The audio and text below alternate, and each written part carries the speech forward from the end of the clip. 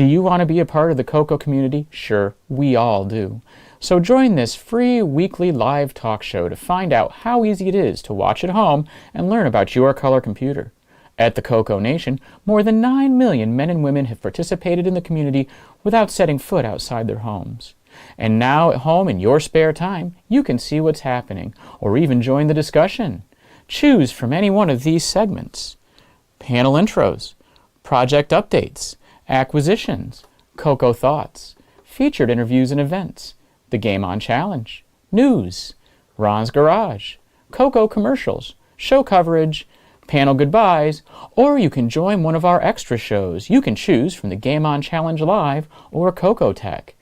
Join the CoCo Nation right now. Click the link for the free information TJB Chris spoke about. Then decide if you want to watch the CoCo Nation Live Show, the world's leading live weekly talk show featuring the Tandy Color computer, its siblings, cousins, and red-headed stepchildren. Visit thecoconation.com. There is no obligation, and no salesman will visit you. Visit thecoconation.com.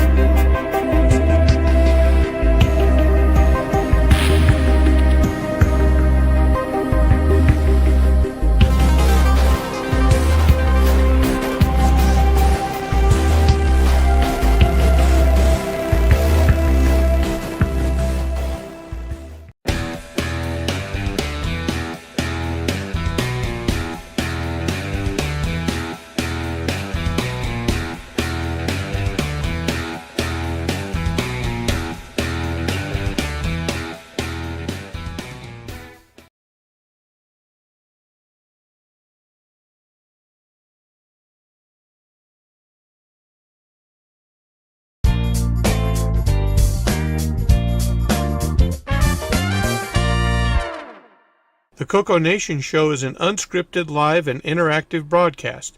Anything can and will happen. The views and opinions expressed by members of the panel and the live audience are their own, and not necessarily those of the CoCo Nation Show, its sponsors, affiliates, or subsidiaries. Open minds are encouraged, and a sense of humor is recommended. Thank you for being a part of the CoCo Nation.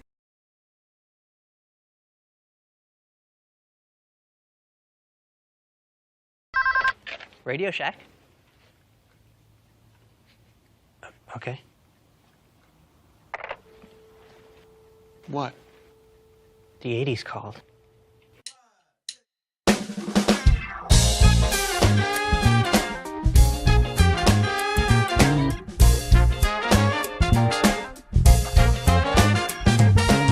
Welcome to the CoCo Nation, the world's first live and interactive talk show featuring the Tandy color computer and its hardware cousins.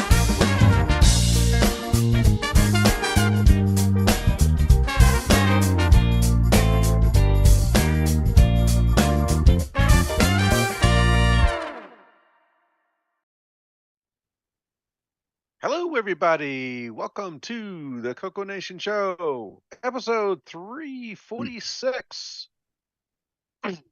How is everybody doing today? Cold. Old. No kidding. Oh, look at that. We managed to get up to 20 degrees. We're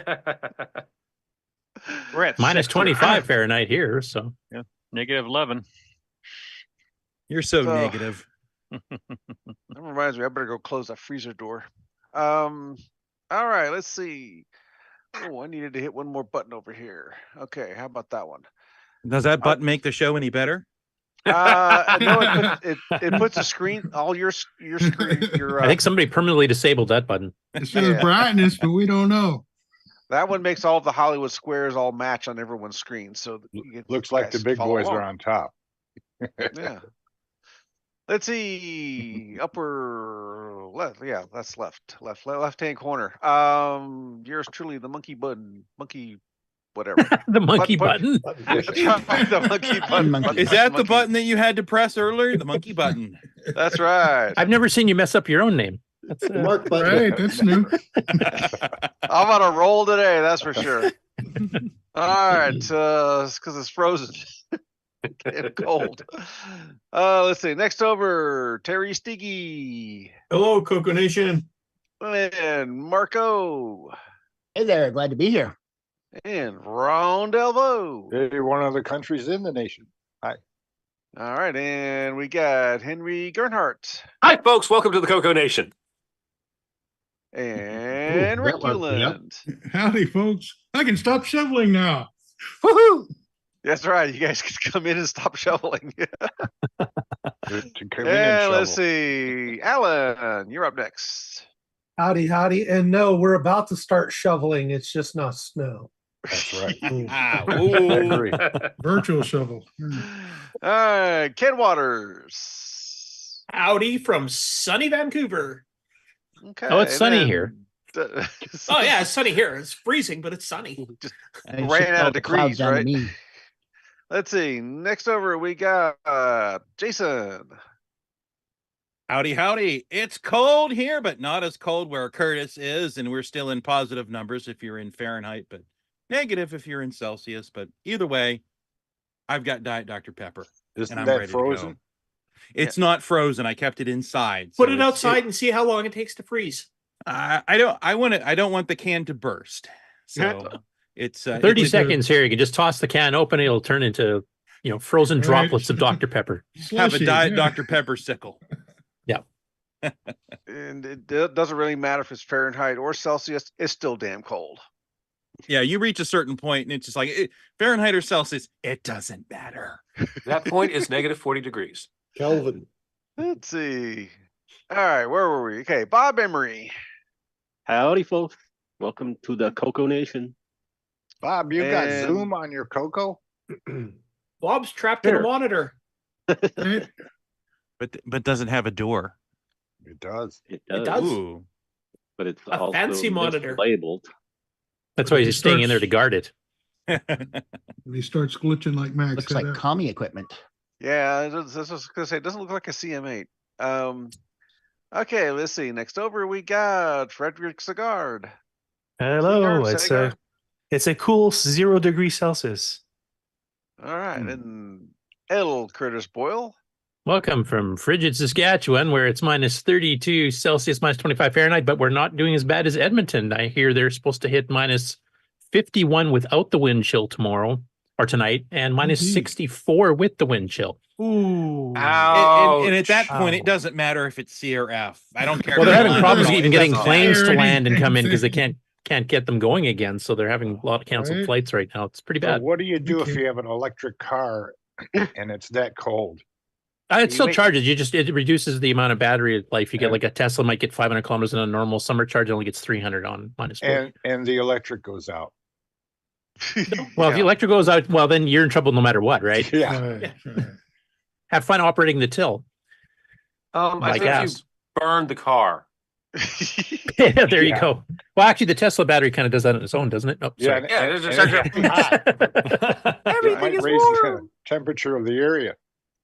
All right, down to the bottom row, we got Brian Weisler. Hello, all. Welcome to the show. And Kevin Holloway. Hello, everybody. How are we doing? And the other Kansas City fan, Grant Leedy. Hello, everybody. Yep, we'll be playing the one of the coldest NFL playoff games in history. It's going to be negative 30, 35. And you're going to be looking for that tornado there? Nope. That's just an average Grey Cup. I don't know what's so special about that. But sure. Grant's always negative. Yeah. And the snowball.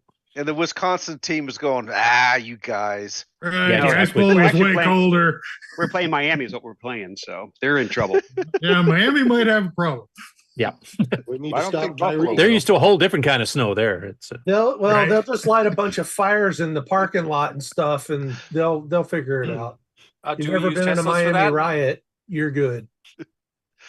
And last but not least, we got Nick Marentes, where it is hot as hell, isn't it?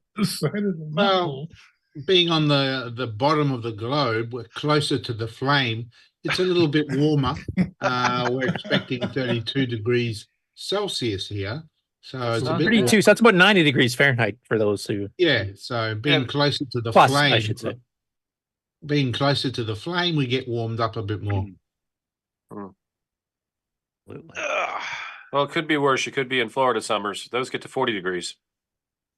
Oh, he's been well above 40. Yeah, we get to that too. But today's a cool day. That's an astronomical fact, you know. We are closer to the sun in the winter.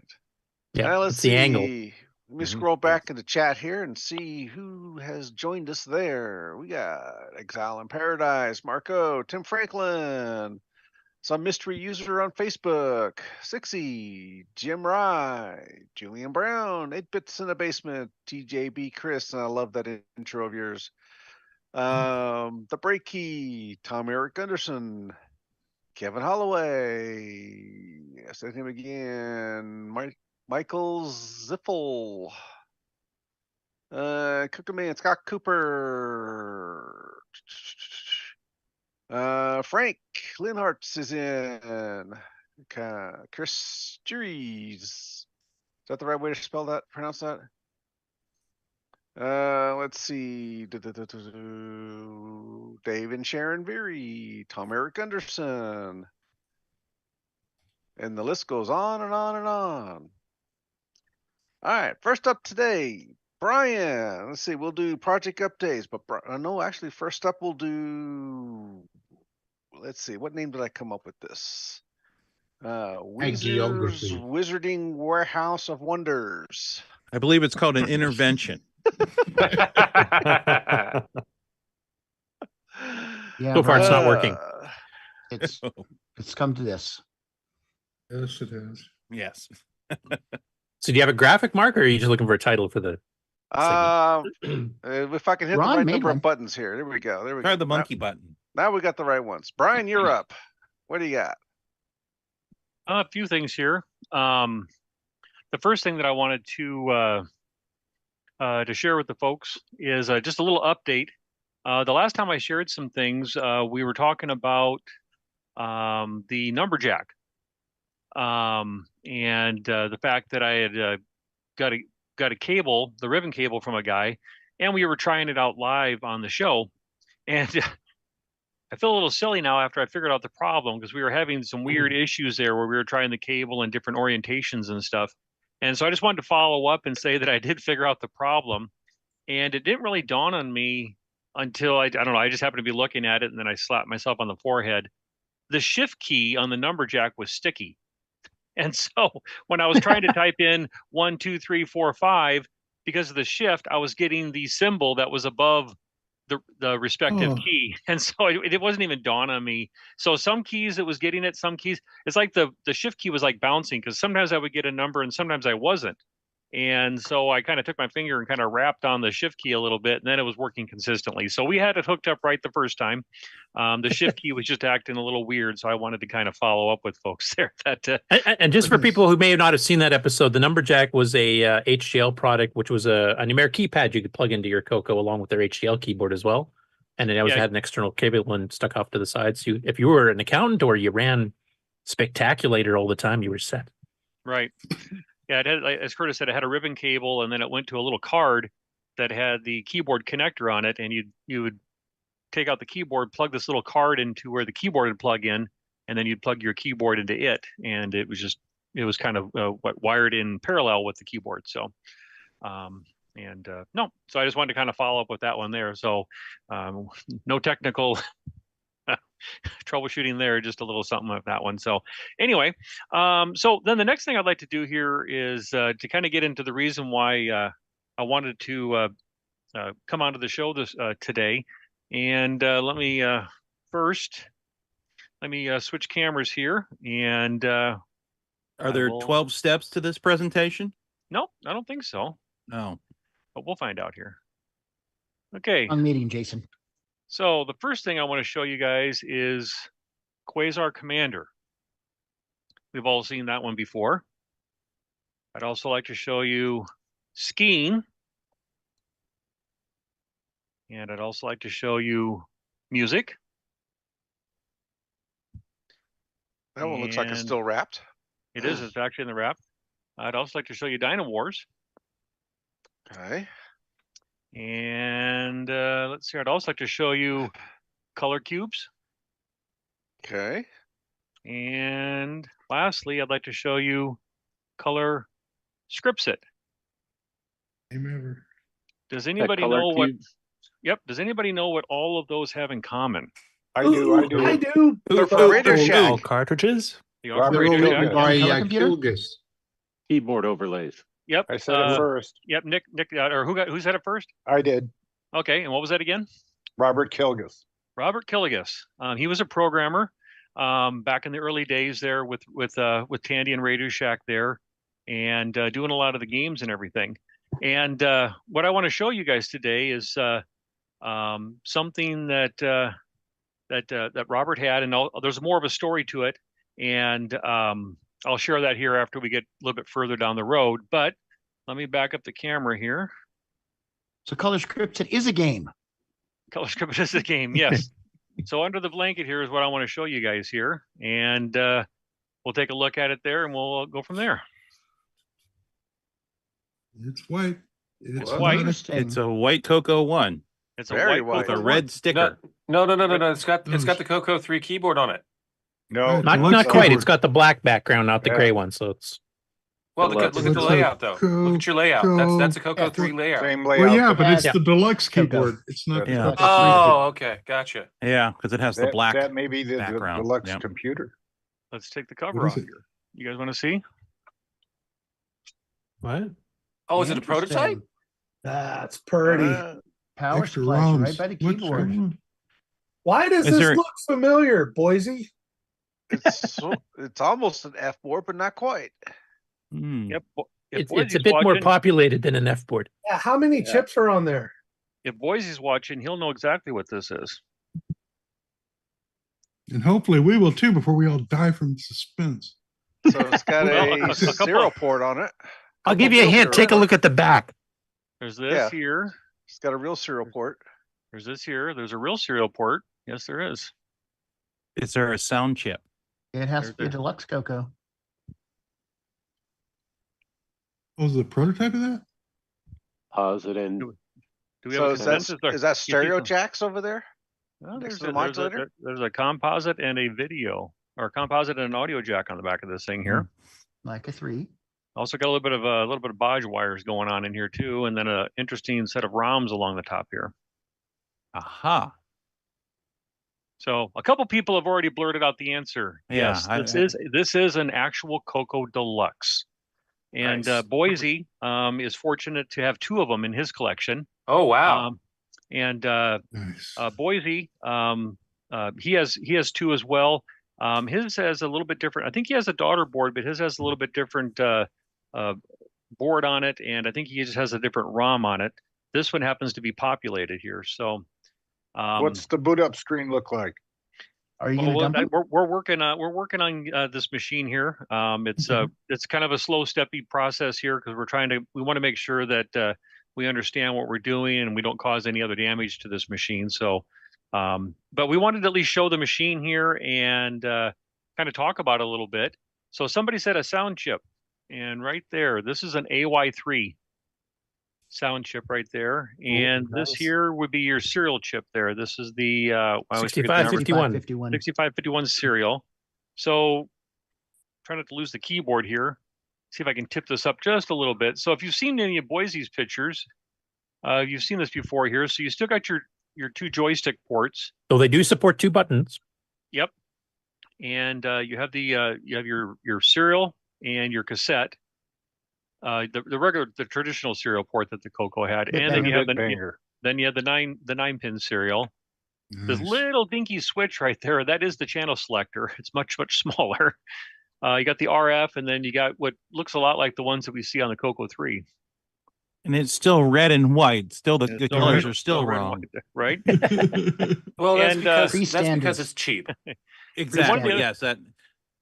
One of the other things that Boise kind of talked about is the Radio Shack, because they use this case here and they pretty much just lopped off all the little, some guy with a Dremel tool sitting at the end of the line. Yeah. The case they used for the prototypes was literally the 64K color computer from September of '83. If you guys remember the cover of Rainbow, which is the full size CoCo one with 64K. They just carved out the back to fit the extra ports.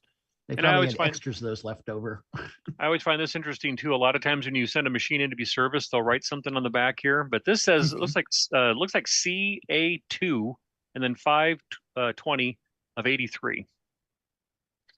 And also too, might be kind of hard to see, but right down here it says Tandy, and it says 1983 right here as well on the board right here, and it says made in the USA.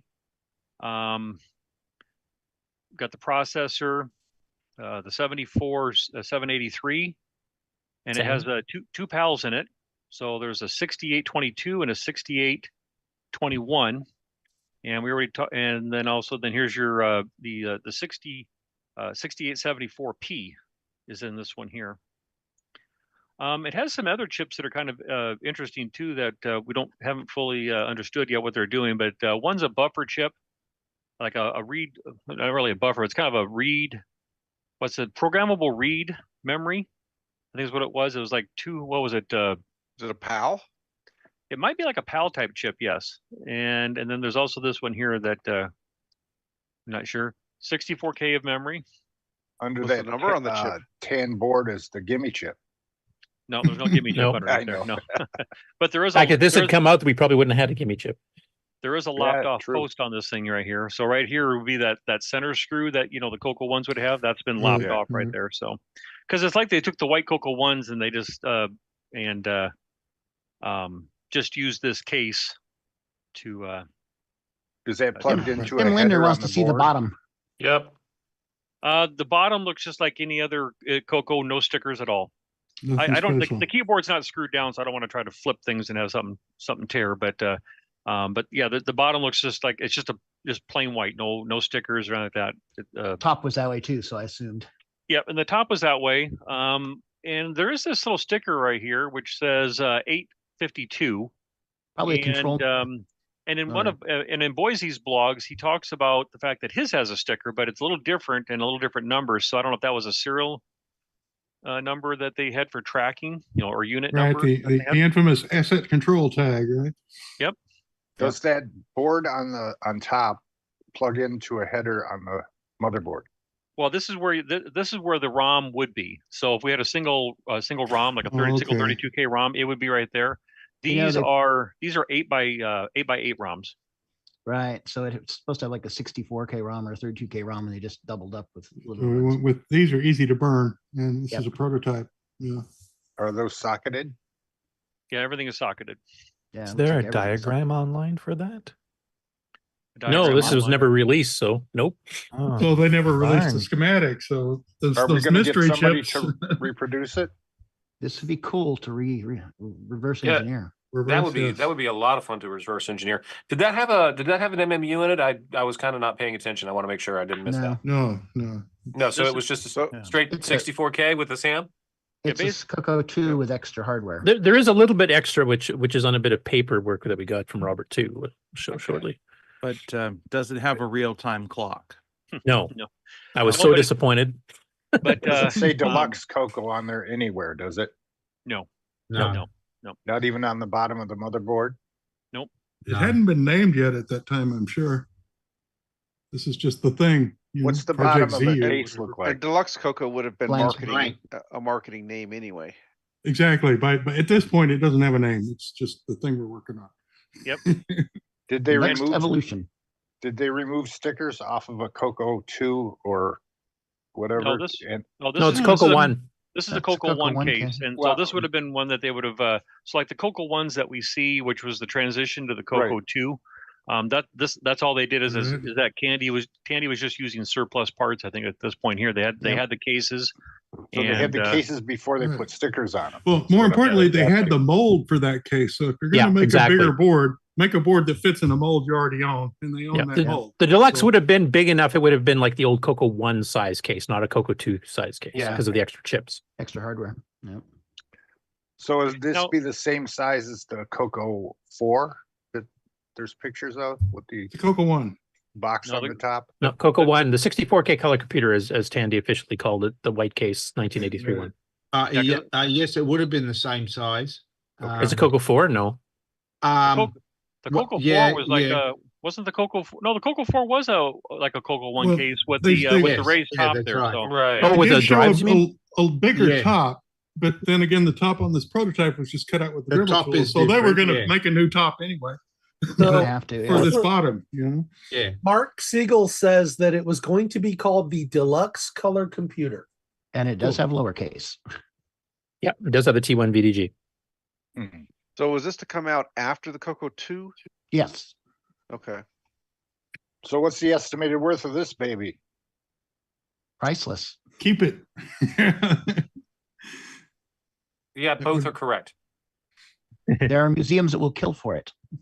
But yeah, this is obviously was a work in progress. There's a chip here that's actually mounted upside down. It's on a piece of double-sided foam, and it has all these different bodge wires. It's kind of hard to see on the camera here, but there's all sorts of little cut traces. There's cut traces on the bottom. There's bodge wires on the bottom. So this was still somewhat in development. So did you get close-up pictures of all this stuff to post? Not yet. No, this is something that was relatively acquired just recently. So okay. So no, this isn't something I've been sitting on for a year. So and close-up pictures of all sides before somebody trembles and rips a bod wire out. You don't know where it came from. Document. I'd love to see those high-res pictures. And $50 more than a CoCo 2. Yes, this will be at CoCoFEST. So, good. Nice. if you guys do want to see it up We close can and all come personal, drill. then come to CoCoFEST. And also, we'll probably mention this several times. Come to CoCoFEST because there's going to be other things too that maybe you haven't seen. Are you bringing the CoCo 4? As a little bit of a teaser, yeah, right. As a little bit of a teaser to come to CoCoFEST to see some other things too that maybe. Yeah, this is what I've been teasing, that there's going to be some very unique hardware that most people have not seen in person. This is one of them, not all of them. This is just one of them. Cool. Maybe at this point here, I'll kind of give the short story of what happened. Curtis had been in contact with Robert about trying to set up an interview with him, and they had been trading emails back and forth.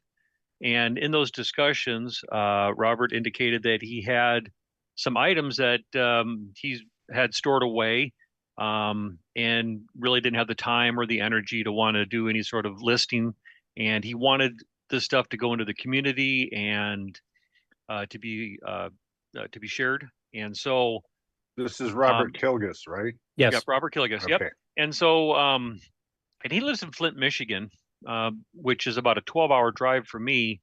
But before Curtis reached out to me, he had contacted some other folks to see if there was any interest there. I basically contacted Paul Thayer first because Paul lives in Grand Rapids, Michigan, so he's much closer. And basically Bob had all this stuff and some other stuff from his wife as well in a storage unit, and he was trying to clean out the storage unit. His wife passed away recently, and he wanted to downsize, and he just wanted to make sure everything went to a good home. So I contacted Paul Thayer, and Paul was going to go get this stuff because it was going to require a small U-Haul truck or something to haul it all.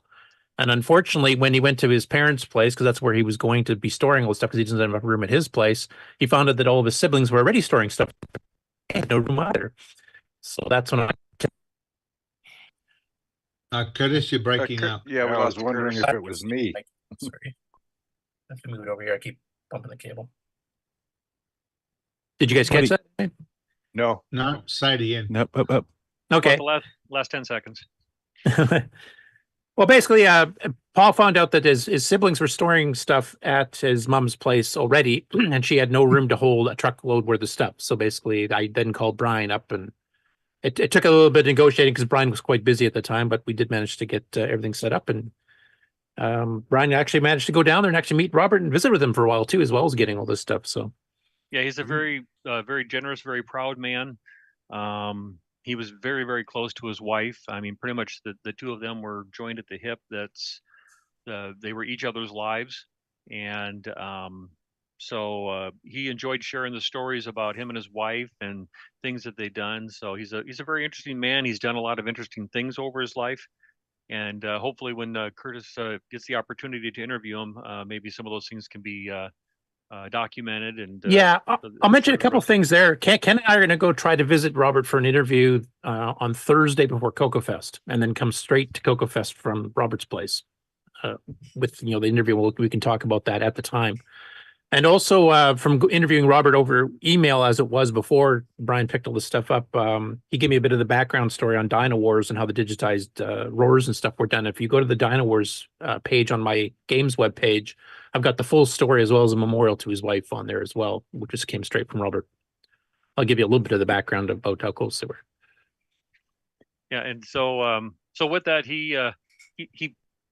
so when I met him there, it was kind of interesting because he had kind of a rough list of some items that he had, and this was in a box that you might just think would be any CoCo 1 box. And so when we visited, he made me some lunch, and we sat there and visited for about an hour or so, and then we went and picked up the stuff. And as he's handing it to me, he has a few health issues, and so I didn't want to spend all afternoon opening up every box because I wanted to give an opportunity to get back home and rest and stuff. So as he was handing me boxes, I just happened to open the lid. It's like, oh, okay, a white CoCo 1, put it on the truck, and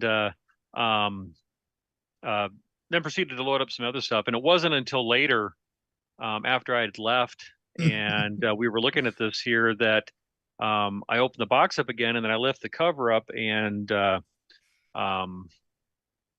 we saw what it was. And there are some people that are helping with this project. If it's okay if I mention that. So Curtis and Tim Linder and Robert, Alan there, Exile in Paradise, the four of us are kind of working on this as a project. And so we hope to discover every secret that this thing has and have more to share with you guys, and definitely have something to share with you at CoCoFEST. So we're working on this, and we hope to be able to share more as we further understand this machine. Would it help to look at the two that what's his name has? What's his name? Boise. I'm not sure how closely his machine. I think it's very close, but I think in one of his pictures, this chip right here, the one with the bodge wires and that's flipped upside down, I think his has that same chip on it there. I think he talks about it on one of his blog posts. So you're not going to be able to see those, or he's not going to help? I haven't reached out to him yet. Oh. Okay. Yeah, we just literally started working on this pretty heavily to figure out, what's there. I will mention, and Brian can verify as well, it's a little bit flaky right now. It's been sitting in a box for 30 years. Look at it. Yeah. And yeah, so sometimes it'll turn on, sometimes it won't, and that kind of thing. So I think Brian's going to try to figure out, how to stabilize it first before we go full board. Were you able to get a picture of the boot up screen though? we're working on that there. So it's Well, it sounds like you got a good crew on it. Because So when it comes up, it's just garbled. Sometimes it's just colored bars. Oh. It's kind of some of the same things that that we see people talk about, when they post pictures out on Facebook there, and we start leading people to say, it might be ROM, reseat chips, things like that. And, and like I said, this is a prototype. It barely worked when they were working on it. So you may be reflowing a few solder joints and things like that. But yeah, you got a good crew on it. So yeah, I mean, make a bunch of pictures. As an example, I can even just kind of like press down on these two caps right here, and the relay will click and the machine will reset. Right. So I mean, there's things that need to be looked at, and I want to take things in a very slow process. I just don't want to jump in and start hammering this thing here. It's not like, if something happens to it, we have another one to fall back on. So they didn't have the typical glue on the bottom of those, huh? No. And so it might be a cold solder joint, or it might just even be a bad cap. chip somewhere. Yep. I mean, the fact that he's getting a bit of a screen with patterns on it from the VDG means the VDGs, I'm pretty sure, is working fine. Yeah, Obviously, the power supply is working at least somewhat because it's powering up enough to get the screen output. But I think, like Brian, I think you mentioned when you did try to turn it on, like the RF is actually capable of giving the picture of whatever crash state it's in. But I think the composite is not. Is that right? Yeah, I haven't been able to get any composite video, so I'm not sure. Let's see here. Let me do this here to see some of the hardware guys that are on here. Let me see if I can get a little bit of a zoom in right here. So for those of you guys that are hardware guys, this circuitry right here, so there's a couple RF pots, some caps, some transistors and stuff like that. This seems very reminiscent of some of the composite mods that we typically see, where there's those type of components there. I'm not sure if those of you that are maybe familiar with that type of stuff, if you would kind of agree.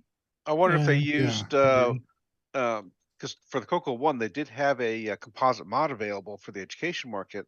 There is a schematic on it. I wonder how close it matches that area. Yeah, I mean, I can go look at that, and I do have one of those education machines too that have that composite board in place of the RF box there, so I can go look at that. Well, and also Ed Snyder, I think, kind of copied it as well. But yeah, was Robert Kilgus a hardware guy? He was a programmer, so he was doing programming and development stuff for Radio Shack. Yeah, he's here setting Model 1 and 3 stuff too. He did their disk scripts it for the Model 3 as well. Let's see if I can kind of zoom in a little bit here. We can kind of take maybe a little bit closer, kind of maybe. Actually, part of Disk Edtasm was him too. If you know that little TRS-DOS boot screen that has a little real-time clock that Ron put a picture up there, that's actually his work as well. Yeah, and I did that just out of chance, and there it was. So right here, you can see the where it says Tandy Corp there, 1983.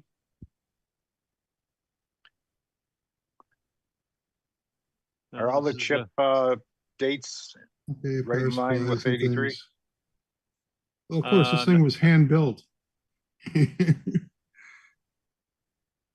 Well, they did have the PCV made, but they obviously heavily modified it. Well, wasn't there was a number of these boards actually made, wasn't there, Curtis, before they decided? Yeah, that was my understanding. And Mark Siegel can verify that they actually had a fair number of the boards made.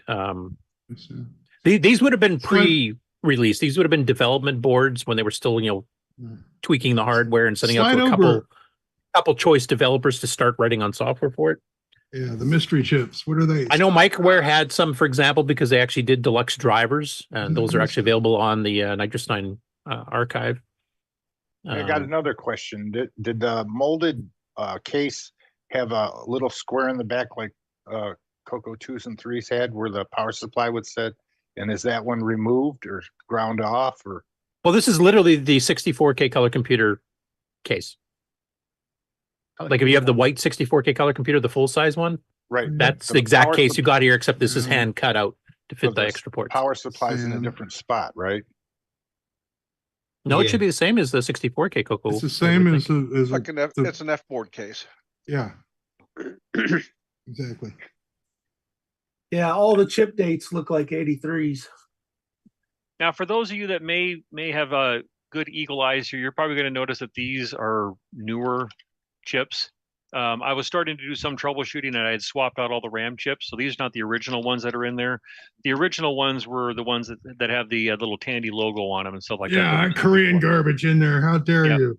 Yep. So these are gonna. I will be swapping them back out because I've identified that that's not the problem. I just haven't taken the time to. What is that TI chip? Is that just a gate or something? Let's see here. So one of the mystery chips is kind of hard to. I'm not sure. This is the closest my camera is going to get here. Sorry, guys. Yeah, U26 there. So U26 and U32 are the two chips that are kind of a little different there.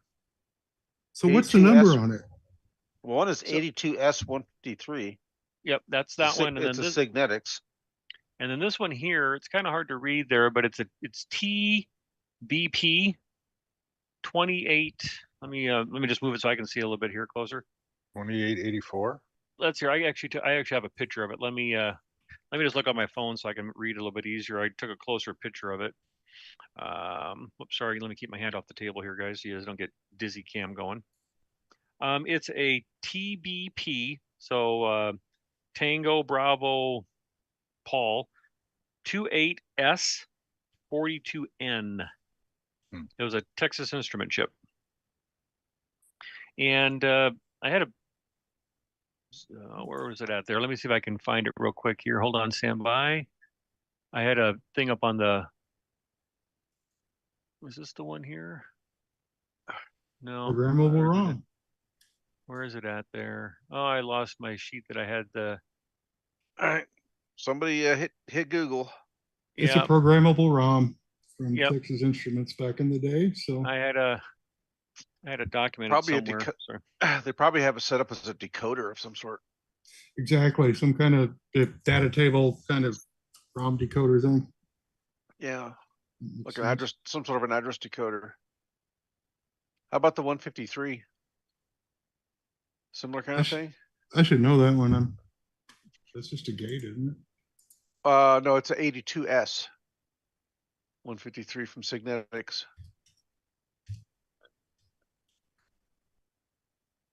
Yeah, I don't see where I had the sheet somewhere, but I can't find it now to tell you what it was. It was like a 256 word 8-bit chip is what it said, something about programmable read-only ROM or something like that, or read-only programmable memory. logic field programmable logic array. So they are putting together some logic based on a ROM table and this array. It's a gal pal kind of thing made out of PLA. Before they had those, before they had PLAs, they made one. Yeah, I did the same thing with just a regular EEPROM at one point, just to address decode. It's a big waste of the EEPROM, but hey, it's cheap. Gets it done, yeah. If you already have them, already bought them. What did you think the EEPROMs were for? Well, those two probably for some sort of address decoding. No, I mean the 4 in a row. Probably to hold the extra. That'd be like the basic ROMs. Yeah, those are just easily rewritable ROMs rather than the what do you think they mass contain? programmed ROM that would be in a commercial thing. Yeah, that kind of indicates that these are probably ROMs that maybe weren't quite ready for release yet. Like this might be an earlier version. Change or them just 7 more buggy or- times. Yeah. The fact that there aren't EEPROMs means you can erase them and rewrite them if somebody didn't update whoever was doing the ROMs. Right. So they were So you could software pull- selectable or hardware? No, it takes all 4 to make the one.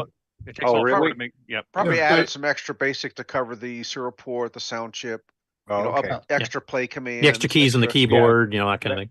That's the Right. kind of thing I was asking. Well, if, yeah. if they're 8K Yeah, so ROMs, the there's board- 32K there. Same as like the CoCo 3. The board could be unplugged, and you underneath you'd find the original ROM socket.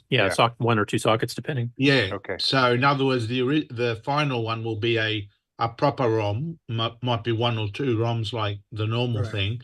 Yeah, But this is an in development one. So Yeah. it's a temporary one for prototyping. Yeah, this would have a single ROM right there, or a single ROM socket. There So wasn't you like don't know if a the tool. other 2 machines have the similar thing or no? Yes, yeah, they do. Yes. do? Yeah, the ones that Boise had. Yeah. I want to mention a couple of things Mark Siegel's mentioned in the chat here too. He said this is supposed to be $50 more than the CoCo 2. I don't know if he's talking about the manufacturing cost or the selling price. I think they were talking about how much was it worth at that time. Okay. And he also said I had the only pre-proto. The others were protos. So the ones that Boise has and this one are prototypes. Like first Proper production prototypes. run type of thing.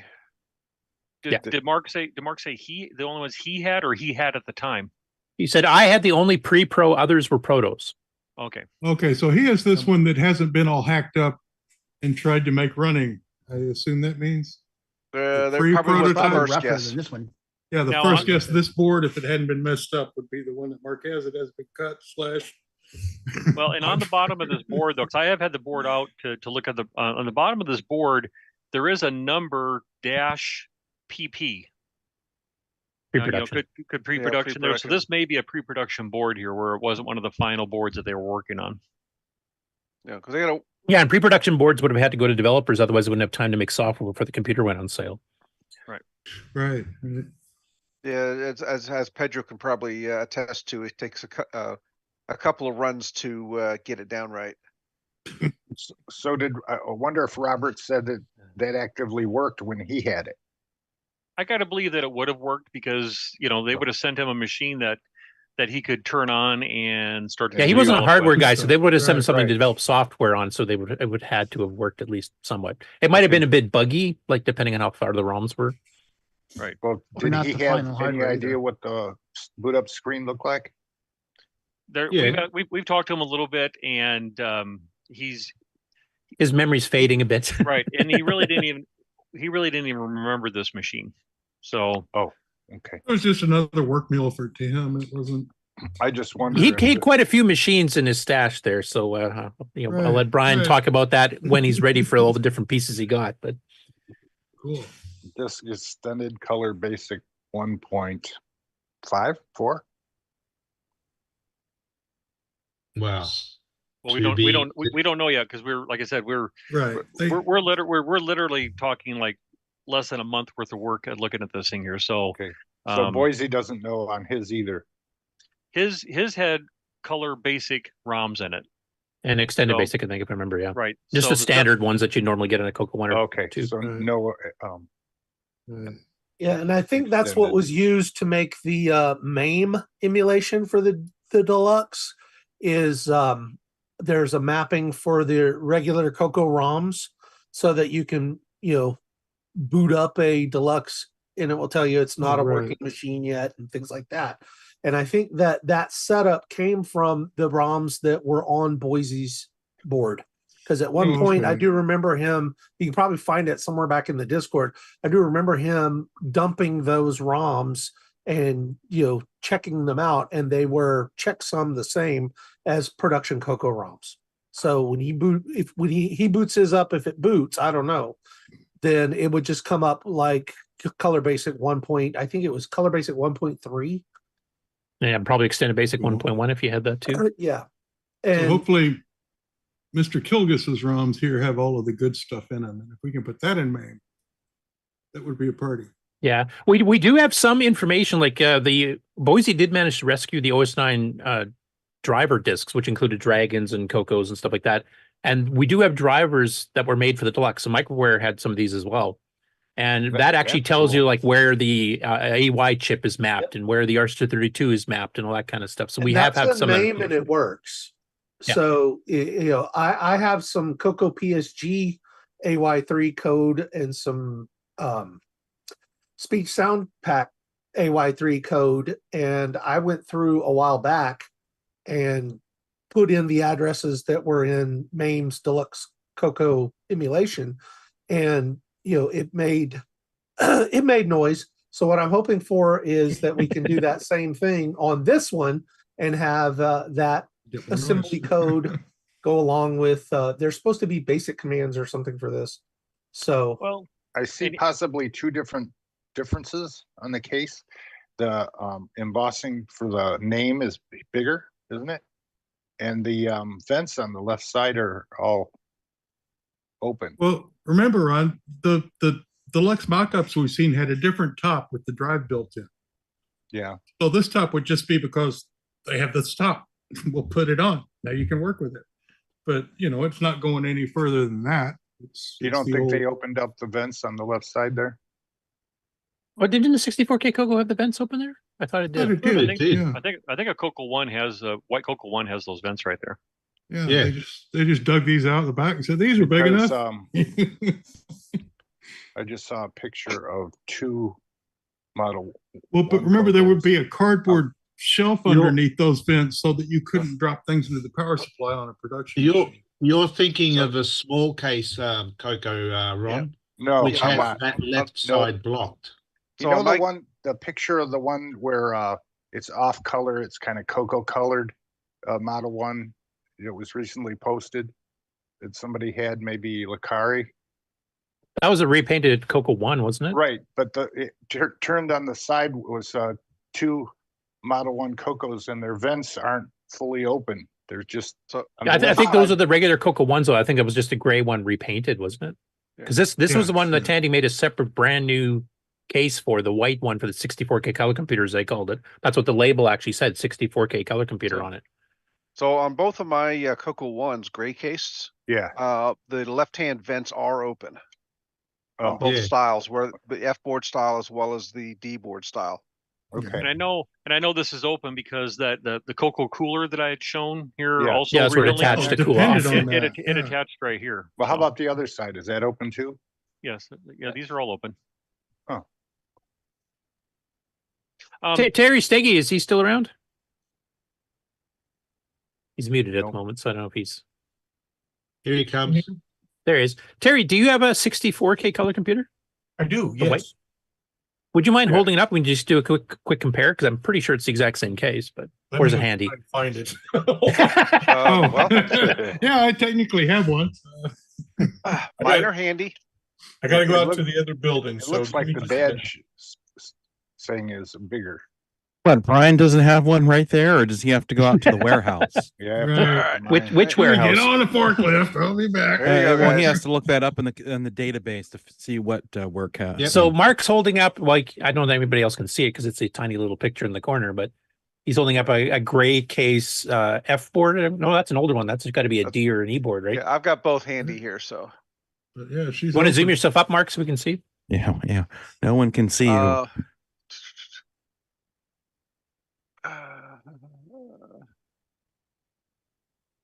What size is your? Okay, so this is a D board. Oh, your badge is big. It's off to the side though on that one. It's the it's an older model. CoCo 1s had the badge on the side and the RAM thing on the top right there. Yeah, those are all open. The F boards did not. They had a centered one. And then the F board. So I'm gonna have to look and There find you out. go. If I get the light right, you can see the cap underneath there. Yeah. So that side they're all open. So what you've got there is just this exact same case that either they painted white or just used white plastic. It's the same mold as what would have done. Yeah, that one's the same. Right, just stamped out in white. Well, even the CoCo 1s, the gray ones, the first runs, like the C, D, and E boards were usually a black plastic painted silver, and then the F boards, I think, were usually a white painted silver, weren't they? Or some sort of off-white. And there's your white silver. Right Looking there. at this one, looks like this is gray through and through. Like looking down into the screw holes, little corners here. My F board here has got But like is I've it like- worn off some of the the wrist stuff, and it's white underneath. And my old D board was black. So that is that gray with silver paint on top. So it's silver metallic on top. Yeah, and like it is. gray. Yeah, this one I think is gray all through. Well, yeah, but the top is silver metallic, right? Yeah. Yeah. Okay. Just That's take the a one I knife had, and scrape so- it off for us, Mark. No, I'm just kidding. So when it wore through, it didn't really look that bad. It was kind Right. of the same color. And then it also has the same hand markings, I think, from the guy who molded these things All right. as to when he molded it, because you had the same in the inside of that white one. Yeah, yours is an 82, isn't it? December or something there, Mark? Yeah, December 3 of 82. I wonder if it's the same signature. What's the And Brian's, yours is like May of 83, if I remember correctly, right? what's the All right. coding Who there? signed it? All right. Yeah, it is the guys, same. It's the same guy. on TRS CA2. CA2 again. Ha! on the Must have been an assembler. He didn't get fired yet. No, he kept his job all year. And he may have been, this may have been the person that was kind of the quality control person, as it came off the Oh, assembly right. line, he just kind of gave it that once look over real quick to make sure there's Good to nothing. And go. then, Yeah, and this one, this board does not have a signature inside. It's not black on black. You can see it if you get the light just right there. They did sign black on black. I know this. No, Tony Licari's post in the Color Computer CoCo group has 4 CoCo ones sitting there.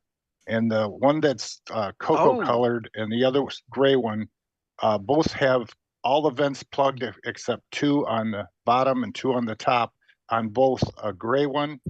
And this is the one where the black extends beyond the keyboard. They're all plugged up. They're not like those with all vents. And Rick, you are absolutely right. This does, if I get the light in on here, there is a black Sharpie. I see remnants of a black Sharpie. We only got the black Sharpie, man. We got to go with that. Here, I finally got 72381. And you know, doing an angle like this. So I made out the date, and I can't quite make out Charles Tandy, but but no, I can't quite make out the signature. But so yeah, the same guy signed both cases. So that must be the QA guy. He saw every one of them that came through. And I wonder if Tony Licari's CoCos are, from down under and they're different. The Inter 10 ones would have been a bit different because they need that PAL circuitry added onto the VDG at the very least. Right. Do you remember, Nick, what the differences were? Like, you had a CoCo 1, correct? Or did you start on the CoCo 2? CoCo 2, I can't remember. I've got one, but it's in a box somewhere. So, but did you ever have a CoCo 1, like one of the old Grayscale? I have one. I did collect one later. I didn't actually have it back in the day, but I do have one. Is it a PAL one or is it an NTSC? They're PAL, Okay. and it's an early one with the badge on the left, but it's in a box somewhere, so Yeah. I can't get to it. And I hope Terry didn't get lost going to his vast warehouse there. right, he's someone go get Terry. He's lost. Send a search party. Hit the car remote and see if it beeps. Terry, obviously you got too much stuff there. We'll have to take some of it off your hands here so you don't have so much to search through. And also too, Robert, one of the things that he has is he had a lot of documentation. Some of it's organized, some of it's just kind of a random folder of stuff that he might have had on his desk. But one of the things that was in, and I really haven't found a whole lot of information that's specific to the Deluxe CoCo, other than I did find this one sheet right here. And you can see here where it says Deluxe Color. And it talks about a little bit of control registers and some addressing that he was making notes of. Yeah. Now I want to mention, because I've obviously seen this before, the sound chip and the UART and what addresses those are at. We already had that from the microware OS9 drivers. This option control register at FF30, I had no idea that existed before this sheet. Huh. And I don't know if you want to read out the specs there, what it says there, Brian. Because there's some stuff there for the hardware guys that might be able to help us with a bit later. If you guys ever saw pictures of the CoCo 4 with the case on top, that had the drives in it, the keyboard was yellow. And this one's nice and white, and clean. Yeah. So Rick and some of the other hardware guys are the very first bits, 0, 1, and 2. This has an enable the above thing. So it's basically a page and no paging. And it's got 2 bits to control which 16K of RAM is mapped. Right. Now, Mark in the chat had mentioned in the second 60K RAM slot. And that's the very top of RAM there. So, so in the chat, Mark had mentioned something about a RAM drive. right. Yep. When we interviewed him, he mentioned that too, because it was supposed to have a RAM drive. If you didn't have a disk controller plugged in, it would just fire up a little 32K RAM drive. Well, because on a regular CoCo, the very top of RAM, you go back into hardware a little bit. But it looks like here you can change that upper chunk. Well, it's not the upper one. If you read it, it says controls which page of 16K RAM is the second. So the second. Well, right, but they're using bits 14 and 15. So we're on the very top 2 bits of the RAM map that we're switching around. I'd like to, play with this. I'd like to see some more information because I can't really figure out what they're doing, but it certainly looks cool. Are they And like this is how remapping they're- some of the real this high is- RAM down lower? I think That's this what is I'm how kind of they're- thinking. This is how they're sneaking the extra hardware in, I think. But I don't know enough to say that right yet. But Bit 3 is the interesting one. Yeah, alternate color set. Now, I did read about this in the microware docs. There was basically a phase shift for the alpha display. So instead of getting dark green on light green like our current BDGs Oh, do, okay, I see. this had the option of doing blue. And you could turn it between blue and green by changing that bit. green, okay. So that'd be slightly less, harsh on the eyes, I would imagine, though not as soothing. And then bit 6 and bit 7 enable 60 hertz interrupt. Like you already have that in the PA. So why is there another one here? I have no idea. And then there's also an enable disable cartridge, select normal or inhibit. Okay. Any speculation what that might be for, Rick, or other hardware guys? Well, I would like to do that sometimes, so I can see I'm putting it in there. Like disabling the auto start of a RAM of a cartridge? Exactly, that kind of thing. Does 2 megahertz Because CPU? because the way it's hooked up now, if you plug in a ROM pack, it's spamming the thing, and if you could just turn it off, that would be handy. Mark Siegel had a couple comments. Okay. And 60. Mark Siegel said QA had no interaction with these machines. And then he said part of the RAM drive. Maybe that's what the enable disable cartridge is. Okay. So you No, could I'm get rid of thinking the. no, that's got to be the upper 2 bits, the A14, A15. Yeah. That's got to be This part of the, page of 16K RAM is selected. because to do a RAM drive, so you had 32K of RAM available because you have 32K of ROM. So your 32K, your other 32K of RAM that's now, that's in the same address space as the ROM is available for something else. So they're making a RAM drive out of that. Perfect. Just a Yeah. 32K RAM drive for the RAM that's occupying the same space that the ROM is occupying.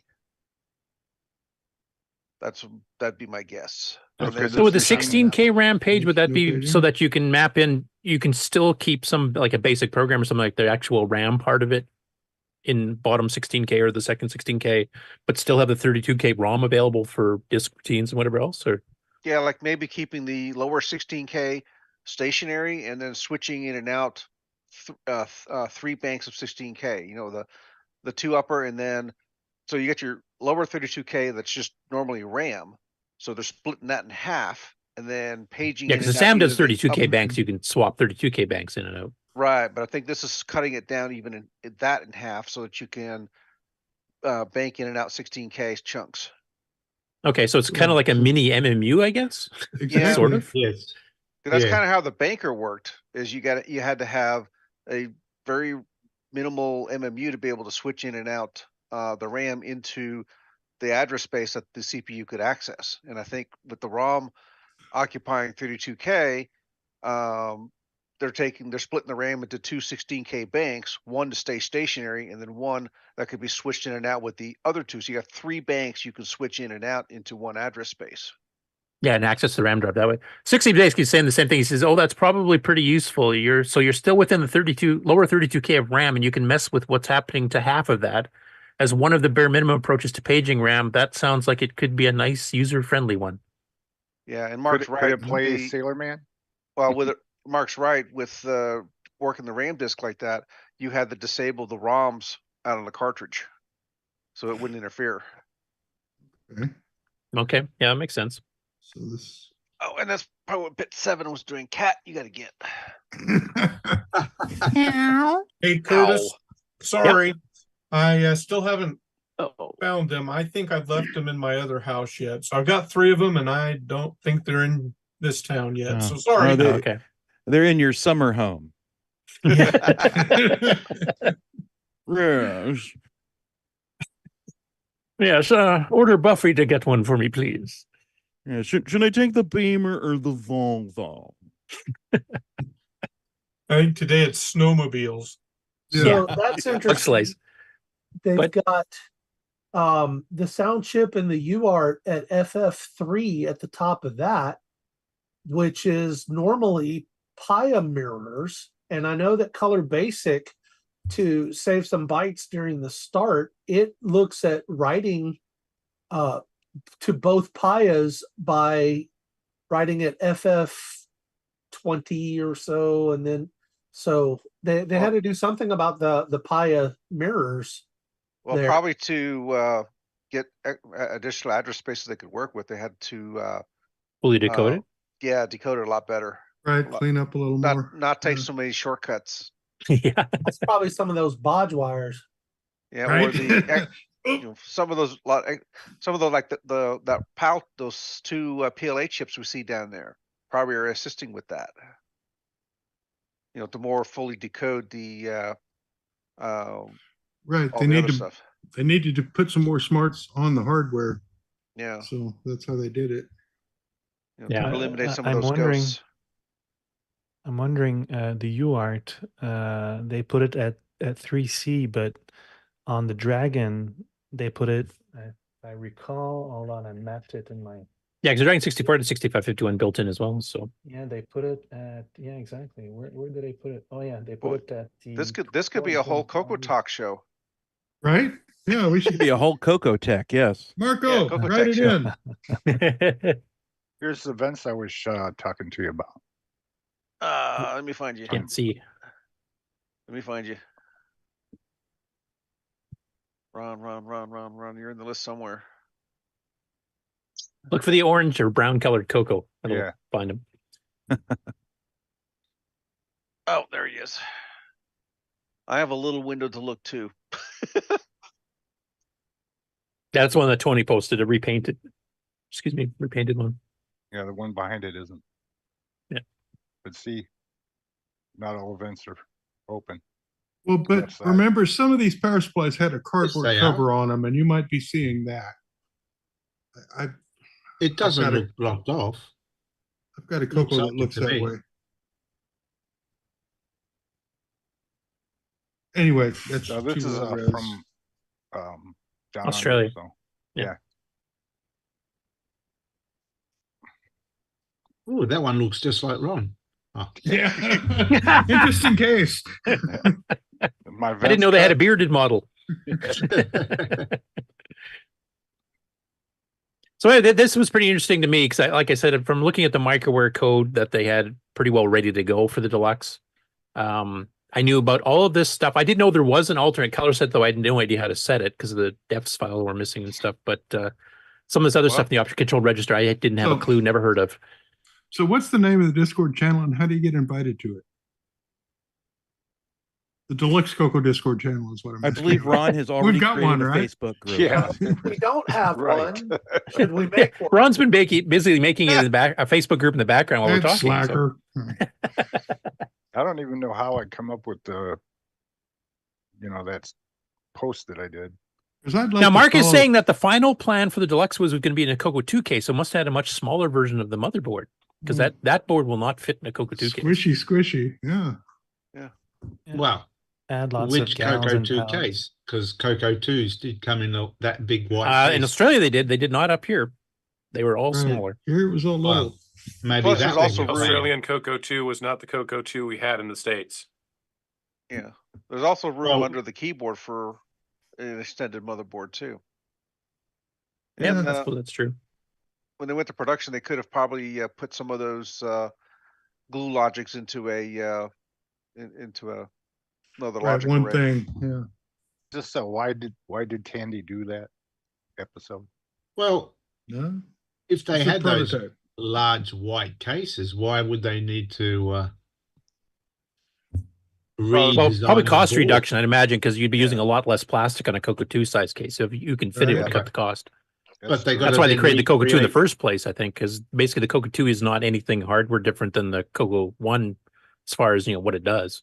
Well, yeah, no, but then they would have needed to redesign the whole motherboard again. So there's your expense again.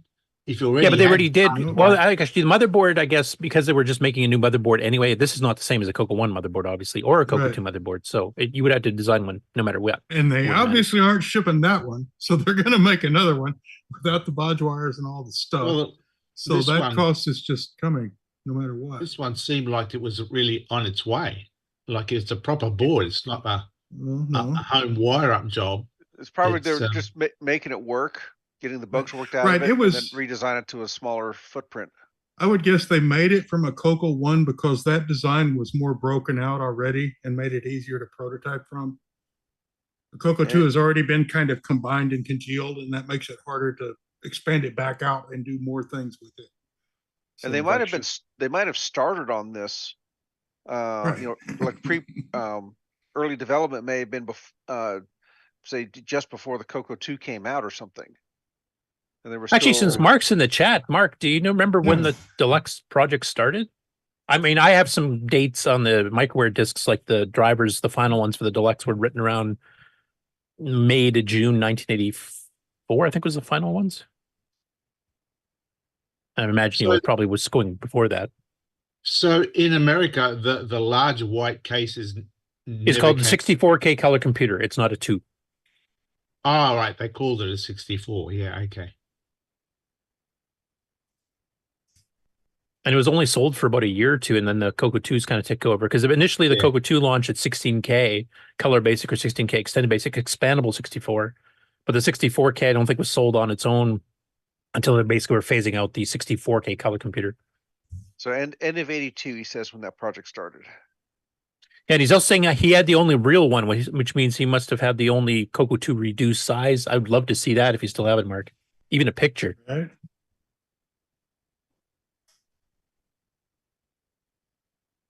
Cool. Now, one other thing I wanted to mention here, the very bottom of the sheet, where it mentions the double speed,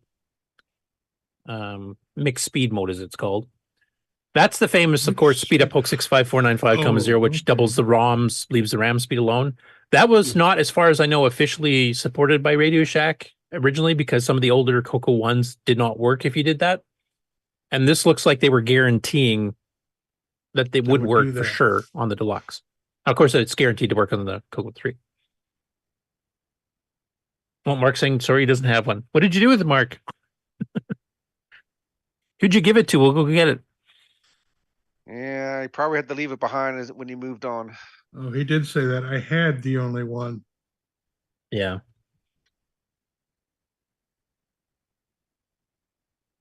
You have a picture of it, Mark. Even that would be.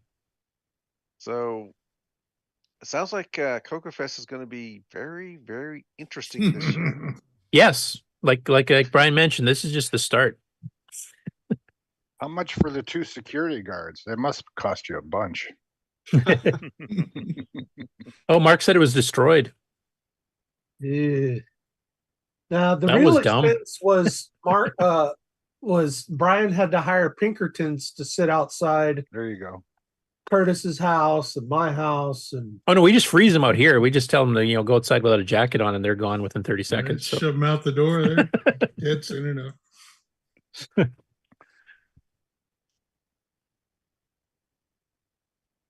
amazing stuff, Brian. Thank you. Yeah, it was great. Is there any more documentation written like that? No, I mean there is, but it relates to other work that he was doing. So, but this is, I've been trying to go through some things just to see if there's anything I can find that, there's a lot of stuff that came with this. There's machines that have nothing to do with the CoCo. Like Robert was involved with a lot of programming for a lot of things. So there's like, TRS-80 black and white models, there's some Apples, there's some PCs, there's all kinds of stuff. So, I mean, there's a lot of stuff that Brian has to go through. And some of the stuff might have gotten mixed up over the years because it's been in a storage unit. So, I don't know, Brian, have you had a chance to go through everything yet? I don't think you have. I've touched every box and stuff like that, so I have kind of a sense of what's in there. But I haven't dug deep. I mean, there's about 4 or 5 boxes of nothing but just paperwork and printouts and things like that and stuff. So to get an understanding of what's in there, I want to lay it all out on the table and then group stuff together that are common and stuff like that. So, but he did keep a lot of records of things. One thing that I'd like to be able to kind of share with folks, that I'm not sure if some of it's going to make sense, but there's a few that I've come across that are interesting. A lot of the correspondence between him and Radio Shack. What's the guy's name there? All of a sudden I'm drawing a blank there. Oh shoot. Dale Chatham. Not not Dale. What's the name I'm looking for here? Oh shoot, I'm drawing a blank here. What did they do? Then maybe we can narrow it down. Yeah, let's see here. I thought I had a sheet here just laying here. It's hell being old, isn't it? Right. Well, you know, when you get all the information in your head like I do, you know, you got to make room for things sometimes, you know, and so it's just only so much room in the bucket, you know. When you fill the bucket up and you start putting more in, it just overflows, right? So that's my right. problem. Van Chandler, is that what you said, Alan? I'm sorry. But no, I was thinking he of said someone Dale. else. Yep. So Van Chandler, there's a lot of correspondence between Robert and Van Chandler there about different projects. Do you know what Van Chandler's official title was at Radio Shack? Or if you don't, maybe Mark Siegel knows? Yep, I got it right here. Oh, wait. Yes, it just says director. Director, computer applications. Okay, so he's like the software. Yeah, so I think a lot of this correspondence wasn't necessarily with hardware folks, but it was with on the software side of things. I will mention one thing I know from talking with Bob, even before this stuff got picked up by Brian, is that he's been involved in a couple of pre-production things. Because he was one of the original developers that Tandy, because of his work in Scripted on the Model 3 in '79, got asked to be one of the original developers for the CoCo 1 launch titles, which is why Glazer Commander and stuff like that's in there. So he actually, if you remember our interview with the image producers with the original CoCo 1 prototype on a piece of wood, he had one of those at the time too to do the original development. Now he had to return those. He does not have them.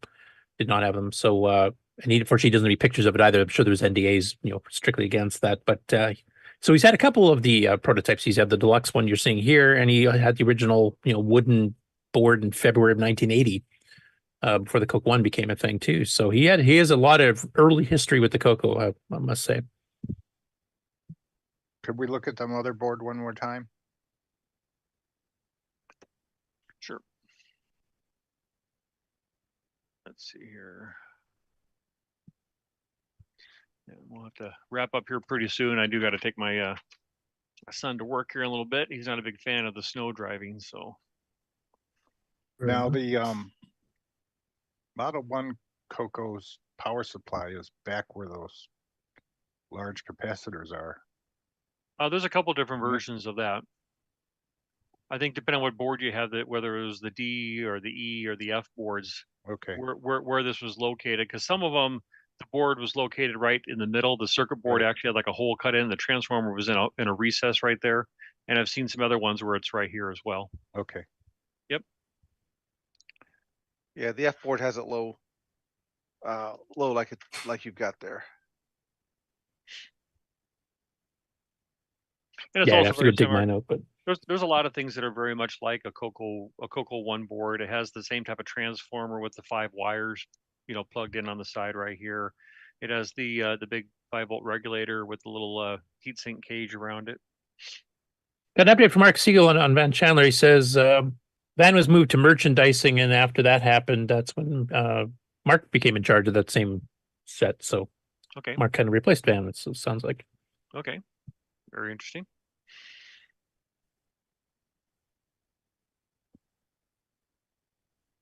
So yeah, if anybody's sitting on the fence about coming to CoCoFEST because it's just CoCo stuff over and over again. No, there's some unique stuff you'll be seeing at this one. So if you possibly want to pick a good year to go, this is the one.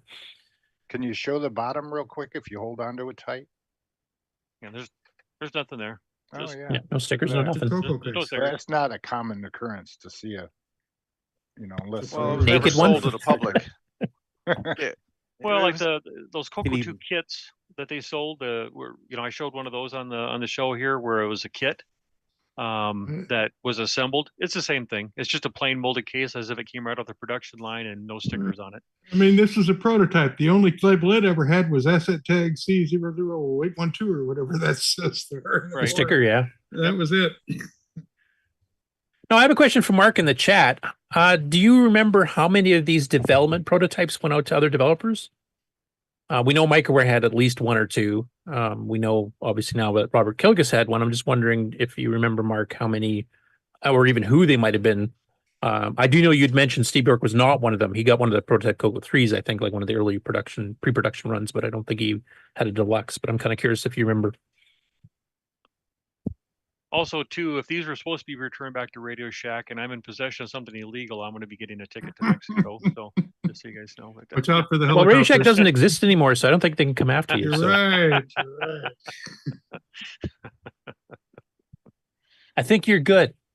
Okay. So Mark says 12 prototypes. 11 that we don't So know 12 about. developers. So And Boise had 9. 2. One was John Prickett, of course, helped do some of the hardware design. Okay. Did Boise And get then, the microware ones then? He might have. That maybe. Yeah. Mark Or was trashed his, so that's. I know one was John Prickett because it's in the book. He actually mentioned specifically went to John Prickett's house. That's where the CoCo 4 case is from, too. That wasn't one of the ones at Microware that were unfortunately used for entertainment purposes. No, it was the hard drives they used for target practice, as far as I know. Okay. Stupid. Appropriate. All the source code for OS9 level 2. Where was the dump at Fort Worth? Yeah, where all the motherboards went. Yeah, we have to do an Atari 2600 ET cartridge And type Gordo thing. thing. Yeah. Out there with the. Well, actually, depending on where they went to the dump, they may have also gone to a recycling Shredder. place where they would have tried to reclaim the Oh, metal yeah. off of it. Shred them for metal and Yeah. Did the chips you take off have those gold plate on the top on the RAM? No. No. You're talking like the really early ones? Yeah. Yeah. No. They're Mark, just, Mark Siegel, just one last question. I don't know if you want to tell us. I mean, I don't think there's any problem with doing so. I was wondering, do you remember which other developers did get the deluxe prototypes besides Robert? Or even just a couple of them, if you remember, or even a company that might have gotten them besides Microware and Robert. Or if you could just make it up. Don't encourage him, Ron. It's kind of hard to see though. But this is the typical. Probably not going to focus very well. That's But kind of what they would have had in the shop there. yeah, this That's is what the, was in it right there. Well, this is the memory chip. Tandy This- Corp chips. The Tandy Yeah. Corp ones. So I just haven't put them back in there yet, but I will. Okay. I was just starting to do first steps of troubleshooting. So And it's not the RAM. Right. Nice find though. Jeez. Chris Durst is asking, does that mean 4 of them are known to exist? I think just 3. There's 2 with Boise and then yours now, right? The Robert's old one? I don't know of any other ones.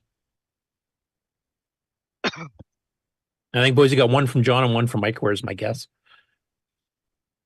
Right. Mark implies his is gone, destroyed. So Yeah, that's at least sad. one down. and again, I mean, one of these things like that you don't really realize what you have type of thing. I mean, could there have been somebody whose dad received one and or It's sitting in a garage somewhere, piled under Right. oil cans. somebody who's a developer, somebody who was a developer that, maybe had passed away long ago and never would have thought to ask if they had one of these, back in Well, that's the the day. reason I was asking Mark if he remembers any of the developers. Like I'm thinking maybe Greg Zumwalt might have been one. And he's still alive as far as we know. And maybe he's one to contact too if he, if he ever does pass away and wants to make sure it goes somewhere, maybe that can be donated to Glenside or Who was the VCF guy for the that museum or something. Who's the Have guy we that checked made Brian baseball? Weisler for another one? Because Right. and Maybe just Gary happened to- Stiggy has one in his other house there and just forgot. Who knows? and he just happened to find that CoCo 2 kit. I just found it. I don't remember where I got it. So. I still laugh about that one. Don't I'm actually laugh and embarrassed about the whole thing. You'd think something like that would have been like an obvious, like, oh, look at this, a CoCo with parts, no big deal. We'll put it back in the case. Oh, I'm loving it. I'm getting all kinds of mileage out of that one. Oh, I do have to say, I remember specifically when Brian called me up because he brought the trailer full of stuff home, and then he was opening, I think it was a CoCo 1 box this was in, wasn't it? yeah. And you were so excited to call me up, and you said you wouldn't believe what I got here because when he took a quick look, when he's loading it up, as he mentioned, Robert was getting tired and stuff there. He just quickly saw, yeah, it looks like a 64K CoCo and just put it back. Didn't quite notice the keyboard. But mind you, Tandy did sell these keyboards in a little baggie separately for $39. So you can definitely have these, just quite a few of these floating around. But when he actually took a look at the back, and he was so excited because he had no idea until he got home with it that he had actually had a deluxe. Well, because like I said, Now, I just opened the box casually and just kind of thought that. Yeah. Well, because like I said, Robert had some health issues there, and he was getting a little tired and weak, and he was coughing, and so I didn't want to prolong it by. But it was a box. This is actually the box. You can see here's the FedEx label and everything that they used to ship it to Robert. So that's kind of cool. It even has Van Chandler's name on it right here. Robert's name, like a handwritten label, and then here's the FedEx label, and it was shipped priority. What did it cost back then? It doesn't say on here. Well, there wouldn't be a cost. It was a prototype. I mean, I think Mark was mentioning it was going to be $50 more, but no, I mean shipping. Oh, shipping. Oh, sorry. It doesn't say on here. What was the date again? The date what? That it was shipped. Shipping date. Oh, the shipping date. It was shipped right here. It was 7/22 of 81. Wow. Wow, that early? Wow. Well, and that's Really? Maybe that's a different case. Well, that's what I kind of wonder a little bit, because I don't know. This is the case that it was in, but I thought I saw that, and that's what I kind of thought was kind of interesting, because this says 81, but the board says 83. Yeah, I think this must be a different case. He must have just put it in another old CoCo 1 case. And that's possible. But still, I'm not going to get rid of this just because of all of. Chandler. It's one of the CoCos that he got from Candy. A lot of providence there. So he just got put back in a different box then. Yeah. So somewhere, there's just a normal CoCo 1 in this special development box. Because I'm pretty sure the Deluxe was not started on in 81. Okay. We'll get it sorted out. This isn't one of the things. It was laying right here with the other stuff that I had. Some of the other stuff I always kind of like these here. This is the thin one. The thin one, the one that was not quite ready yet. Yeah, and so I thought I could just show that real quick. It's kind of cool. It's one was of the that in the box? No, it was with some of the other stuff that was that there. I will mention, if anybody has the full color basic manual, the archive only has this mini version. It doesn't have the one with the extra 3 sections. So if anybody has one that's kind of falling apart and needs it scanned or something like that, maybe you can scan it and put it in. But my friend of mine, we bought our CoCos literally 2 months apart, and he got this one because he got his first, and I got the full one afterwards, so he was quite jealous. Anyway. When did Mark Siegel start at Tandy? 82 or 83, I think. And was the Deluxe already in development, or it started after? Well, he says the Deluxe was end of 82 is when that started. Yeah, and he got there, I think, mid 82 or somewhere around there. I can't remember. He did tell me back when we did his interview, but I don't recall off the top of my head. Brian, can you show us what the it's hard to say. Can you show us what the MC10 looks like in relation to? No, I don't have an MC10 here with me. Okay. Well, all right. I'll tell you what. Inside joke. Yeah. All right, cool. Shall we move There you go. on? Part 1 of the tease of what you can see at CoCoFEST this year. Okay. I wonder, does anybody have one of those keyboards in the baggie still? I think I saw, didn't you have that, Brian? Yeah, I have 2 of them. Yeah. Yeah, I remember seeing the stores here, but I just didn't. By that time, I think I didn't have any software that used the extra keys. So I just said, why bother? Kind of kicking myself. Sold TI ones in a bag too. Remember? Yeah, they sold a lot of third-party keyboards actually. They sold those. They sold the Commodore one in the bag. I bought that one instead because it was on a circuit board, so I could cut all the traces and rewire it for ZX81. Actually, but we won't get into that. That's what I did with the TI one. It's still on my 81 as well, up on the. Actually, when those black ones came out like that, I looked at it thinking it would be good for a spare, but I wasn't sure it would work because of the extra keys. So I never, I didn't know. Yeah. All right. I did know because of all the third-party ones, because those started coming out in about mid '82, like the HGL and the Professional, and I can't remember the Mark Data. Well, Mark Data didn't have extra keys, but there was at least 3 or 4 manufacturers with extra keys. HGL, right. Micronics. What the heck was the other one? It had one single function key in the corner. Keytronics? No, I can't remember now. But there's quite a few. Not Kentronics. Go ahead. Okay. Shall we go into commercial break or do we want to do a rounds garage?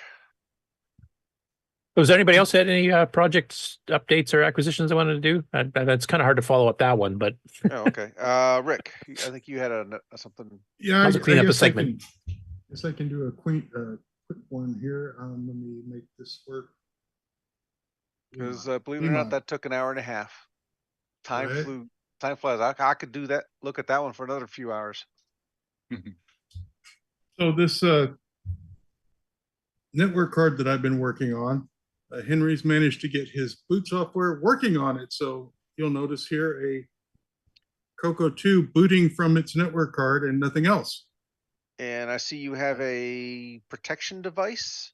Oh yeah, we won't ask about the knife. I'm not really sure why the knife is there.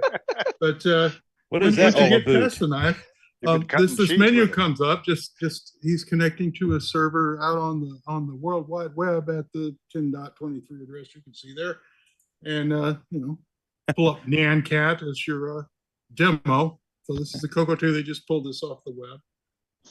That's not a knife. This is a knife. So you're turning the CoCo into a thin client.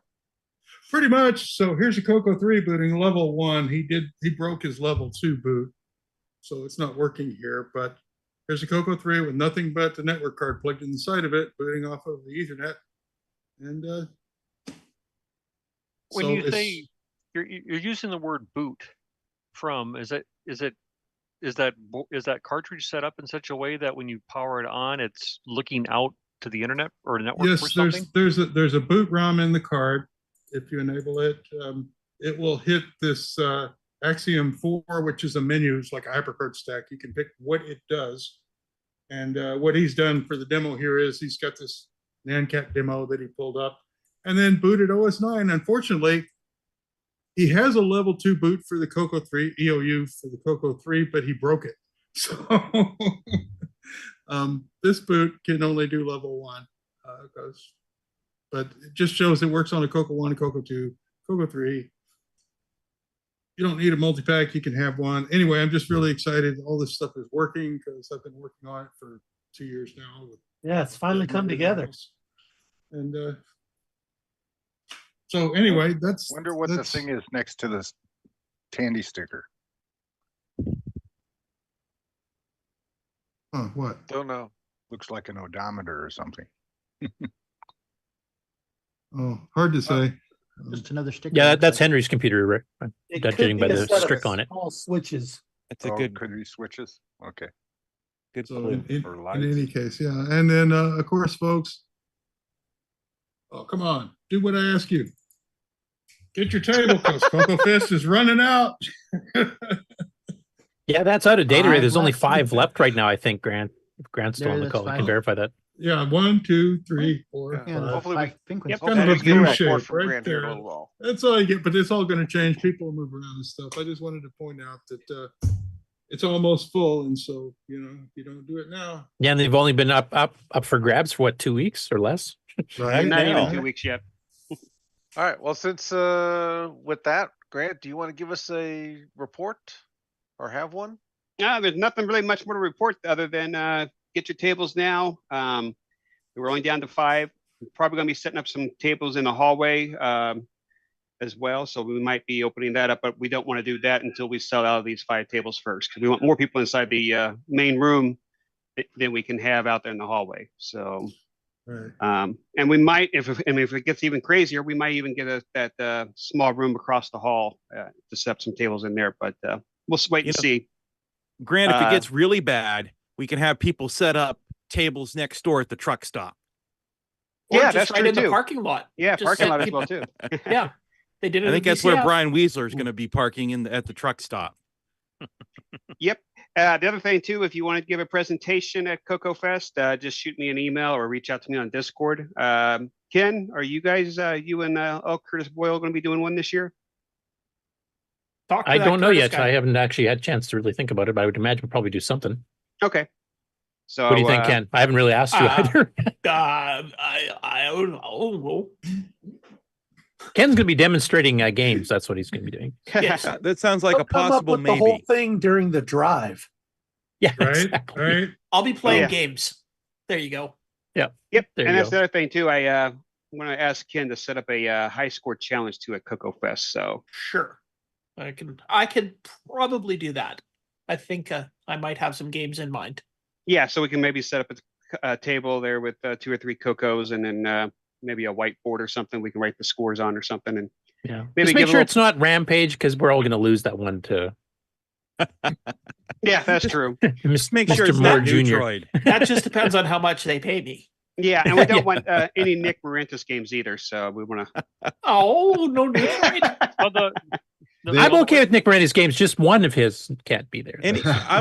No Nick Moranti's games that start with the word Neutroid. I was going to do that's a good, low Jason, because that score- covers all the versions. That's good.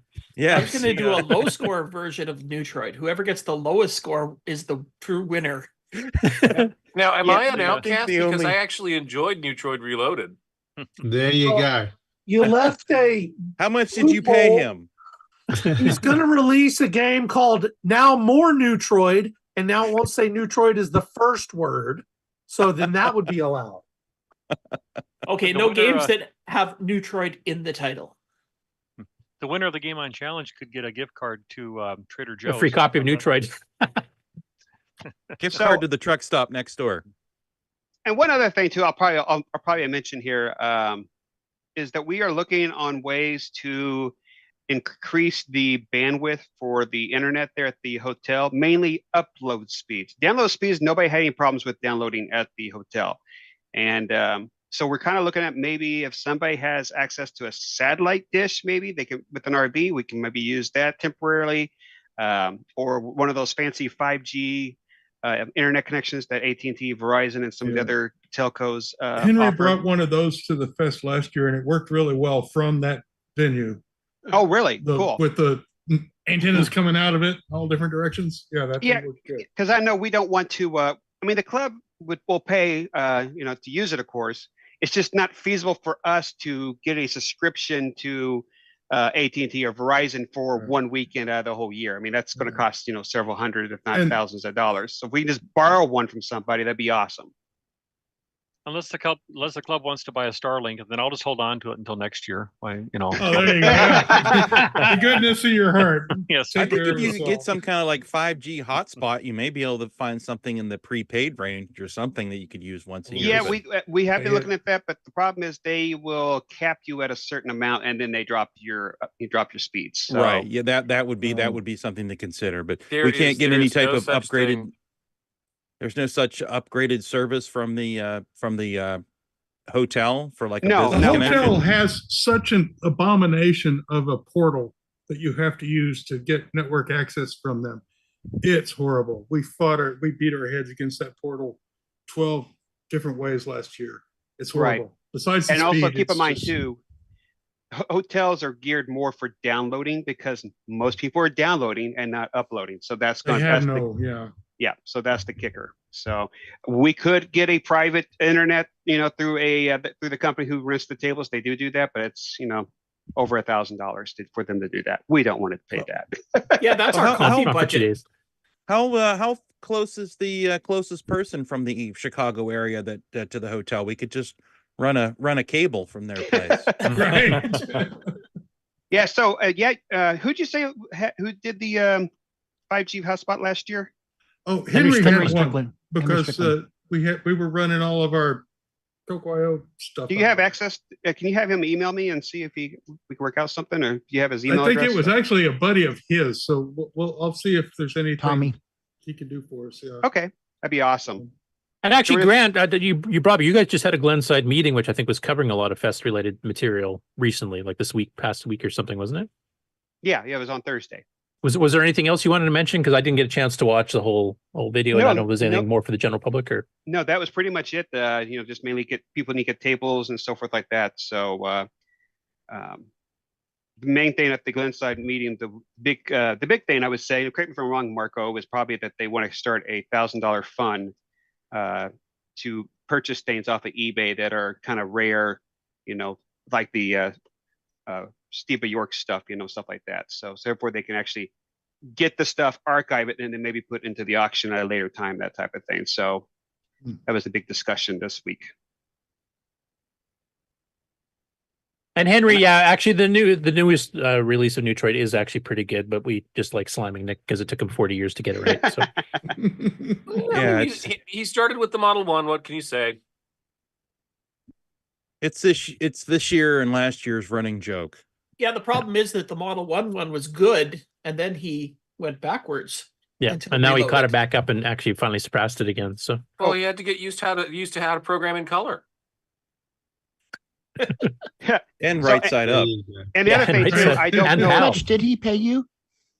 And one other thing too, just let everybody know, VCF Midwest is not going to be at the same location as last year. So if you have a reservation at that hotel, you may want to cancel that. So because they are now moving to even a larger venue now. I think it's. And have they released what it is yet, or is that still? No, they're just in negotiations right now. Yeah. So I'm Okay, pretty sure still. that's going to make it probably the largest retro computer show in the nation. I think. I don't think there's anything as large as that one. In North America. I think last year it was if the not more. largest. Yeah. So Curtis, get your butt up here and attend it. You always say you're going to do it. You never do. Unless I've Brian been Weisler working on the finances to do it. I don't know if I'll be able to pull it off this year, but next year for sure. What If I about if don't make it Brian this year, Weisler the puts next on year. it? If Brian puts on a show, that might beat the record. Yeah. So, but that's all I have is an update. MarkO, you might want to mention something about the virtual CoCoFEST. Oh, yeah, I'd just like to Oh. plug the virtual CoCoFEST. So far, I've not had any responses, either yay or nay. Well, except for Paul Fiscarelli. He said, I can't make either event, either the real CoCoFEST or the one the end of the month. And I haven't had any people even say that they can't attend. It's just been dead silence. So we talked briefly, maybe we need to push it out another month and promote it some more. I don't know. So I'll do another round of promotion and I'll try to hit the CoCo list also. But so far, no takers. Nobody's interested. All crickets. Okay, so anybody who has something to present that won't be able to make it to the physical CoCoFest, please contact Mark. And where should they contact you, Mark? I have an email all set up. cocotech@thecoconation.com will get to me. Easiest one to use. Also, I'm on Facebook Messenger. I'm on all the major TRS-80 color computer groups on Facebook. I'm on the CoCo Discord, and where else? You're everywhere. Yeah, all the major ones. I think I'm on Yeah, 'cause MeWe that- too. Are you on important. MySpace? Years ago, I don't think I could log in again. Yeah, because that's important. Just to remind everybody, we are not going to be having presentations on Sunday. We're pretty much the only thing I think that's gone on the schedule for Sunday is the Glenside meeting at 9:30, and then after I'll that, mention that it's too here. yeah. So therefore, it's pretty much open for everybody to to go to the booths and their vendors and everything like that and finish up and for the day. So Oh no, Sunday. But I enjoyed that early morning Sunday thing after Saturday night. So Doing a trying to do a presentation. Ken, if you're sleeping during CoCoFest, you're doing it wrong. Yes, that's true. There's no time for sleep. Hey, that's why I said after the Saturday night thing, trying to do a Sunday morning presentation. You're just lucky you got a lot of extra sleep from listening to me yammer about Nitrous 9, the 22 hours to get there.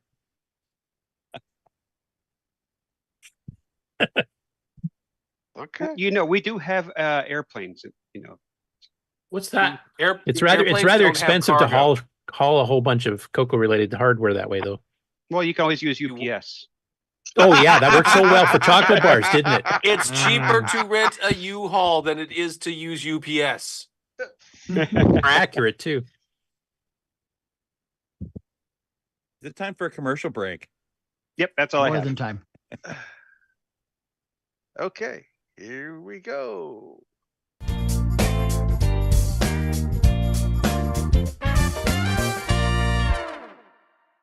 Hey, Amy. Hey, Taylor. We're watching the CoCo Nation Show. Yeah, we are. Woo! You should too.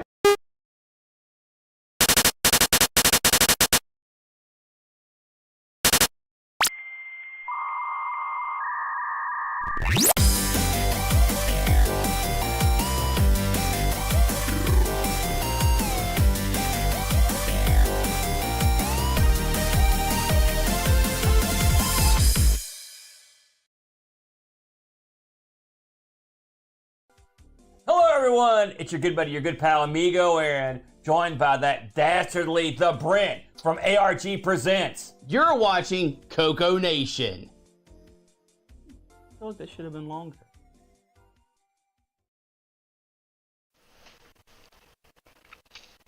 The CoCo Nation Show would like to thank the following patrons: Alex Gayer, Brendan Donahue, Brian Walsh, Brian Weisler, Karen Anscombe, Coconut Bob, Daddy Burrito, Derek Smithson, Diego BF109, Don Barber, Eric Canales, Glenn Hewlett, Graham Wabke, Grant Leedy, Henry Strickland, Justin Larson, Ken Reichert, Kevin Holloway, Paul Fiscarelli, Paul Shoemaker, R. Allen Murphy, Retro Tech Time, Rob Inman, Rocky Hill, Steve Batson, TJB Chris, Tom C., Tom Gunderson, Tom S., and William Athing.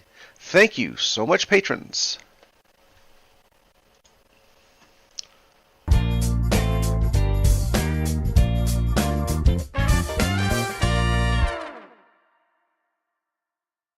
Welcome to everybody's favorite segment, Who's New to Discord? Jeff N. says, "Hi everyone. I was half of Oblique Triad back in the day, makers of Calidural 1 and 2, The Seventh Link, Those Darn Marbles, Overlord, and Studio Works. I still have one of our old CoCo 3s with a CM8 and 2 drives, which all still work. I found this server after watching a CoCo Town video. I'm here mostly to lurk and see what other people are up to, maybe pick up some tips here and there on how CoCo coding is done these days." Evercode says, "Hi, I'm Christian. I no longer have my CoCo. I started with a CoCo 2 with a 64K tape drive. By the time I left the platform, I had a 512K CoCo 3 with dual drives, a hard disk, CM8 monitor, and was running OS 9 Level 2. I had released a text editor called TED. I think I wrote it in Basic 09. I found this server after watching the Steve Bjork memorial video." Zim says, "Your name? Christian, but I mostly go by Zim. Your systems? I have a CoCo and a TRS-80 100, other than that, I miss my C128. I'm just starting to get into retro. I got the systems handed down and I'm looking forward to explore old hard and software. I'm a hacker at heart. I'm looking for creative use of old systems, maybe getting them to talk modern networking. Retro gaming on hardware looks like fun too." The previous bios were edited for time. Thanks to Boysen, Glenside Computer Club, Paul Fiscarelli, Tandy Color Computer 3, and the CoCo Nation patrons for boosting the server. Please consider joining Discord and visiting the welcome section to read these bios in full and see what the community has to offer. Just go to discord.thecoconation.com. See you on Discord.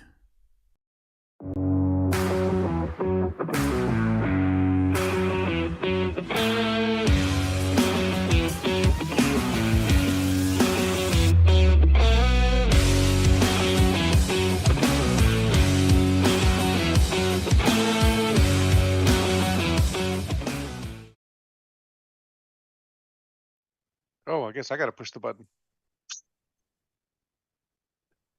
Hadn't fixed that yet. There. Okay, have you arrived? Yes, We're here. we see Okay. you. We're here. Okay.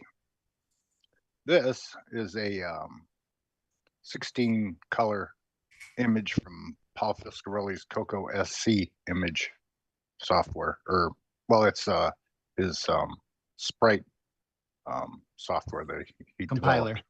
Right, Yeah, with, compiler. Yep. image conversion. Yep, works well. It's neat. And I took that image and made a GIF out of it and ran it on the CoCo 3 GIF reader, and it looks like this. And this, Yeah, that's one of the very early ones by Chris Babcock. yeah, back in the day we had that, and we thought it was cool to even just see one on the CoCo 3. And that's kind of what it would look like, along with they have palette switching that makes it look kind of spectacular and can't understand what Psychedelic, the image is. yeah. Yeah.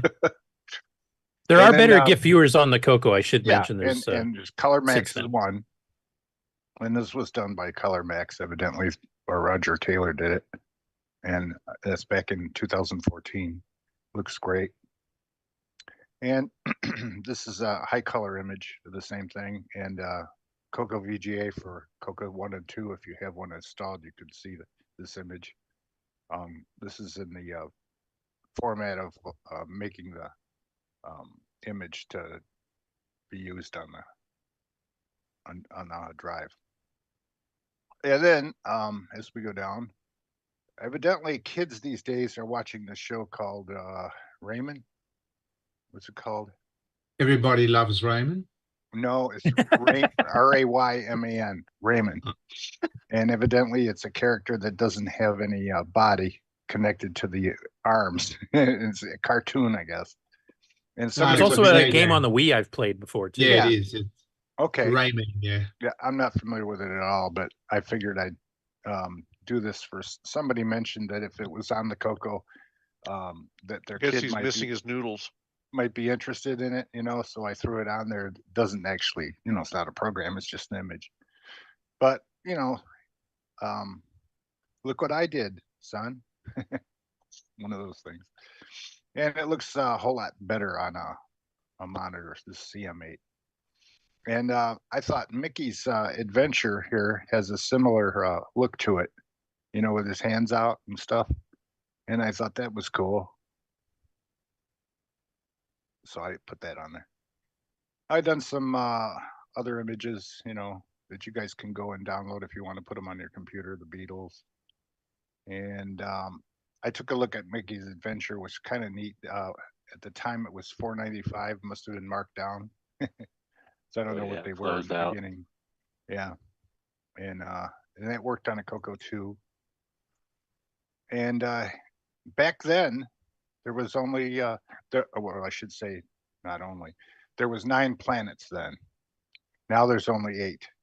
And back then, Pluto was the 7th, no, 9th, 8th planet. Oh, you mean by orbit-wise, you mean? Yeah, because the orbit of Pluto goes inside the orbit of Neptune. Uranus. Yeah. Neptune, yeah. So it was interesting. They said 1999 it will change, but it was in the software, which was pretty cool. Does that mean that they're going to bump into each other once in a while? Here's the vision of it. I think it goes this way. In 1999 it was here, so then it became the 9th planet. But then they took it away in 2004, I think, or 3. They said it was a dwarf planet. And these are the people that made the program. Do we know any of these people? Bob Hyman? Well, Al Lowe is rather famous because I think he's the guy that did Leisure Suit Larry. Oh, okay. I remember correctly. And Roberta Williams, of course, is one of the two. The absolute heart of Sierra Online. Yeah. We had, what was it, Mickey's and Pluto had one, and yeah, there's a Winnie the Pooh one. There's a Donald Duck one. Yeah. Yeah. But I chose this one because I'm, amateur astronomer, and thought it would be interesting to watch, and it was pretty cool. It's colorful and it's it's one of the better uses of artifact colors, actually. Yeah, actually, it's pretty cool. This is on a CoCo 1. This is a T1 chip inside with I have the composite hooked up to a monitor, so it's not TV and crazy. Now, Nick Brandes would think this would just look like an ugly bunch of vertical lines because that's what it looked like on PAL. So just for kicks, I found this. It's our wedding song on Orchestra 90, and there was 2 versions, and this first one has a little vibrato going on or something, and it's not anywhere near it, but it's near it, but it's not as good as the second one. And so I played it nice and loud with my sound up on emulator, hooked to my stereo system, and it sounds pretty good. It's pretty neat.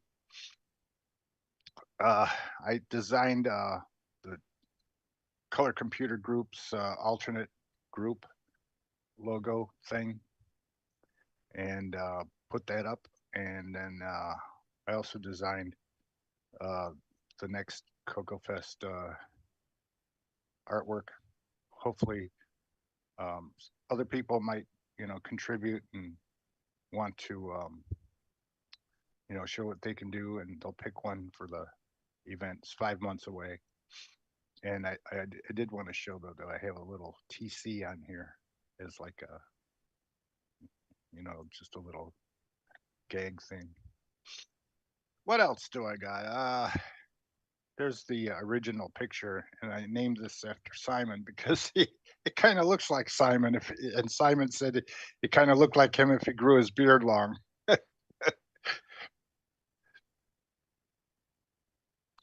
Did you ever notice this thing that Tandy put out?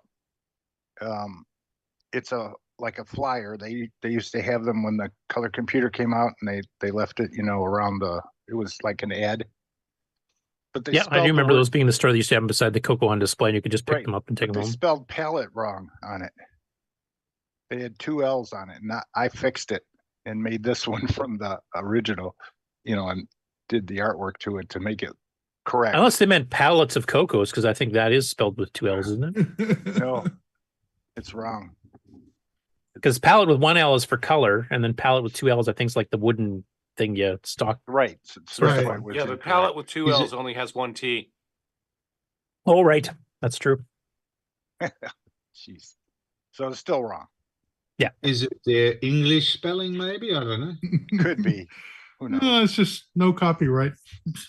And No this is the copywriter. virtual CoCoFEST we were talking about that you guys out there in the world need to come on, get going. Get some things together for it. Let's have it. Hey, if it doesn't We had work for old you, ones. tell me. We had old ones. We had ones before. Yeah, that's about it, guys. I'm always doing weird stuff like this, and if you got nothing to do, go there and make faces at me. Okay, looks good. Ken, you ready? Yeah, okay.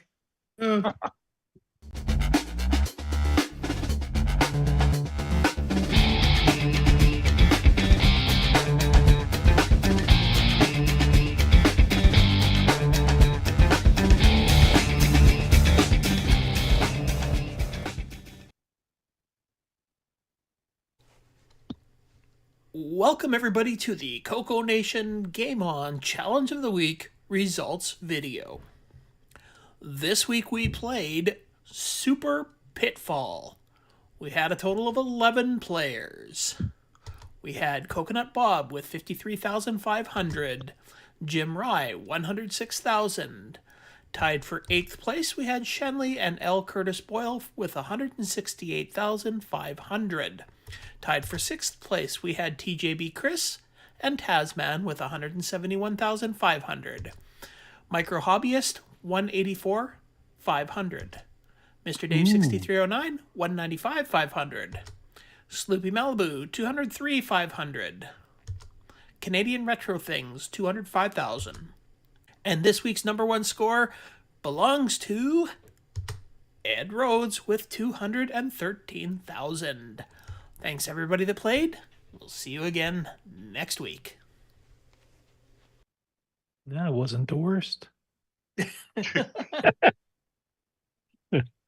You can always plan on not being the worst as long as Mark B gives a score, but he didn't this time. Yeah, I'm usually right on the bottom.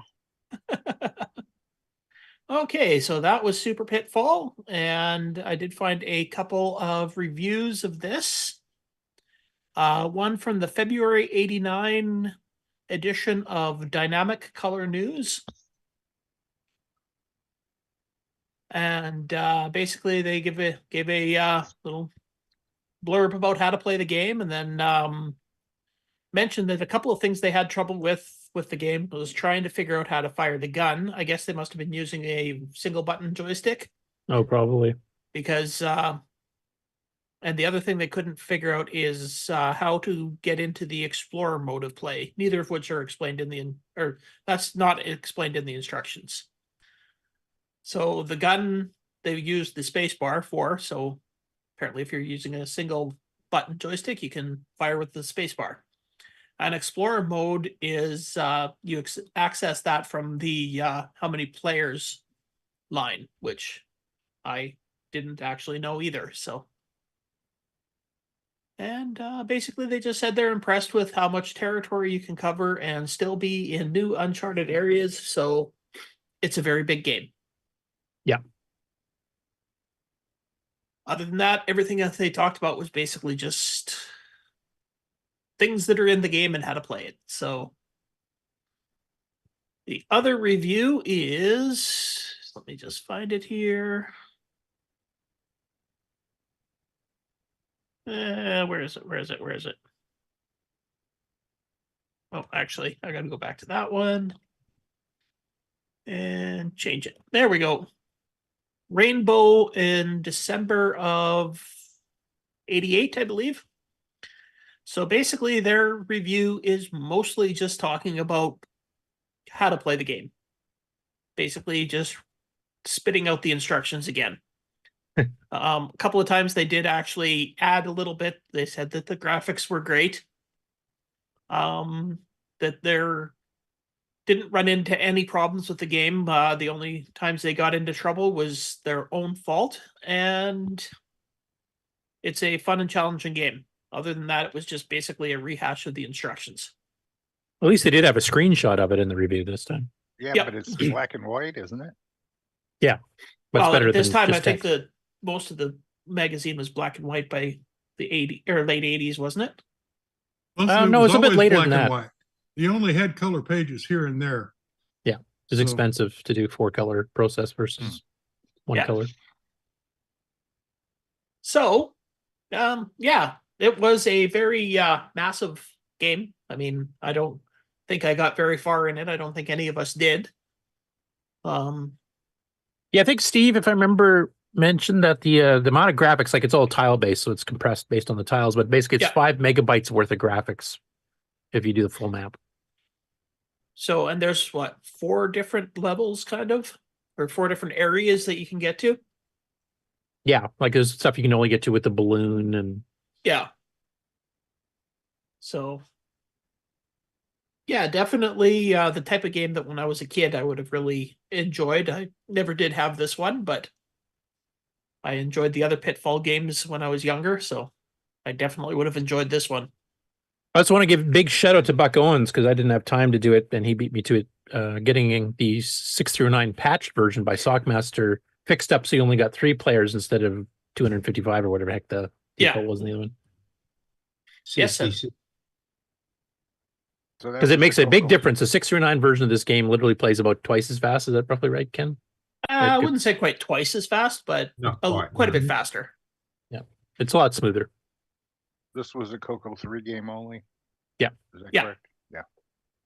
128K On cartridge, I think if you On had cartridge. disc, you need 256 or higher. or 256. Okay.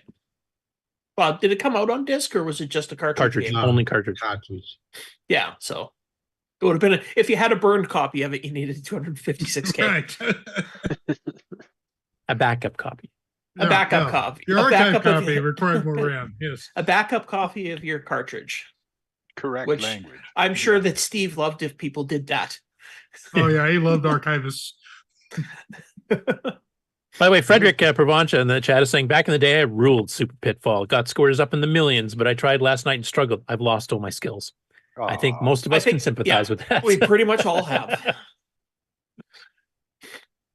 So, I don't know. Anybody got any tips or tricks about playing Super Pitfall? Let's other than just you're learning gonna have what to the map memorize the is? map somewhat Yeah. because if you'll fall off a ladder and it'll fall into a pit of fire Yeah, if you spikes or can- something. If you can make a map of it, it's a lot easier. I think I cartridge drew one looks back nice. in the day, but I would have to dig it out. Yeah. Quite Those are the expensive. Sometimes when you see the cartridge, it makes you want to play it. And then when you try it and stuff, you're like, I don't know.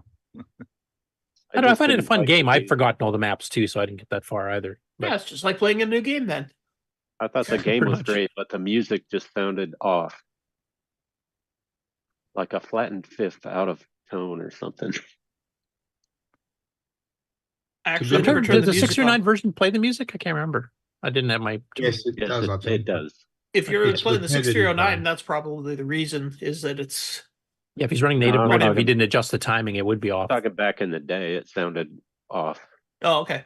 Like yeah, I slow. think it's still the same, but it's just repetitive. It just drones Yeah, that over, too. over and over and like need to every get game Nick ever to go- made. Yeah, basically. need to get Nick to redo the music for that game, and then it'll be ultimate. that's right. Well, you don't have to wait. You can just get Or you just turn the He music did, off. he did like I offer did. the shutting off the music though in the game. I Yep. mean, that's one He thing. does have that, yeah. So that's all good games. You're able to shut the music off. Easy to reach the volume knob on a CM8 without the door on. Right? Then you get no sound effects either. Yeah, that's true. I can live with that. If it's a choice between the repetitive music of most of the games or the not hearing this sound effects, I'll take the not hearing the sound effects. Well, when you're kids, you usually make up your own, right? Pew pew pew pew pew pew. There you go. Luckily, Quick, digitize those. Adults, we make up our own. That's right. Well, they're a little more advanced now. Not really. Not really. No, it's No, still we're pew not. pew. You don't have any pull your finger events over there? I work in addiction recovery. There's plenty of pull your finger events over here. Okay. No, it's a good game. There's a lot to explore, and some of the areas, as Ken was mentioning, actually get to be quite a bit different. So you start seeing new things, like there's floating ice platforms that will sink when you jump on them, and then you go into a pit of lava if you don't jump off them. You got a balloon that will navigate you through, kind of like Pitfall 2 did. There's that giant stone face that comes after you, and you have to figure out that you have to jump on a ladder above it and let it go underneath it and then trap itself in a hole. Like there's a bunch of stuff that you kind of explore and discover as you go. I quite like the game, actually. Even the slower version for the 6 it was a lot of fun.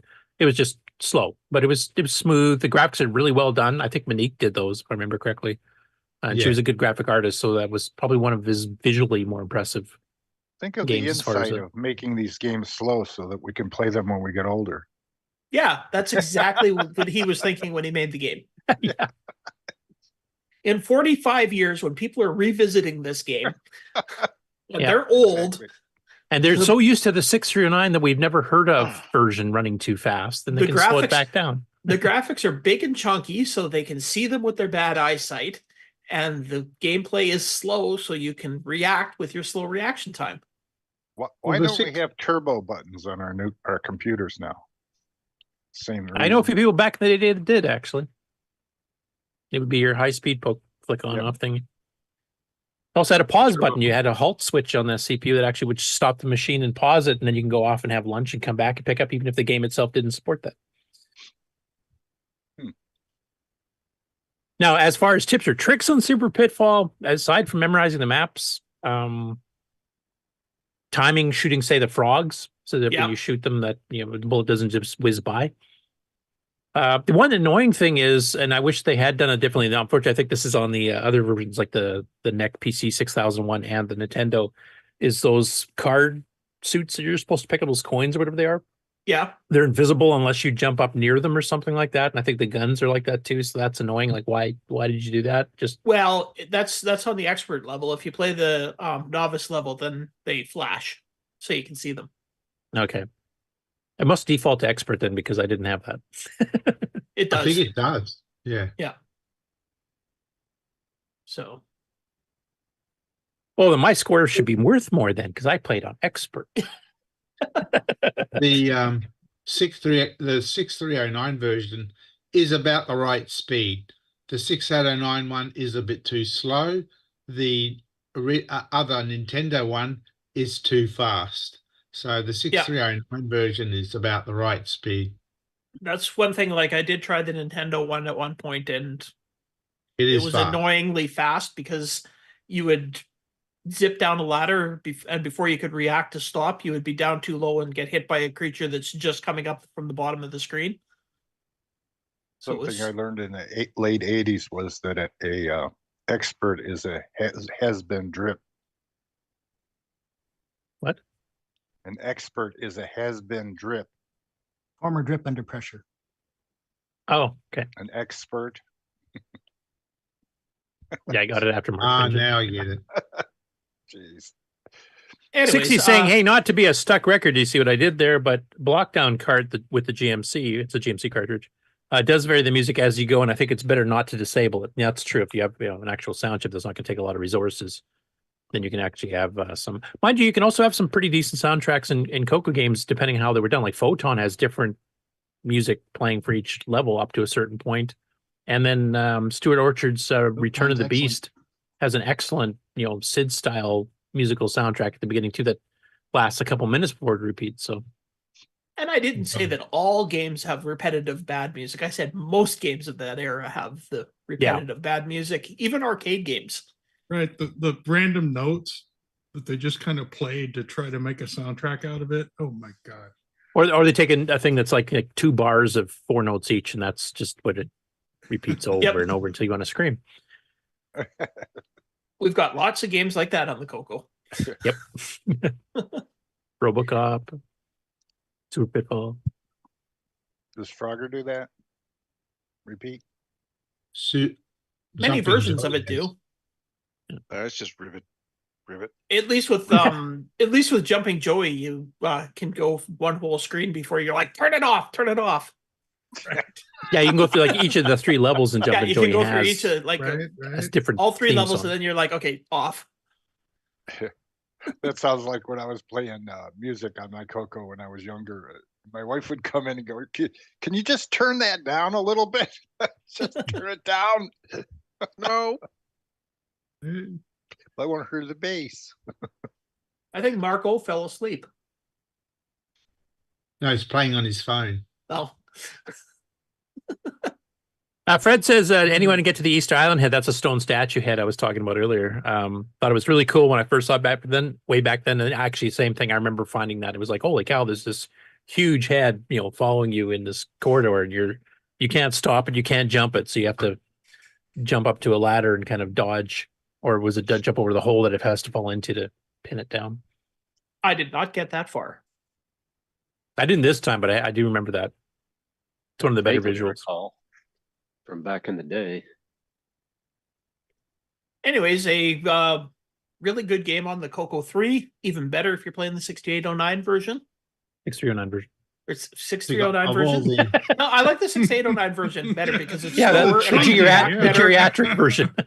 Yeah, I can react better. I'm old. I'm good with this. This is sex, Sonny. I'll get this guy yet.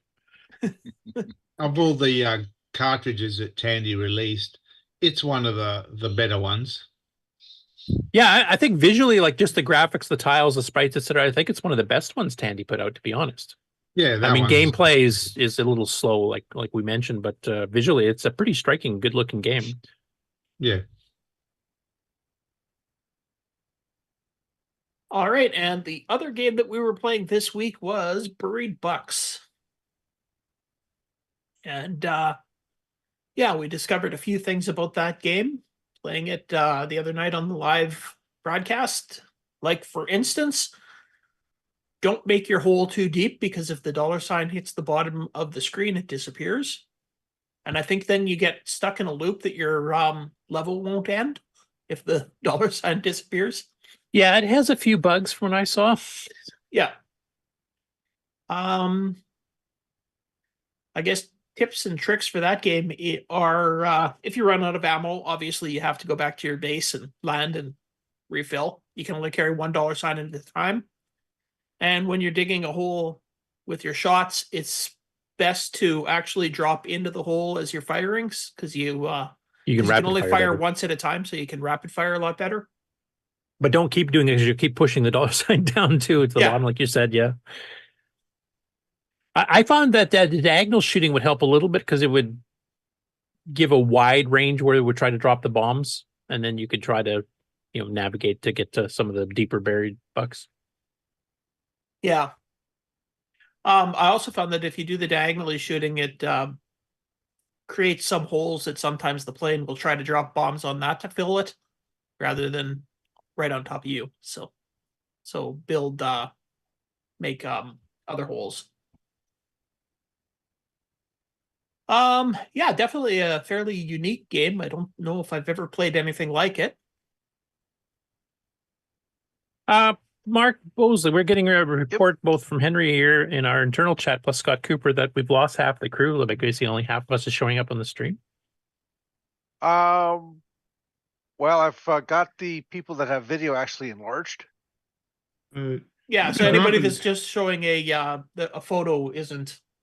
Oh, okay. Yeah, showing up. like the bottom of the panel, because if they're not showing the screen, then Then they aren't doing anything. Okay. Yeah, we don't want to see their ugly pictures. My power has been jumping in and out, so I've actually physically jumped off 5 or 6 times in the last. It seems. So Okay, anyway. so my Those are so my 15 people on this tongue-in-cheek call. statement of feature report has been filed. It actually is a feature, not a bug. There you go. Yep. No, which way I like that, because I mean it's kind of handy if you just join the show late to know who's actually on the panel versus half of them are gone. Well, I go back and forth. I went out and shoveled a little snow. Well, you should have live streamed that. What, 3 to 5 inches? All right, so yeah, Buried Buxx is definitely an interesting game. Yeah, As I the said, controls unique. take a while to get used to because you fly over and you figure you can just start bombing straight down. Nope, you got to turn it so that your copter faces the middle, and it tends to shift a bit. So you think you're dead center over it, and you turn. Nope, I'm not. It's a little difficult. It's a good game to try out for a little bit, but it's not one you want to play for a really long time. Yeah, because I think the game premise is good. The controls need a bit of help. Is the main thing. All right, well, let us talk about Thursday night show. Since Sloopy's not here, I guess I'll talk about it. So, as you can see, we had about 5 people generally playing games, and both games are being played. And I guess we're having quite a bit of fun. So I don't know why more people aren't showing up to that. Come on, people. Thursday nights, where are you? Are you doing something better than playing a CoCo game? Yeah, I was sleeping. And it doesn't have to be, it doesn't have to be the CoCo, the Game On Challenge of the Week game. It could be any CoCo game. So if you want to be announced on the scores, you at least have to play one of the current. Yeah. So I as you was can busy see, that night not playing Neutroid. Well, this is also the same night I think the Glenside meeting was on too, wasn't it? Oh, probably. Yes, it was. That's where I was. As you can see, Jim there is playing Buried Buxx, and it's a pretty quick game, actually. Like it. Yeah, well, I went At to bed early points- so I could get up and drive through a snowstorm. At times with Big Bucks or Buried Buxx, you kind of wish there was a bit of a slowdown poke for the CoCo. Yeah.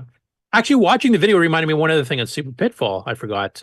You can jump onto a ladder. Yep. Up in the air. You don't have to like walk to the bottom and then climb up. You can actually jump and catch onto it. And that is a real time saver and also makes you safer in certain situations. So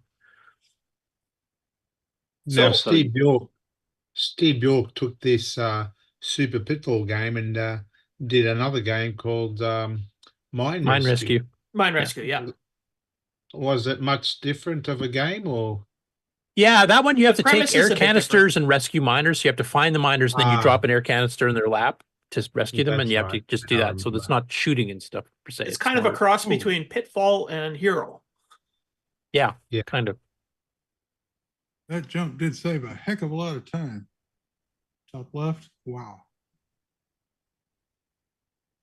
All right, so Thursday nights, whatever time the show is for you, it's 5 o'clock for me, so 8 p.m. Eastern, you can work that out for yourself. 5 p.m. Pacific. Second Thursday of next week in Australia. Exactly.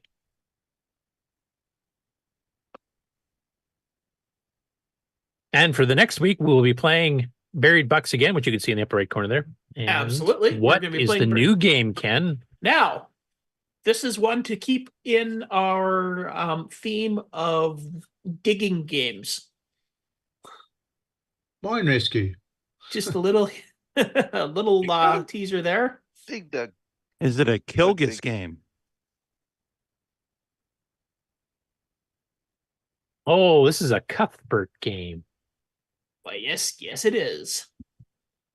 Identified 6E will know it, but he's about a 20-second time delay, so we'll wait. Cuthbert does. Do you know the name of it, Curtis? Yes, I do.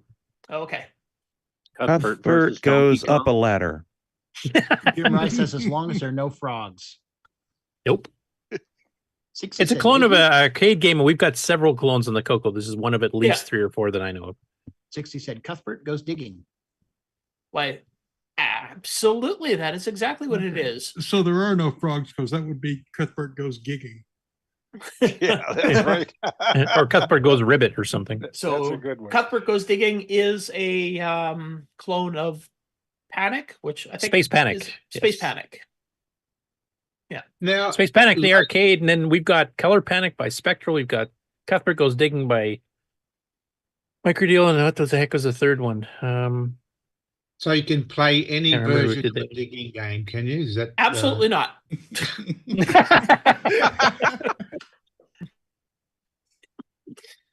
We've got 2 games that we're playing. We're playing Buried Bucks and Cuthbert Goes Digging. That's it. Yeah. No more old Troid. Scott Cooper says Cuthbert Goes Dig About. Pretty much. You probably should explain the premise of the game, though, in case people have not played it and Oh, haven't well, tried if you've never played it, you basically run around and you dig a hole to drop the creatures down into, and do you bury them again in this one, or does it bury them automatically? I think you have to at least hold the button down to bury it again. Yeah. Basically force it through. And if you can line up holes vertically and you can get one on the top and it goes through multiple levels, you get bonus points for each level that falls through. So when I rack up your points, you can do that. And on later levels, you can bury them or dig a hole and let them go through, but then it has to get through multiple layers before it even dies. And if you wait too long, it'll crawl back out and come after you. So. And did Tandy in the US sell this game? No. I noticed that because if you look at the hey, it says yes, it was licensed by Tandy from in the UK. Yeah, in the UK only. In the Oh, UK, only? yeah. This actually showed up in the Radio Shack catalog in the UK, Yeah. along Yeah, with we- Donkey King and a few others. So it was only Tandy UK. So Yeah. Right. Yeah, I don't think it showed up in the Australian one. I don't think. No, And I Mark- don't Just recall. yours MarkO? and Oh, Stuart. sorry, I was just going to say, MarkO, I will not accept scores from Apple Panic. nah. That's actually the first Space Panic I ever played was Apple Panic. I didn't even play Yeah, the it was arcade for one. me Yeah. too. Yeah. What about they Fruit say, Panic? names mean something. What do you think would Cuthbert mean? Don't know, It there was kind of a saint- mascot for the dragon, so it can mean absolutely anything. They called Trapfall, they renamed to, what was it, Cuthbert in the Jungle or something? Right. I mean, there was a Well, Saint it's the character. Cuthbert long time ago. There was a Saint Cuthbert. Did they? Cuthbert means he who wanders No. aimlessly. Really? Okay. Yeah. Okay. That's the guy. Okay. Makes sense. He who wonders pixel perfect. By the way, Retro Techie's calling you out there, Ken.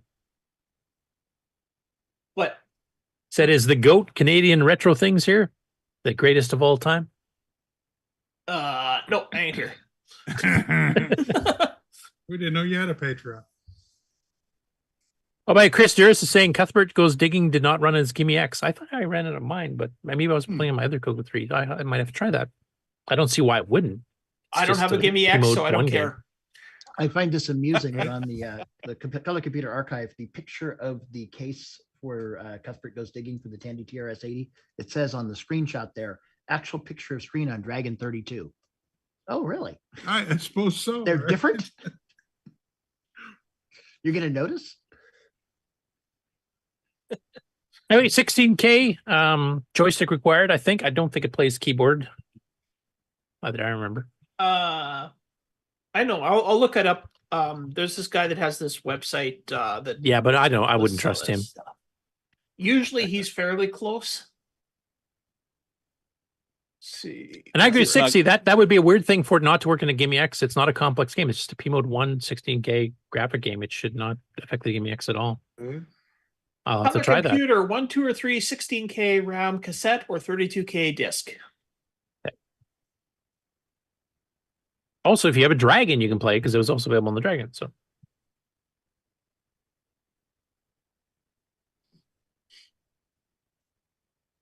Okay. That's that for the Game On Challenge. By the way, Retro Techie's got a bit of a request here in the chat. He says, anyone have a CoCo 3 they want to donate to science? Science being my nickname. Yeah, I'm gonna have to say good luck with that. Hey Ken, are you going to support when people play on the Dragon? I will support it. Yes, people can play it on the Dragon. That's fine. Nah. What? Play a Dragon game. Is there an on MC10 Dragon? version? No, not that I'm aware of. Jim Rye will have one out this weekend. Ask Jim Gary. Jim Gary. Or Jim Gary, sorry. Yeah, or in a feudal might sneak one out too. Just name it something weird. 60 gave a tip. Shift to dig, space to fill. Oh, 6C is saying it does work with keyboard controls, at least on the Okay. Dragon version. So maybe it does actually work in the CoCo. I never tried it, to be You honest. have to figure out what shift is on a CoCo and what space is on a CoCo. Yeah, it's probably two different keys. Maybe I should Well, of pull out course, my, that's a Well, different if I map, remember, but still was two this different keys, right? one of the Cuthbert games Tom Mix briefly sold in North America because they would kind of do that cross licensing because they were selling the King and a bunch of others to the UK. I can't remember if it was Walkabout or if it was Panic or Cuthbert Goes Digging, I should say. It's one of those two, but there might be a already pre-done version for the CoCo in North America that might work the keyboard controls. I wish Cuthbert Goes Gigging had come up before the Frogger challenge. Yeah, I would have written a Cuthbert Frogger. It would be based great. on that premise. Do it. Well, no, the Anyway. game's done now. It was High Score Challenge 2 weeks ago. Should have had it done Yeah, now. no more Frogger clones, no more Frogger clones on scores. High Score. Yeah, We're done and with no those. more doing an entire genre of game like that Even for a if it's Game On Cuthbert Challenge. with a gig That was too much work for poor Ken and Sloopy. I think that as an experiment talking- that we tried, it didn't really work. So What are you talking about, Sloopy? He just sat there and laughed at me.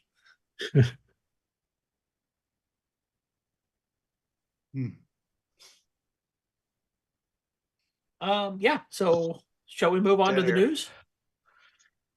sure. Do the Game On news first. You want to do your little intro thing? Actually, I'll do a couple of the announcements first, but you can play the Game On intro right now if you want to.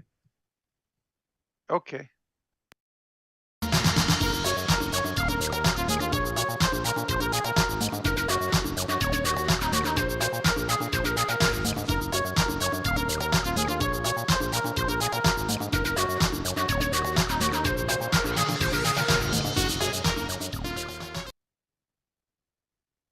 Okay, so the first I'm going to share our couple of interviews we got coming up.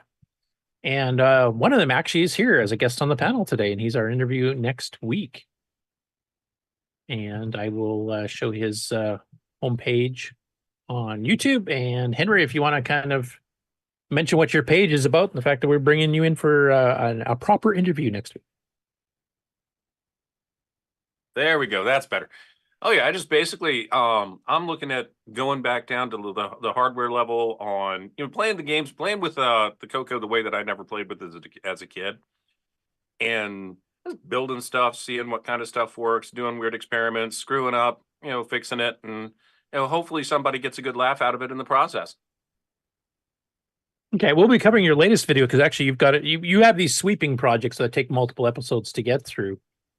So your current one is a CoCo custom ROM. So you're kind of like doing what Colin J. Stearman did for Rainbow back in the day, except he was just more adding new commands to a basic ROM type thing. But you're kind of going right from scratch. Yeah, that's one of the things. I mean, this one's going to take a while because I had no idea just like how big of a project it would be, and then I start looking into fourth implementations, and I'm like, oh wow, this is going to take some work. So that will be an ongoing thing. I might break out and do a couple other things in the middle of it, but hey, Okay. Anyway, we'll go into more details on that, both the ones you've already recorded and then also the project that you're kind of planning for your channel next week and get into your history with the CoCo and stuff too. So, But definitely go check out his channel. He just released this one. I think was it yesterday? The latest. Yeah, episode? last night. Now, do you before we let you go, do you have a fixed schedule, or you just basically try to get one a week, or you just whenever you get them done? I try to get one a week, and I try to get them out on Fridays. Okay. Anyway, definitely check out his channel. We'll be talking about his latest video actually when we get to the regular news too. So, but he's our interview guest next week. So be here, be square. And then the next one after that, this one got rescheduled last week. Glen Dahlgren will be appearing again for an interview. He's going to be talking about the release of the final book in his series, his fantasy novel. But he's also found a lot. If you guys were on Facebook in the CoCo group, you probably saw a bit of a teaser. He found some stuff, promotional materials, etc., that he has for Sundog, including some stuff that even he had forgotten about over the years. Like apparently he got a custom Sundog watch made at some point. Which I'd never seen even at his booth back in the 80s, meeting him at CoCoFEST and Rainbow Fest before that. So you'll be seeing some rarer, paraphernalia from the game development days of Sundog, which was the premier CoCo game company after Dicom shut down, basically for the CoCo 3. They did a ton of stuff. We've covered some of it before. Some of it, I think we've actually played some of their games on the challenge, or have we, Ken? Nope, Ken might have stepped away. I know there's a few we haven't touched yet, but we'll have to maybe try to jury rig one of those for that date. Anyway, that's the two interviews we got currently booked. So that one's on February the 3rd, and then Henry's next week on January the 20th. If you have any questions, please queue them up, and we'll monitor the chat room, and we'll forward them to our guests. And then after that, to go through some of the upcoming shows, just as reminders. One of these is actually coming up pretty quick here, so let's share that screen. So the first one is VCF Southern California. Now, I believe this is actually the very first one they've done. I don't think this is the one that has come back since a long hiatus like some other shows have done, like the one in Dallas. But this is a brand new one they wanted to get going. And I know there's been some interviews with the people that are actually organized this particular one recently on YouTube. I don't have the links of those handy, unfortunately. But if you hit www.vcfsocal.com, you can get the details. But it's actually on February 17th to the 18th in Orange, California at the Hotel Fair Events Center. This is the one that one of the people that bought some of the Steve Bjork estate sale stuff is actually going to be bringing some stuff to the show, or at least planning on it. One of the things he's planning on bringing is Steve's CoCo 1 motherboard repackaged into a tier setting Model 3 with a Model 3 keyboard. So if you want to catch a glimpse of that, maybe take some pictures for us too, there definitely it'd be worthwhile maybe getting a attendance at that show just so you can get that. And he might bring some of the other stuff that Steve had at the estate sale too that we've not even seen before. So I'm hopefully one of us in the CoCo Nation and in the general CoCo community can make it down to the show on the 17th and 18th, which is literally just a hair over a month away. Next up after that, the Interim Computer Festival, which is kind of hoping to become VCF again. This is one that did used to run as a VCF official event and then kind of shut down. I think, Mark, you mentioned it was just before COVID is the last one, or was it before that it kind of disappeared? Yeah, it was. They did it for 2 years, and they had a third one scheduled, and then basically, just a few weeks before after COVID hit, they canceled it. So 2020, and they haven't had one since. Okay, and that's coming up in just 2 short months. That's March 23rd to 24th at the Intraspace at Seattle, Washington. So Ken's actually pretty close. I don't know if Ken's planning on attending. Ken went to the last one, so I don't know if he's going to make this one, but I hope he does, because I'm planning on being at this one.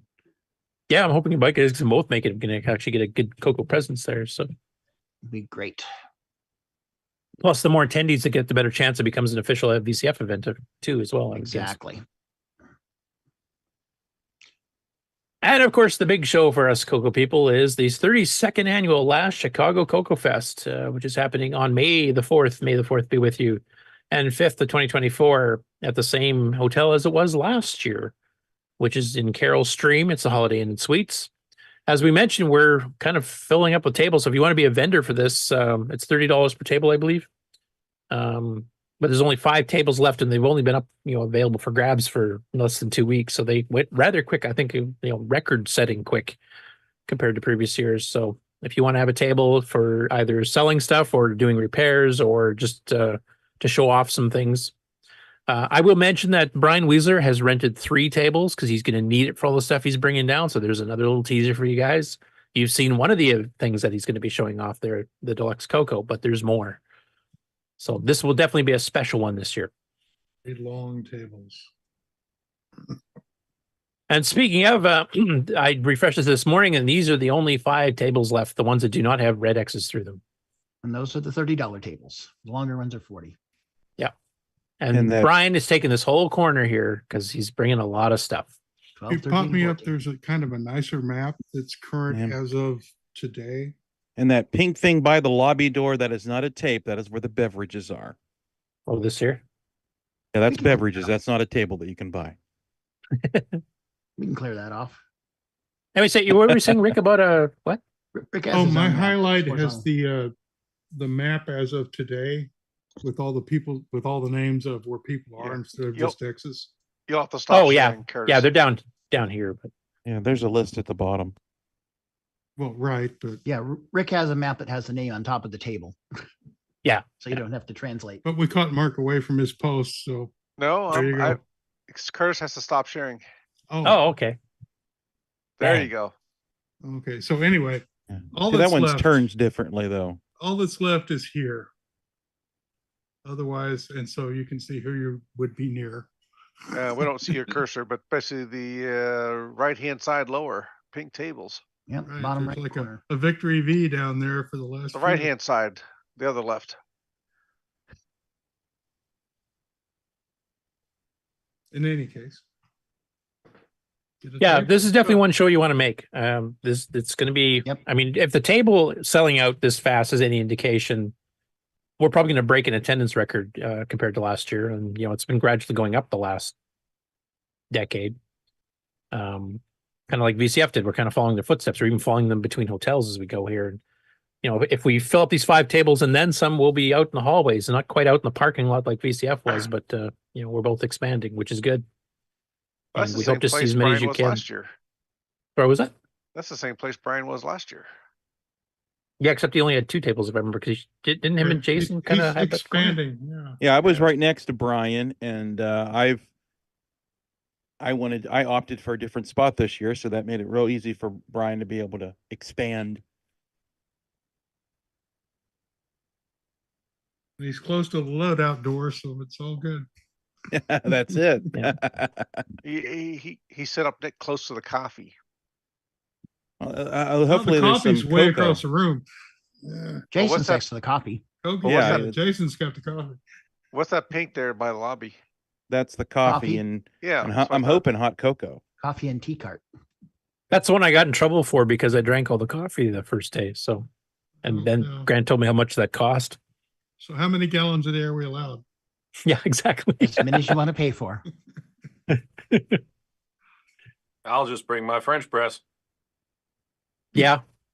When Well, it's Ken was joking, $38 like a he used to gallon? run a coffee shop, that he was going to bring his whole, kit and caboodle from his actual Well, and coffee last shop year, in BC. But That'd be kind of Fabio fun. Labs had a coffee maker at their table, shots of cocoa espresso, Right. that'd be awesome. right in the Oh, middle dear. bottom there. So let's see if he brings that this year. Yeah, don't Well- forget, we also have that private little office room we use too, so we can put a coffee maker in there as well, Mm. And let's not forget, as I've mentioned several times during the show today, that there is a coffee. I'm sure they have coffee next door at the truck stop. Yeah, Oh, but yeah, that's yeah. truck stop coffee. That could be like a That's day truck stop old. coffee. And It depends because modern truck stops now have like Instabrews where they'll grind up the beans for you and Yeah. right there and as part of the brewing thing. And I think truckers are getting much more savvy about their coffee. I will say that coming through North Dakota, they do not have that. So, Okay. well, maybe this year they will. Who knows? Maybe they're catching up. I think the signs for North Dakota, when you drive into North Dakota, they say, "Welcome to North Dakota. Are you sure you're not lost?" Please excuse the cows. Oh wait, that's South Dakota and Gateway. Anyway, Danny Burrito in the chat says, "Gosh, I can't wait. While I was waiting for today's show to come on, I was napping and I had a horrible dream that CoCoFEST was over already." You might be thinking the virtual one, so please, get some people to volunteer to do some seminars for that. Contact Mark. Anybody, And there's some please. speculation that the reason it's not working might be a 6309 emulation problem if the Cuthbert game is using some illegal instructions for timing, or somebody broke the copy protection wrong or something. We've encountered that before. So that's a possibility too. Well, we'll investigate that after the show. Anyway, if you want to sign up for a table, or you want to sign up to get the supper, which Grant, is he still here? Yeah, I'm still here. Just in case people missed it last week, what is the cost of the dinner, and what do you get for that? It's $45 a plate. It's pulled pork, barbecue brisket, mac and cheese, buttered corn, baked beans, a drink, side salad, and dessert. Okay, thank you. Now I'm hungry. Yeah, I think it's time to break for dinner. Onward. Hey, you asked. Yeah, I did. Okay, I probably should share the screen again. Okay.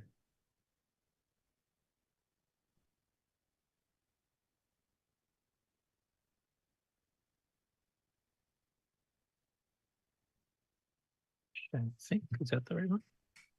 There you go. You guys are singing the Boat Fest, and I got the right one. Yeah, there it is. Yeah, we have boats. Okay, so the next one is a generalized retro show, Boat Fest. This is the third annual, June 14th to 16th, 2024, at the Social Event Space in Hurricane, West Virginia. And this covers all retro machines, both consoles and computers. Sometimes they bring modern video versions of pinball. There's some repairs and stuff going on because Frank from Retro Rewind's an official sponsor, so they'll do stuff for your CoCos, and they'll do stuff for Commodore 64s and VIC-20s and Amigas, etc. It's a lot of fun. It's a very casual style event. I will be going again this year, I'm hoping, and I think Ken's going to try to make it down there too. So we'll have some CoCo representation. And at the exact same weekend, and I was really torn between these two, but Boat Fest for me is a bit cheaper to get to, so I'm going to save this one for next year, is VCF Southwest, which is actually just returned after an almost decade-long pause, I believe. And of course, this is in Dallas at the Davidson Gundy Alumni Center at the University of Texas in Dallas. And of course, Dallas-Fort Worth is where Tandy was, the Tandy Towers, etc. So there's a lot of Tandy guys out of this one. Mark Siegel made it last year. They had a panel of a bunch of the Tandy people talking about development of the Videotex, the CoCo, the Model 1, etc. So there's a lot of history and a lot of folks that were involved directly with that history at the show. I don't think they're doing an official panel this year, at least not that I've heard. But I do believe that a bunch of them are going to be coming and kind of hanging out together. So if you're down at this one and you want to, get some Tandy history from the guys that made it, you probably should be able to find most of them around the show floor at some point or other.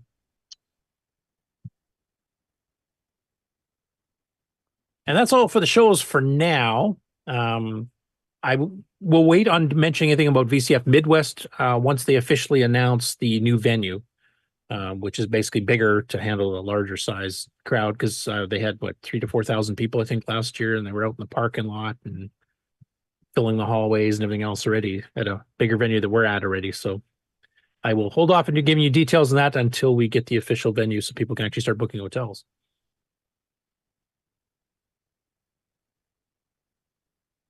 Okay, now Game On News. Make sure I got the right window selected here. There we are.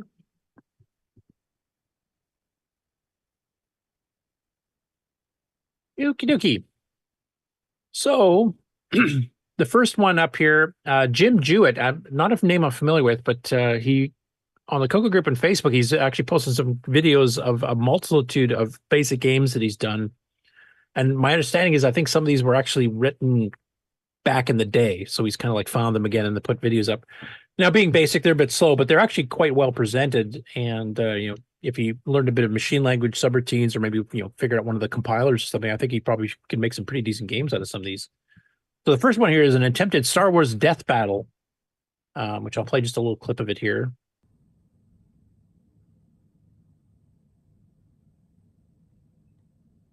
And I think he's using the scaling of the drawing command to kind of scale the TIE fighters and stuff. Kind of now looks Vectrix-ish. Yeah, he's using the highest res mode here. He's not even worried about color. He's just trying to get it, looking good. But you can see that the Death Star is actually, increasing in size as you get closer to it. And I mean, obviously it's slow because it's basic, but you know, if somebody expanded this to be machine language speeds, this actually wouldn't be too bad. So that was the first one he posted. And next up, he showed a battle zone that he was attempting to work on at the time, a joystick-driven game. And he's got it laid out pretty close to the original arcade game. And of course, he's using the same, you know, P-Mode 4 green screen for the highest res with as little artifacting as possible. And he's actually got, you know, the rectangular shapes and stuff. Now, as you can see from the graphics there, it's kind of like drawing over itself and stuff there. So it's, you know, not ready for prime time yet, but definitely a good attempt in BASIC. Scalable graphics and all, but he's even got the radar up the upper left corner. And then one of his earliest games that was called Slopes, a downhill skiing game. This is the, you know, the standard, you know, move around on the screen left to right as the screen scrolls up type thing, which is, I think, something anybody who's done any basic programming has written one of these at some point or another. So this is a simpler one, but it's basically, you'll steer your skier down through the pathway without hitting the edges. A lot faster than any one I ever wrote.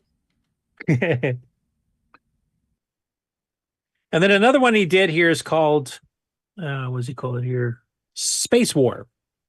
And this one here is more of a text-based game, somewhat, with kind of a Star Trek-y feel, I guess, is probably the best way to describe it. It's got some nice, you know, status screens with, you know, actual bars for the, you know, strength of your shields and your photons, etc. But I just thought it was interesting that he kind of popped into Facebook. I haven't really seen too much of him before, and he found a bunch of his old basic games he wrote back in the 80s, I'm guessing, and you know, posted videos of them all up there so people could take a look at them. That was kind of interesting to get the kind of the history. And he had some good ideas here. Basic's not, you know, fast enough to really do too much with it, but interesting just running at double speed on a CoCo 3 and just see how much of an improvement that would make. Next up, is Terry Steggy still on the call? I don't think he is he? No, he left us. Okay. So anyway, he put this up in here. I think if I remember correctly, he described it. Somebody was asking how to run CoCo games in an emulator. So Terry did a brief 2.5-minute video here, kind of showing up, setting up VCC and then mounting a disk image. And the particular game that he chose to do was Shock Trooper by Mark Data Products. I won't bother playing the video here, but basically, if you have some friends or you yourself are trying to figure out how to set up VCC to get it up and running, and that's probably the easiest emulator out of the three main ones to set up, with XOR being very, very close to it, if not on par at this point. Then you can just take a look at this quick little video and figure out how to do it. Anyway, it wouldn't be a complete, you know, games section of the show here unless we had a Jim Gary game featured. So he did one this week. I mean, he's cranked out quite a few over the holidays, so he's been busy. But this is a version of Crazy Eights that he ported that was originally written by D. Kurland in 1975, and he added some of the MC10 low-res graphics here because the original one, I think, was strictly text-based. Of course, Crazy Eights is a rather popular card game. I think they even had special versions of cards made for the game itself, too, that you can play with a regular deck as well. But he added some of the suits and stuff here in colors, so you can actually kind of get the idea that you've got hearts and diamonds and clubs and spades, etc. So if you like Crazy Eights, you'll like that. There's another version of Crazy Eights with a few minor changes to the gameplay that's also on EOU, if you want to try that one as well. Now, this one I'm hoping some of you guys know a bit more about than I do. So Rutherford Le Blang posted a screen, or a photo actually, of Canyon Climber running on the RG353V running Argos, which is all stuff I don't have a clue what it is. So, and I've heard from reading the comments, it sounds like this is a piece of hardware that's in beta, and it's kind of like a handheld game machine. Looks kind of like a Game Boy with a color screen type thing, like Game Boy Color. Is anybody familiar with either Argos or with the RG353V hardware? I'm assuming you must be. I've seen it in recent YouTube videos, just as a game thing with things bundled with it, but I have no knowledge of where it came from or where it's going, other than it's making the rounds right now. It emulates MAME, and that's why the CoCo's on there. Yeah, it's a game. Is it MAME or is it one of the other emulators? I don't even know, to be honest. It's MAME. Is it MAME specifically? I know. I know it runs a whole slug ton of games, so they're obviously. I mean, it's working nice on it. getting CoCo games onto one of these little handhelds here with the D-pad style controller stuff and 4 buttons and stuff, so you can play with 3 games with 2 buttons, etc. I'm assuming they must have to come up with some sort of a menu to launch it game specific, because obviously you can't just sit there and type load M or something like that. So, or is it limited to cartridge games only or something? Like, I don't know too much about this. So I was hoping maybe one of you guys would fiddle with it. And RCOS, is that like a Linux derivative of something, or anybody know what RCOS is? The OS?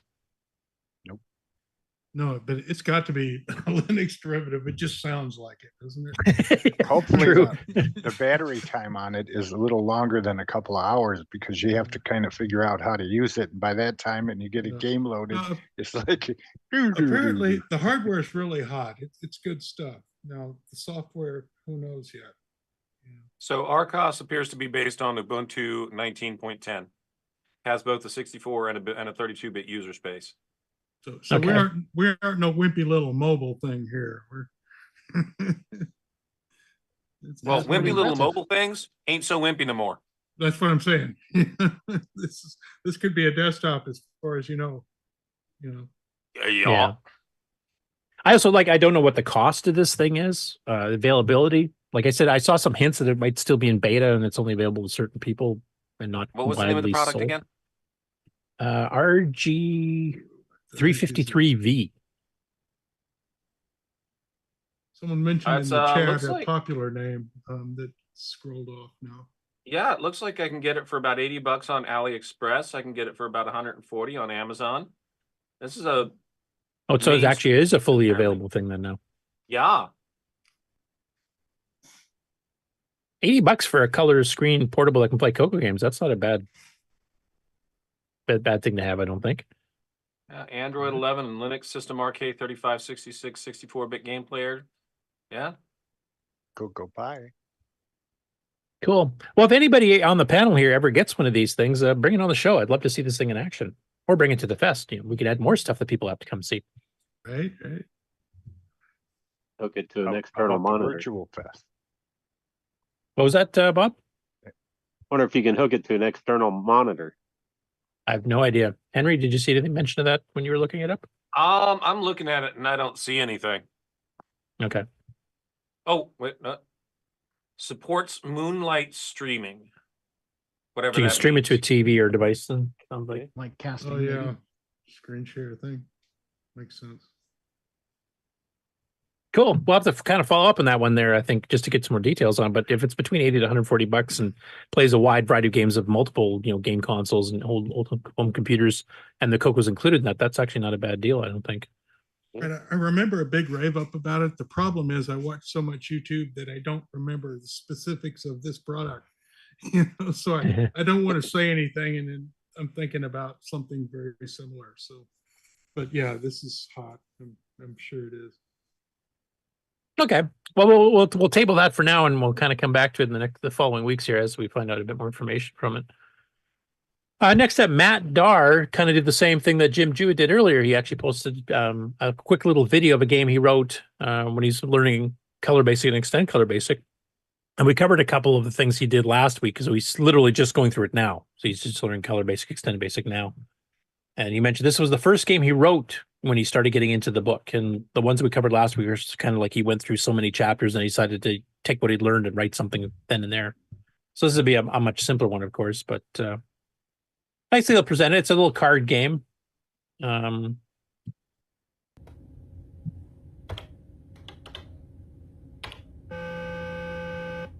And rather than just, drawing just a rectangle for the cards, he actually has a little bit of a border on it and stuff. And it's just all basic stuff, but I think it's something reasonably proud of, because it's the first game he wrote, and it's not just one he typed in from the manual. It's one he figured out how to write himself based on what he'd learned from the manual. So takes me back to when I first got my CoCo 1, going through the manual, and instead of just going through like chapter 6, here's the Russian roulette game type thing, you'd figure, oh, I can do something with these commands I learned, like R and D and all this stuff, and then you quickly code your own game. So it takes you a while to get through the manual because you're writing your own stuff, which is exactly how learning should be. Next up, this is a bit of a surprise to me. I was not aware Rick Adams was working on a new game. And at first glance, I thought, is he making another version of CoCoDL? And no, this is the lights out puzzle. And I saw a lot of jokes going about the 4 lights thing from Star Trek Next Generation. But basically click on the lights to change them and turn off all the lights to win. And for those that are on audio, it basically presents you with a 5x5 grid. A bunch of the squares are black, a bunch of the squares are green. And you have to turn them all off. Now, there must be some rules as to, because I mean, obviously you could just click them all off and you won, right? So there's always got some rules where maybe the adjacent ones invert or something. I'm not familiar with the lights up puzzle game. Is anybody on the panel? If it is anything like the Merlin from back in the day, then when you press one button, it inverts the button you press, and it inverts the up, down, left, and right from what you press. Okay. Yeah, I remember that from the Simon game. That's a little red handheld. Looks like a big cell That's phone. not a Simon, that's a Merlin. The Simon is the one. Oh, sorry, right. Simon's a 4 disc thing. Right, Yeah. right. Copy, yeah. Yeah. I loved having the Merlin because it looked like a phone, so I could pretend that I'm like 5-6 years old, and I could pretend that I have a portable Yeah, looked phone. like a Motorola brick phone, the original ones, yeah. Big Yeah. So anyway, he's working on a new game. I'm assuming it's probably written in BASIC like he did CoCoDal on, and which means I'll probably have to port this to Nitrous 9 like I did CoCoDal as well. So I'll let him finish though first.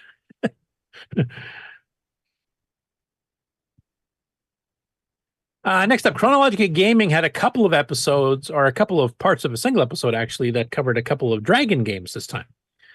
The first one was called Pie Mania, and it was for multiple platforms, including the Specky and a few others, and the Dragon 32.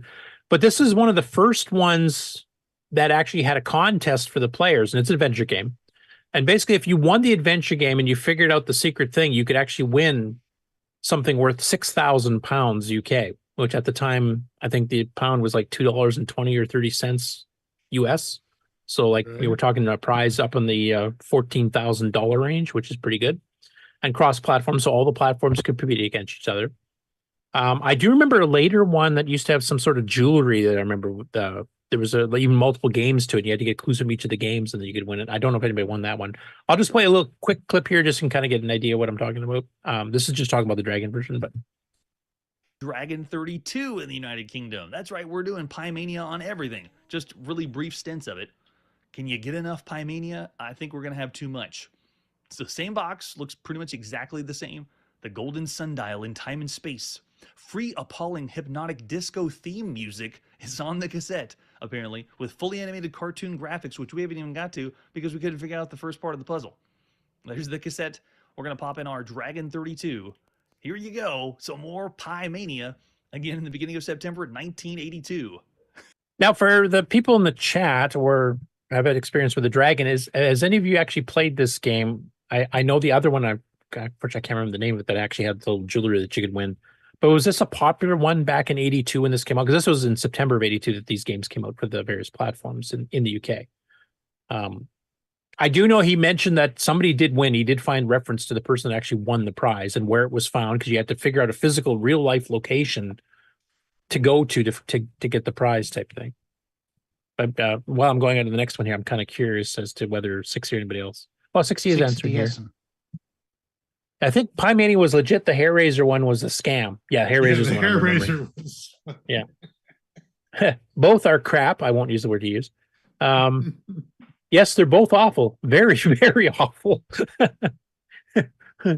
Winner ship. Yeah. But it's basically a text adventure game. I think this one he actually crashed on him. So he had played it on the Spectrum, I think, or the BBC Micro was another one. So I'll just backtrack to one of those. But not much to show. It's just the various platforms it was on. But I can't remember any, and you guys maybe correct me if I'm wrong, but I can't remember any North American games that were cross-platform where you could win a prize. I do know some specific companies had prizes you could win, like Atari had a few, etc. Can anybody here think of any that were on multiple machines that you could actually win something for real? No, I'm going to guess the golden hair thing was so weird, and then this guy copied him, and that was the end of it, because I've never heard of it anywhere else. But it's like a British Isles kind of thing. Yeah, and this was done multiple times in British Isles, because I do know of a couple, including a few for the Dragon. This is just one of them. Yeah, So you win 14,000 pounds of what? Well, British pounds, that's money. Oh, I thought it was. It's not a weight gain program. I mean, I can remember Diacom had a competition with Gates and Dahlgren where you could win a CoCo 3 or a free game or a baseball cap, a Diacom cap, but that wasn't cross-platform. I can't think of it. Like, I know there was quite a few companies like Adventure International and Epix and others that did cross-platform, so they had the opportunity to do so. But I don't think this concept was popular here as it was in the UK. Well, you're thinking of games extending somewhere else, where this was a overall quest that became a game. I mean, I'm sure some were done as books, I'm sure. Yeah. Like 60 says, the Pymania prize was won eventually, and Chronological Game actually says that they actually told who the name of the winner is, where the prize was. So he has all the full details. If you want to watch that to get a bit of history behind it, you can do that too. It's the same guy that won that Gemini spacecraft out of the. Remember that? Well, this is back in September of '82. I mean, I don't know when the winner actually won. I think you remember he said the announcement of the winner was in '83, so it probably took a couple months. And then the same episode, he went on and covered this one. Now, it says Sewer Rat and Raiders. What he's covering specifically here is Raiders. Now, Raiders, from the looks of it, from when he was looking through magazines, ads, etc., originally came out in 1982 around September. So this is not too far off the launch titles of the Dragon. But the one he's picturing here was kind of a 2-pack, and that actually came out in '84. 60, correct me if I'm wrong, or if Jeff's wrong on this one. But Raiders is a bit weird for me because when he brought it up, the author is Robert Shaw. Now, does that name ring a bell for anybody here in the CoCo community? As far as a game author goes, just to check that trivia question. Yeah, Robert Shaw. Yeah, does it ring a bell for anybody? I was hoping Ken would be here to. Darn it. But... Sorry, go ahead. Oh, it does sound familiar, but I'm not placing it. Darn it. Right. I'm here and I don't know who he is. Oh, well, I'll mention the company he wrote for, Mark Data Products, if that helps. For what he wrote for here in North America. Daddy Burrito, bing, bing, bing. Yes. Wasn't he the shock trooper guy? Yes, he was. That's it. He also did Tut's Tomb. Yeah. Like some of the better CoCo 1 and 2 games, some of the better graphics and great music and everything else, like the V theme song in Shock Trooper. He wrote a text adventure game for the Dragon before he did any of that. I had no idea. So I don't even know if maybe he's from the UK. I do not know. I just kind of assumed because of all the games I knew that he ever wrote were, North American ones, that I figured, he must live up here and that's why he got connected with Mark Data Products, but maybe not. And it's a text adventure game. Cool. So for those of you who've never seen Robert's earlier efforts, because Tut's Tomb and Dragon 32 Vortex Factor came out in the 84 or 83 range. This is 82. Only Raiders. Now the box is interesting because I could not find the original Raiders. All I could find was the compilation. This is released in, I believe, 1984. So this box of Sewer Rat and Raiders had I don't know what Sewer Rat is yet. Cassette tape for it, so we're able to play Raiders. But Raiders was released before this. I think, that's all we got with the spine on the side. Here. The computer will do as you command if you're lucky. That sounds like every text adventure game. And act as your explorer. I think he had a crash the first time too. And 60, if you're in the chats there still, is this one you've played before? No, he says, I know I can't say I've played either of those. Gosh, why is it taking so long? Anyway, it's just a standard text adventure game. I actually downloaded the image from the World of Dragon archive, and from the looks of it, it's kind of a basic program disguised as ML. I'm looking at the disk image because I actually went through and figured out the keyword, verbs and stuff. But yeah, I had no idea Rob Shaw did stuff before, the Mark Data arcade games he did, and for the Dragon no less. So that was interesting. And as far as I know, there never was an official CoCo version of this game ever released. That's it for the Game On news. So we can switch over to the regular news. Mark, that's your cue. When you want the latest in TRS-80, Tandy, Dragon, MC-10, and all of their hardware cousins. No matter what it takes, or where news breaks, from around the world to your nation. The CoCo Nation News with L Curtis Boyle.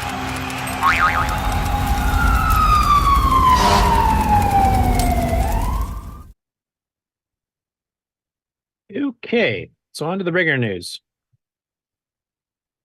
So the first one is from Ron Klein. He had a bit of an update on the Cocoa Pie project that he did January 6th. And I'll just quote him here. It says, it's been quite a while since my last project update here. Most of my activities behind the scenes when I have time, and I do frequent the Cocoa Discord server, specifically the Cocoa Pie channel. For current users or anyone interested in the Cocoa Pie distribution, I highly encourage that you join the Discord server and the Cocoa Pie channel in particular. There's a lot of good information there, including development updates, etc. And then he has the invite there. But has anybody here on the panel got a Cocoa Pie that they've been keeping up to date? And I know one of the things they're working on right now is 64-bit Cocoa Pie with the, was it the Pi 5 is the latest one? Is that right? I don't have a Pi, so I'm not totally on top of these things myself. Raspberry Pi 5 and the Raspberry Pi 4 have the latest distribution, which is based, I guess, on Debian 12. So it's called Bookworm. And that's what Ron has been trying to get up and running.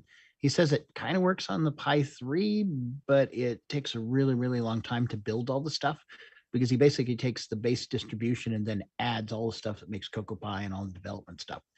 So you probably want to stick with a 4 gig Pi 4 or Pi 5 in order to actually build it yourself. Okay, so he hasn't got an actual release for it officially yet that people can just download and go. It's still kind of a work in progress. I think he's pretty close, if not, has it out. I mean, at least I think he got everything to build anyway. I was involved on helping build the GCC 6809 stuff because I've done it a zillion times on various platforms. But. Yeah, because he's got like all the emulators. I think he's got MAME, XOR, and VCC and OVCC on here. He's got that basic. UG Basic, yeah, micro basic. Yeah, UG Basic. Yep. And that's had a lot of progress too. I didn't cover that in the news because I'm kind of lost as to where they're at right now. I know he's been trying to figure out DiskIO, I think is what he's been last worked on. Yeah, I haven't been keeping up with the UG Basic either, but I know the Cocoa 3 stuff's coming along. So yeah, there's a lot of stuff rolled up in the Cocoa Pie image. So yeah, so if you have a Pi and it requires what, at least a Pi 3 or 3B or something, I can't remember. 3B, like I said, it might take you a while to build everything with the 3B. But if he has a pre-done image, you should be able to just download that and install it. You'll have everything as of that moment. But yeah, Pi 4 and Pi 5 are pretty easy to get the stuff and get it built. Okay. Cool. So anyway, if you're interested in that and you want some details or ask questions, Ron Klein himself, the person that's in charge of the project, is on our Discord and does check regularly in that particular channel. So come and join the Discord if you haven't already. And if you have a Raspberry Pi 3B or higher, you can get the project, which has a whole bunch of stuff pre-installed on it, which is nice and easy for you getting set up, etc. You can even run multiple windows with multiple things running at once if you want to try a couple things and give it a shot. Well, the 3B I have, when this announcement came out, made me feel like in 1990 when the CoCo stopped being released, because when they stopped selling it, because now my particular machine, I don't know that it could run it any faster with a 64-bit, Yeah, I don't know how much of a speed gain you'll get in the 64-bit right off the start. Just like when PCs did it, actually sometimes it slowed people down because now you're loading twice as bigger registers all the time. And if your programs didn't need them, it's a bit of overkill. But eventually, you will need it for newer features. And as it's mentioned in here, like MAME is no longer going to be providing any more updates for 32-bit, or at least Ron couldn't provide them anymore. So he has to migrate to 64-bit even to keep MAME going on the Raspberry Pi project. So. Or Cocoa Pie project, I should say. Anyway, details are on his website, and also if you want more up to date than even his blogs here, you can actually hit up the Cocoa Pie channel on CoCo Discord. TRS-80 Retro Programming did a couple of updates here. He's working on his CoCo Ultimate. He's kind of been fiddling between going P mode 4 high res black and white versus doing some lower res with color.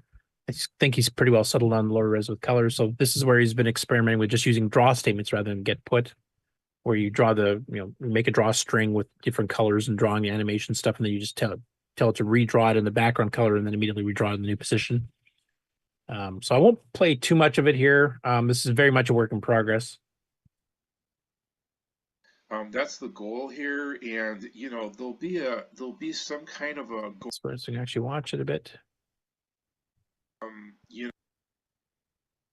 Find certain please go ahead Oh, this might be the most static one where he's just drawing the new scale. Let me see the other video. He did 2 videos this week. Yeah, sorry, wrong one. Color Vectrex. So he's got his 2 different characters. One's carrying a sword, one's carrying a wand. He's got a snake that's randomly jumping around. Now, at this point, he didn't bother putting commentary in this one. He was just kind of experimenting with the redraw and see how it looked. He doesn't even have bounds checking. So the snake, if it tries to wander off the right side of the screen, it actually will crash with an illegal function call error because you're basically trying to draw outside the screen. But yeah, he's been doing a fair bit of fiddling around, just experimenting with different techniques to see which one's going to work best as he gets back to it. And CoCo Ultimate is supposed to be an Ultima style game eventually with some additions to it, like the combat's going to be a fair bit different.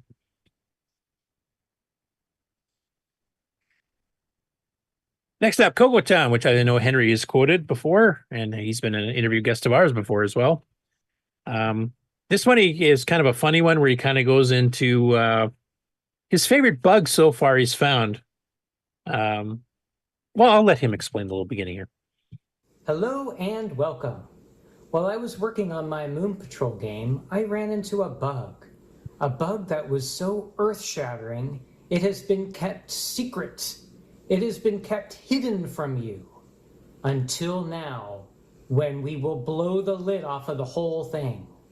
How many hints will you need to solve the mystery of the recalcitrant VDG?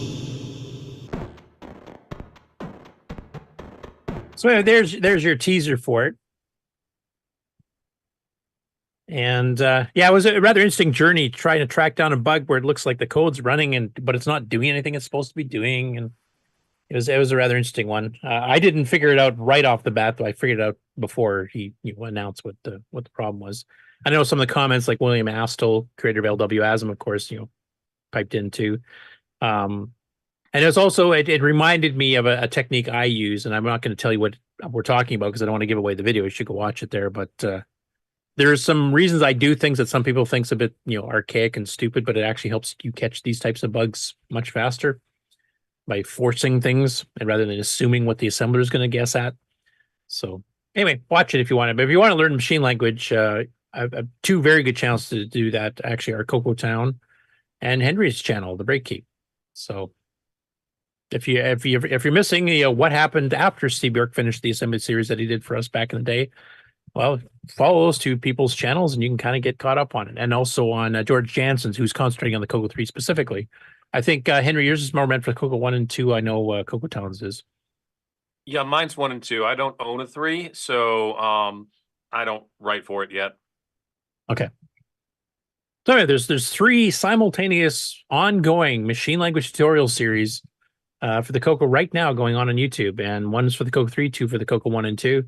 And if you want to learn assembly language, definitely this is the time to start. There's a lot of resources out there. There's tons of manuals and disassemblies like the Unraveled series on the archive. All the magazines are archived. They had their own assembly series like Charlie's Machine and a few others. And now we've got live ones, and you've actually got the authors available for you on the Discord, etc. So if you have questions on their videos, you can leave comments on their YouTube channel, or you can actually ask them in the Discord as well, or live on the show in some cases like with Henry.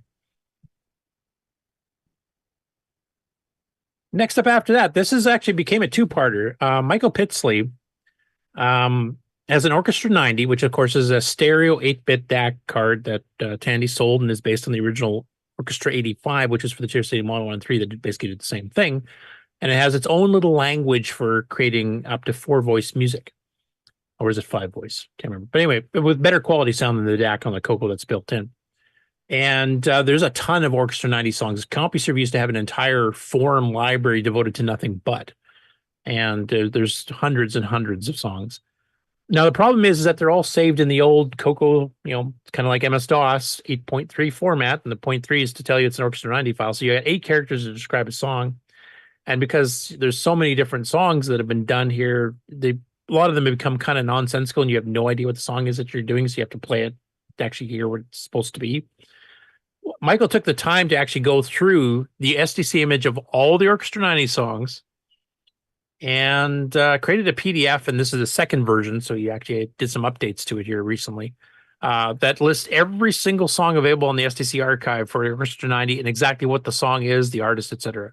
So if you are looking for a particular song you want to hear, or if you have a collection of those yourself and you just want to set up a jukebox style thing to go through them all, I would highly recommend downloading this PDF so that you can actually find your songs fairly quickly rather than trying to figure out what A53BBG.org is, type of thing.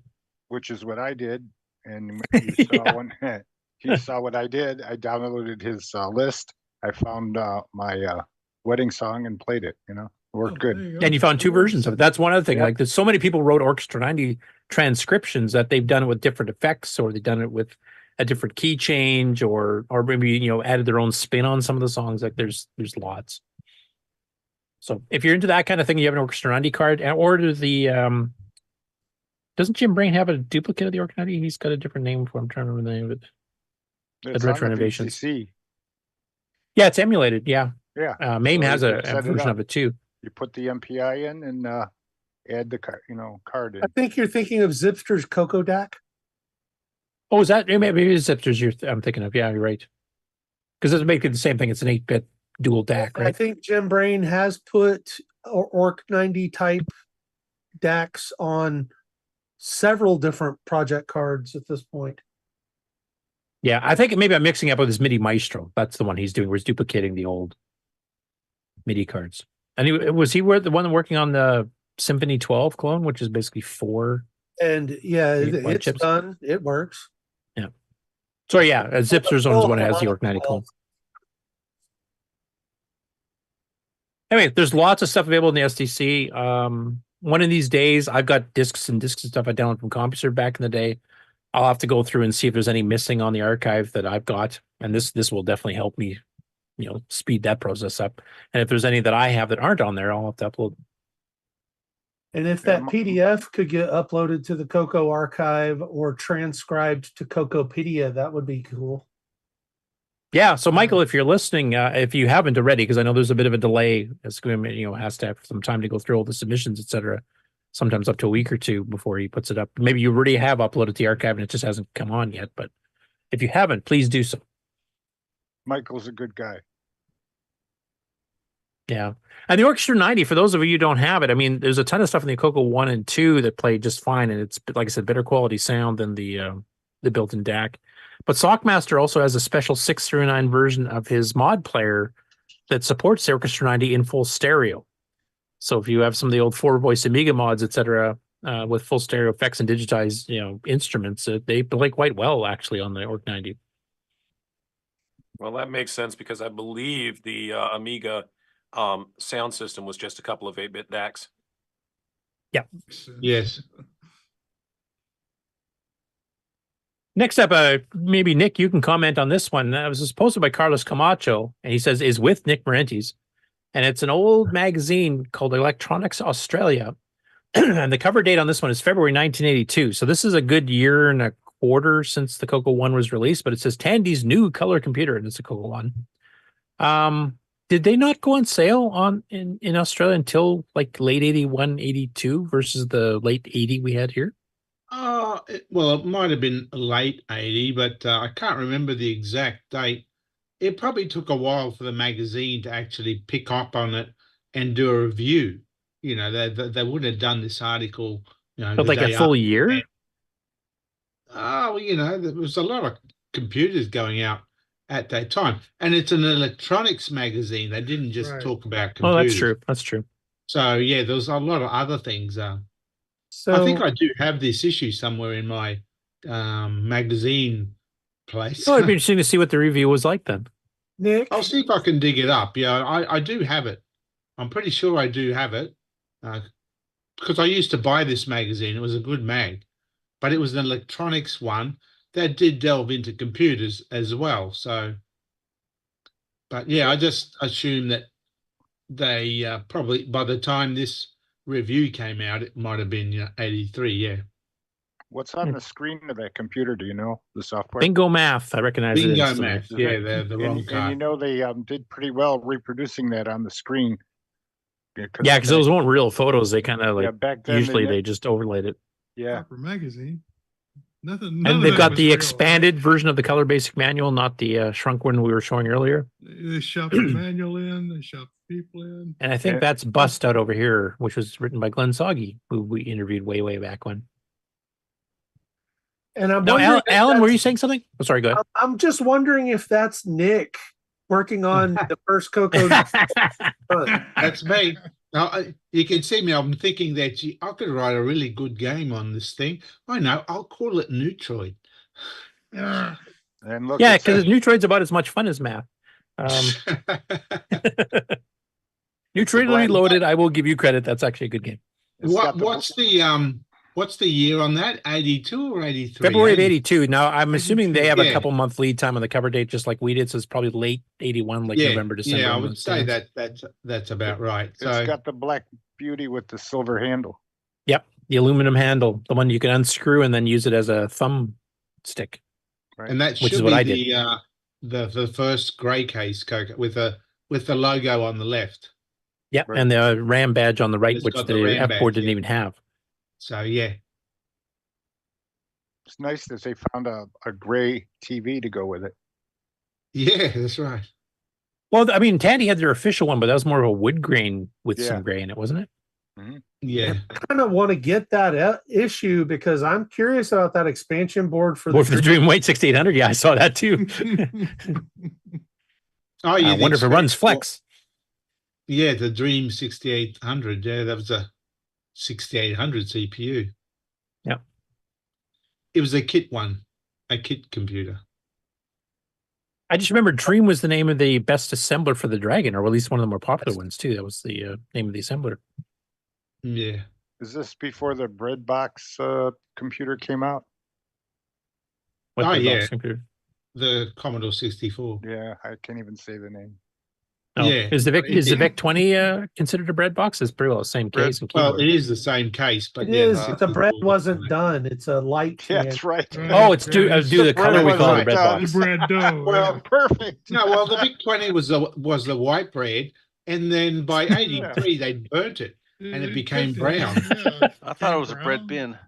A bread bin. Yeah, it's This actually the C4 bread is bin. dark brown color because it's burning itself from that PLA and the VIC 2 and how hot they got.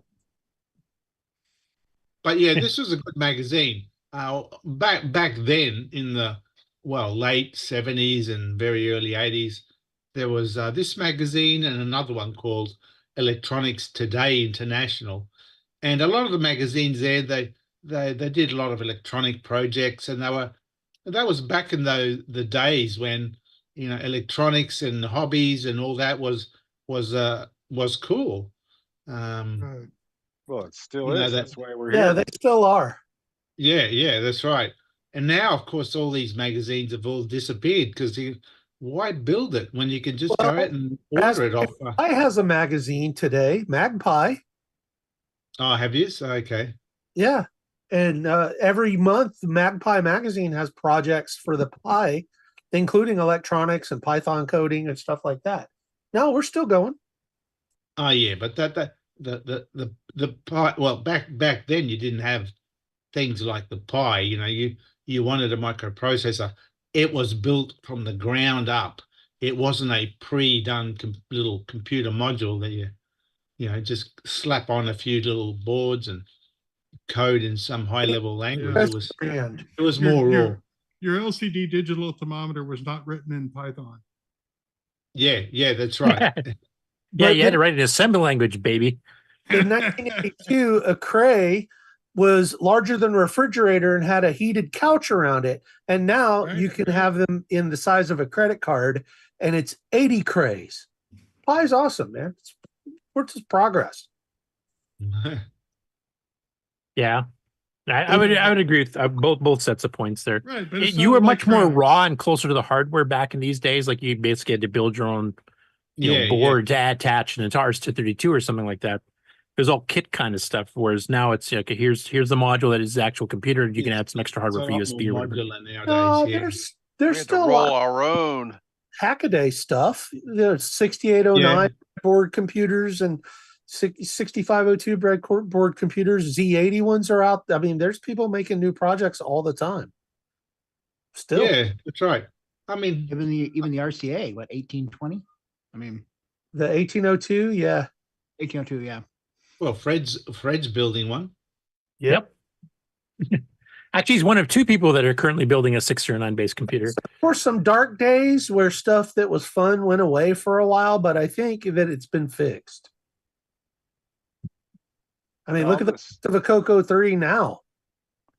All this stuff is just like what the virtual CoCo festival is going to be like. I mean, we could just go on and on through different rabbit holes, and they have 7 hours go real fast. Well, it's just like our show. It's one big rabbit hole too, isn't it? Yeah, so we should just That- have it. that's and sort not of move like it.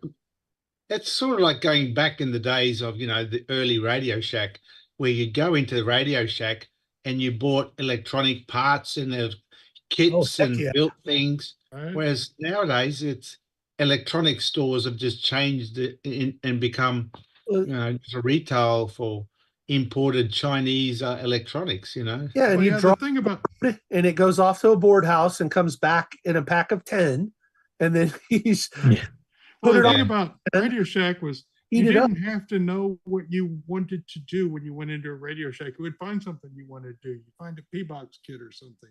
Yeah, you can Where- buy all the parts and build it and And buy there a they kit. say, yeah, here, $9.95. You got this AM regenerative radio. You can build yourself. You don't know anything about yourself. what you're doing, but Or you know buy a when you're book done with by that MIMS guy, right? Yep. And it's got all those. So you get the little graph paper book and go start flipping through. That looks fun. Oh But wait, when what you do I need? But when you went in the store, you had no idea about any of this stuff. And when you came out, you had a bag of parts and a book. So yeah, that's missing now. It's That it definitely is. But to get kids into it again today, these are the ways in. Show them. Yep. And some of them do go back down the rabbit hole, as you say, more to the raw way of doing things like we're used to back in the day. Some of them will stay at like I'm just adding on a board. It's like people say they build their own PCs. You're just like adding a graphics card and a sound card. You're not building nothing really. It's put modular. the water cooling out. It's like you're saying I'm building a hi-fi system because I can plug in the power cords. Yeah. Yeah. I mean, that's Well, kind of it's what like it is to me nowadays. today. It's like nowadays they say, "Oh, I'm going to add a USB interface to my CoCo. I'll just get this module and interface that." Whereas Right. back in the day, well, Yeah, you'd have to come up with a chip that you does have the to do it all USB, write your own scratch. driver. everything. But nowadays you do can buy a module. It's like electronic Lego. Yeah.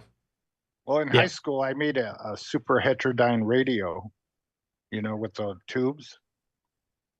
And, you had to finish it to get out of the course or whatever. And Yeah, it like little worked. quartz radio kits and stuff too, where you build a radio receiver totally on your own. Oh. Now, there's an advantage to the modern day, of course, is that the fact that, with things like PCBWay, you can actually make a board now that for dirt cheap and actually make enough to sell. Whereas in the old days, you'd have to like hand solder a board. I and- remember that. Yeah, you had to etch the boards for that matter, not just hand solder. You had to etch a board. Yeah. Here's So there's definitely something- advantages to the way you do it now because now it's affordable yeah, for and people. And they're nice quality boards too. I mean, they They are good. super. They're definitely better now. But I mean, that's a skill set that a lot of people have no idea how it's done. And And if- the CPU designer is probably saying the same thing because the 689 was one of the last ones that was hardwired design wise, and everything after that's micro coded or whatever. So they probably went through the same arguments.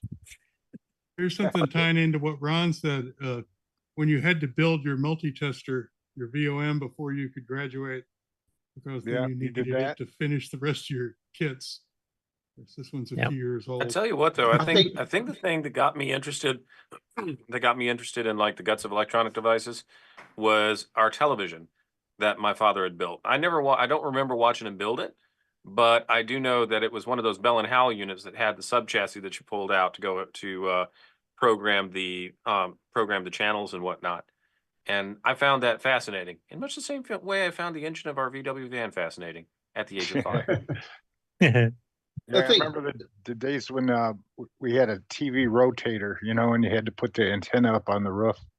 And We were never so lucky. We only ever had rabbit ears. Oh, geez. I had rabbit ears in my first black and white TV in my room. I remember that. In Dallas, in my childhood, the NFL had blackouts, so you couldn't watch the Cowboy game unless it was sold out, and it never was. So everyone had these giant antennas so they could reach channel 12 in Sherman Denison, which was like 70 miles away. So it looked like ham radio on every block, but it was just people watching the Cowboy games. Yeah, the thing is, here we live in a valley, so I went to a friend's house, and he has a directional antenna pointed to Phoenix between the mountains, and he can receive with it. And he's like the only one in the whole area here that can actually get something, you know, native. He's got that path right between the mountains. If you've ever wondered why the label on the back of the television is CATV, that's called Community Antenna Television. So like your friend your neighbor who's got the line to Phoenix, it's like, oh yeah, I'll go ahead and preamp and share my antenna source. You wouldn't do it. I just found the PDF of that magazine. Actually, I'll just load it and have a quick read of that review. Do you want to do that as soon as I finish the news? Because I've only got about 7 or 8 stories left. It's downloading right now, actually. So I'm just I'm waiting for it to load up, and then I could share it. Or if you just finish your news things, and I'll come. Yeah, that's what I was thinking. I'll finish the news, and then we can go through it quickly. And that'll be kind of the end of the show. Do that. It's probably got pictures. So speaking of 609 boards that are being built by hand, and Frederick is working on one as well. David Collins, I don't know if have you followed this at all, Frederick, yourself? Or? Yes, I have. So what's mainly different about his? Because this is all hardware stuff. Mm. What's different between yours project and his? Do you think, or the main differences? Well, he's using a microcontroller to have to interface with the outside world, and the like his serial port is through the microcontroller, SPI, I2C. I believe that some of his I think he had a bootloader eventually at one time, but I'm not too sure exactly what he has. But aside from what I just mentioned. Yeah, because he does mention here, ideally, once this is booting, at the very least, Flex and loading from an SD card seems like a good benchmark. So he's planning on running the Flex operating system, which was one of the discussions we had with you as to what OS to support. Yeah. You made the right choice with those, and I know. I might be slightly biased. Maybe. Yeah. Slightly. It's kind of, I'm about as biased on Nitrous 9 OS 9 as Nick is about Neutroid, I think is probably accurate. For a certain trash can. Yeah, it's nice to see that there's multiple, like the interest in the 6309 in particular and the 6809 in general, I think has actually been on the upswing the last year or so. Because there were so many projects for Z/Z80s and 6502s and 8080s and stuff, because they were more popular chips, because they were generally more mass marketed to a more wider variety of machines. And 69 was a bit of a kind of I don't know what you'd call it, but it was sophisticated but expensive, I guess, is probably the main thing compared to a lot of the other 8-bit chips of the time. So it wasn't one that a lot of companies picked. Like Vectrix used it, and Williams are used in their arcade games, and of course the CoCo the Dragon. Was the 6809 more industrial? Like industrial I don't know if I'd go as far as industrial, because even the industrial machines were using like 6800s and stuff. Motorola just charged a lot for it, I think, was the biggest issue. Or was it like intended for industrial market?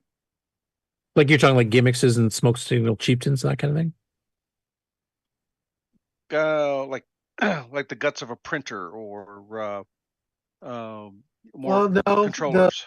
The articles about the development of the 6809 is that it was intended to be a microprocessor.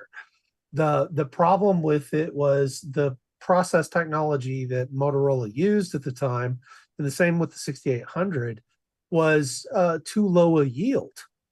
So that's part of what drove up the cost, is that they had to make a lot of them to get enough usable ones to sell.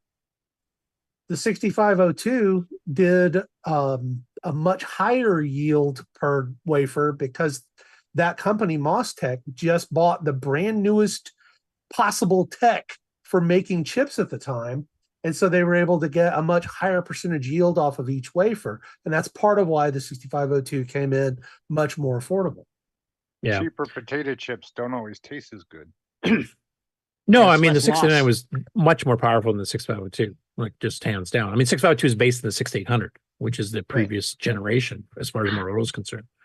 Now, Mark Siegel's saying if you bought enough in bulk, it was no more expensive. I think it was probably still a bit more, but I mean, you know, what type of bulk are we talking here? Because your average smaller company probably couldn't do that anyway. But even for people just designing their own projects back in the day, I mean, a 6809 was like 4 to 5 times more expensive than 6502 at least, if not more. Well, let me ask you, aren't multi-processor or, you know, like the 6809, aren't they made the same as any of these other 74LS chips or whatever? I mean, isn't it the same Not process? exactly. No. No, there were a lot of technology changes in how to make the actual chips that happened between 71 and 79.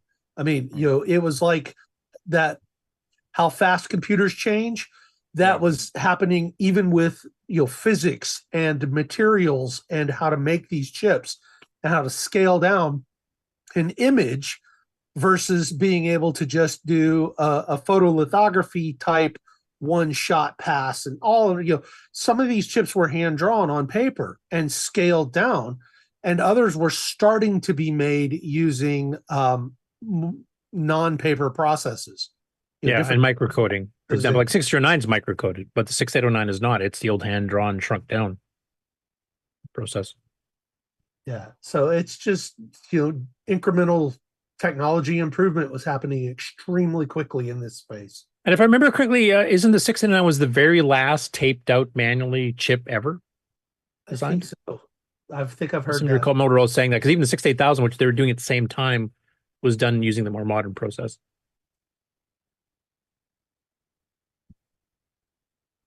Hey, cool. Well, we're getting more updates from Frederick here as he goes on his 609 project, and I'll keep you guys up to date on David's here as well. One last rabbit hole question. What's the difference between processors having a ceramic case and a plastic case and a ceramic case with a gold thing on it? One has a ceramic case, one has a plastic case, one has a ceramic case with gold on it. Other than that, they work the same. One's younger, one's older, one's Yeah, more the reliable. I think the white ceramic with gold is an older enclosure. But they just moved it to being cheaper and cheaper as you go on. These days, I think it's mil-spec stuff that is about the only thing that you're going to find in ceramic. Well, I think the ceramic gold ones were also better at static dissipation. They Static would be. prevention. Yeah. And that would be probably falling under the mil spec. You're saying like that's to take, you know, it hits radiation and heat and stuff better than a consumer grade one would. Yeah, they Let's tend to put have this out in a solar storm, see what happens. Gamma rays, does it turn into the Hulk? I'm not willing to try it myself to find out, but refresh your page, can you? So isn't you it refreshed? It should be spelling showing multimedia one. Yeah, but I redid my owned an MM1 in the past because I put a Q in there instead of an O. No, I okay. just fixed it a little bit ago. Anyway, for those listening to Ron there, not having a clue what we're talking about, David Graham is put up in the MM1 multimedia Facebook group a poll for people that have MM1s. Please comment with confirmed serial numbers of machines currently in your possession. And he's asking basically which one of these categories do you fall under? Do you currently own at least one MM1? Did you purchase it directly from IMS, KLE, Kenneth Lay Enterprises? Interactive Media Systems were the two original companies that sold MM1s. Did you purchase the MM1 from Blackhawk, which is when the original one kind of folded? Blackhawk Enterprises kind of took it over. Do you have one with the 6-to-8-340 accelerator, which is actually a fairly sizable speed increase? I think it's about 2.5 times faster than the original 68070 version. 68070 is not a Motorola chip. For those of you who thought that they maxed out at the 68060, which is true. 68070 was a Signetics one that actually added some extra stuff on it. So it's kind of like a microcontroller version of the 68000. And then some stuff about serial numbers too. So if you have an MM1 and either you bought it back in the day or you've picked it up since, please go on to the multimedia or MM1 multimedia group on Facebook, and you can contribute your vote and your serial number because they're kind of trying to amass kind of a general database of like who's still got them that are still working. I know Joel Evie's been putting up multiple videos of getting his running again. I know David Ladd still has his, but I believe the hard drive doesn't work anymore. I think he's trying to get the floppies going again, trying to get a new boot file made. Next up, this was a rather interesting one I found here. This is not somebody I normally watch on YouTube. It just came up my search. So David K on YouTube posted a video for his series that's called So Check This Out. And this is where he goes around buying stuff from old businesses, estate sales, garage sales, that kind of thing. And this was a business one, actually. And I'm not going to play the whole video here because it's 8.5 or almost 9 minutes long. And he's got some stuff that's not CoCo related that he talks a little bit about, which might show up in the beginning here. But I'll just cover a little bit of it. You can kind of get a feel for it. But he got a wicked deal on this. Also, the circumstances of where he found it was kind of interesting. So I'll play about a minute or two of the intro. Check this out. That loud enough? This is an awesome Facebook Marketplace find. Wow. I got all of this for $100. I'm going to focus mostly on that CoCo from Radio Shack. I just want to show you what I got for $100 because a lot of it's of interest to folks who like electronics. The ad showed a bunch of records. Most of the records look like they were country and other stuff that wasn't of particular interest. You can see a little bit of it on the video here. It was tremendous, you know, how much was there. So we figured we would check it out because we did see there was some electronics. Now I'm going to skip where he's talking about records because we don't care here about good 45 minutes to an hour there. There was, but what you came to see was the CoCo stuff. So it was in a back room. When I went back there, like I flipped out. I took a quick look at it. There was, I saw that the computer was in there. There's a game or two, and I'm like, okay, I'm taking it. I don't even need to look any further. Probably should have looked at the condition, but I was too excited. This printer was there, and then actually a little bit later I noticed on the floor was this box. It had been broken down. I don't know if you put it on the floor because the floor was slippery, but like I removed, I took it because I mean, holy smokes. But this is what I'm most excited about, so let's take a closer look. So this is Inbox, a TRS-80 color computer. I think it's the original, I forget. You can see on the side the date code. Somebody knows what that means. I do not. So you're seeing this with me. I'm holding that particular date code. I don't know either. If any of you guys know, let me know. 3004A should be an F Oh, actually, wow. So this is the book for the printer. So that's, again, that's not super exciting. Oh, that's nice. So that's the booklet. So it seems like this guy kept stuff together. So, oh my God, actually, you know what? There's a bunch of games. This in a joystick. So this is going to be good. Color things, directions for this. Investment. Oh, actually, you know what? There's paper. There's the. Oh my God. What's nice about this is I can actually potentially test out the printer because it's got that paper. That's oh, nice but to have. getting a ribbon for that. Actually, I'll show you a little bit of a teaser. I'll skip the rest here where he's going through the stuff in the CoCo box, but he actually does try the ribbon. Of course, it's dead. It doesn't have any ink. His way of trying to fix it is kind of unique. WD-40. WD-40? Yeah, that's what I used. Better quality whatsoever. This may or may not be re-inked. I used ink for a stamp pad. No. He killed it. Tried rolling it on. It's not Ball a wasn't rubber rolling too stamp. much, so got some on the paper. Maybe got some on the ribbon. I guess it's worth a try. What do you think? I don't even know whether I should be optimistic or not. Probably not. Clogs the heads. Yes, it's evil. Got something. Yeah, when he tried it 10 minutes later, though, it was all good together. Yeah. Well, the funny thing is, he did this 3 times, and by the last time, it actually didn't look too bad. Yeah, he considered it a success. So that's an unadulterated. Yeah, it's kind of a rubber-based right? ink, though, and it fantastic. hardens in the Time you had heads. to rip Yeah, it's even back in the day, it would destroy heads. Fantastic. That is good, old-fashioned. And the younger guy that he was with that was shown at the beginning of the video there, he'd never seen loose leaf or line printer paper before with the holes on it. So would it destroy the print head considering that's a single hammer unit? It gets just goes, basically adheres the pin to the jewel the pins there. don't return anymore, so yeah, it will wax them down and then they're stuck. And yeah, we'd coat the pin, gum it up, catching on the paper, and it just gets nasty. So the DMP 100 doesn't have a pin; it has a hammer. They don't look like pins. Wasn't it a 9-pin? It's just whatever the mechanism is, there is a pin that comes out and has to retract, and the stamp pad ink is too thick for that process. It's just Yeah, there's like a rotating platen in the line printer 7 and in the DMP 100, I think is the same mechanism. And you've actually got something that looks like it's a tiny little type bar type of a thing that goes out and thwams it just like a typewriter. And the rotating platen has ridges on it that once that ridge is underneath it and it thwams it, it puts it in the right place. It's been too long for me to remember. Right. Yeah. I mean, he did get output here that actually doesn't look too bad, but like you said, maybe long term it's going to gum up the pin or pins. I'm pretty sure it was a 9-pin printer, but I can't remember. No descenders, so Yeah, I do remember that was 7-bit, wasn't it, originally? I know they had to eventually, for the later printers, they had to patch the color basic ROM because it only did 7-bit output on print number -2, but well, but like in this case, the printer physically doesn't have any descenders. It can't put the G where it belongs. It has to. yeah, they didn't bring that Pick it up to up what, too the high. 110 or I can't remember what the model was, but they finally brought real descenders out for the They DP 100. finally Definitely put didn't. a couple more, yeah. Well, actually, they kind of did descenders. They did lowercase, but they would shift it up a line, so it wasn't Right. lined up properly. Yeah, because Well, for here, right there in the screen image. Yeah, the G, you can see here, it's raised up. Anyway, for $100, because he got all those records, he got the he got the reel-to-reel tape, he got a CoCo One with games and cartridges and manuals and a couple of books, and a much DMP RAM 100 was in printer, like pretty good haul.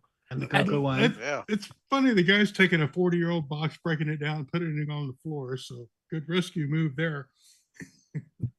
Well, the thing that I found fascinating too is that this was not an estate sale or something like, say, what happened with Steve Bjork. This was a business. And this was in the basement. The guy used this for his business. He used the CoCo for his business back then. That's why he had Spectaculator and color script sets. So he was actually using it, like Ron did before his sign business back in the day. And the guy who sold it didn't consider it valuable. Like, say, if he's throwing boxes on the floor to, keep the wet floor dry. But $100 and it wasn't thrown away, and he got it. Yeah, $100 for all of that. Like that was a good deal. Yep. Okay, there's some guy named Henry here who's got a video called "Let's Pull That Keyboard." So I'm going to mute that since the real Henry is here with us right now. Yeah, something like that. I'll fast forward a little bit just to where you're getting kind of into the nuts and bolts. You want to talk about what this video is kind of covering? Yeah, what we're covering here is yep, I'm open. We're covering here is what's going on with the keyboard polling itself. I'm coming from the idea that you either use one of these and have never had to deal with keyboard matrices before, or you've never had to deal with the intricacies of making a keyboard matrix work before and how that works. So I'm also getting into some of the gotchas about programming the PIA, because it would seem that you would want to send a high level signal down the rows or down the columns, but the high level signal won't work because you've got pull up resistors on the A side.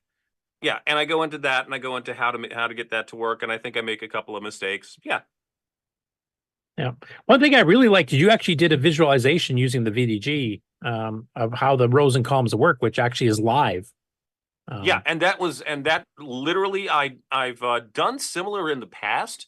What I did there was, you'll see that I've got 7. You'll see that I've got 7 across and I've got 8 down. So I've got the rows going. I've got the columns going down, and I've got the rows going across. At least I think that's what I did. Yeah, it looks like what I did. The entire purpose of that being, okay, it was a quick and dirty way to demonstrate, like, am I actually receiving data? Yep. So every time you hit a key, you actually light up the column and row matrix connection that you do. Yep. So this is the You'll see actual that- polling, right? Yeah, that's actually what you're seeing is the polling itself. So the poll happens, and as it polls each individual, and as it polls the columns, as it polls the columns, then it'll go ahead and change over the value that's on the screen. So I'm literally just complementing it. Yeah. So it's actually a live visual representation of the grid you're showing on the right here, basically. Yep, just take the whole thing and rotate it 90 degrees. Isn't there a basic program like that on the cartridge? You know, to test the computer. The diagnostic cartridge? Yeah, because you. Yeah, I think there was something similar. I don't know if it. You do the. I've never played with the diagnostic cartridge. Yeah, because when you do the keyboard part, any key you touch will come on the screen. Now, does it print the actual key itself, like the value, like you hit the A key, it prints the A? Is that what it's doing, or does it actually show the matrix of the PIA like this is? No matrix. The key, not the matrix. Right. Yeah. Yeah, that's what I really liked about this one, because it actually shows you how the hardware is working underneath. Like if you want to send out a row and then read the column, or is it vice versa? I can't remember.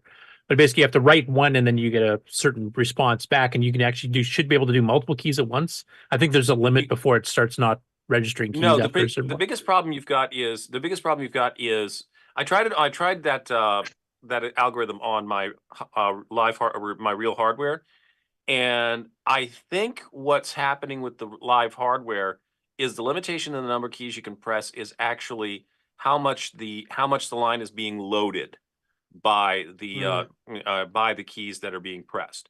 Because of course you're going to have what's that? In fact, we're using a different PIA for the keyboard than everything else to make it better. That's the 6-822 instead of the 6-821? Right. So one can handle more current, but it still can't handle putting your butt on the keyboard. Right. No. And so it's fine if you go with the different columns for the most part. But the thing you run into is ghosting, because those keys don't have diodes that are going diagonally across them or whatnot. So you wind up like if you press an L shape on the keys according to the matrix, and then what it'll do is it'll light up the one that's over here as well. I don't know if I demonstrated ghosting on that or not. I think I was just like too happy.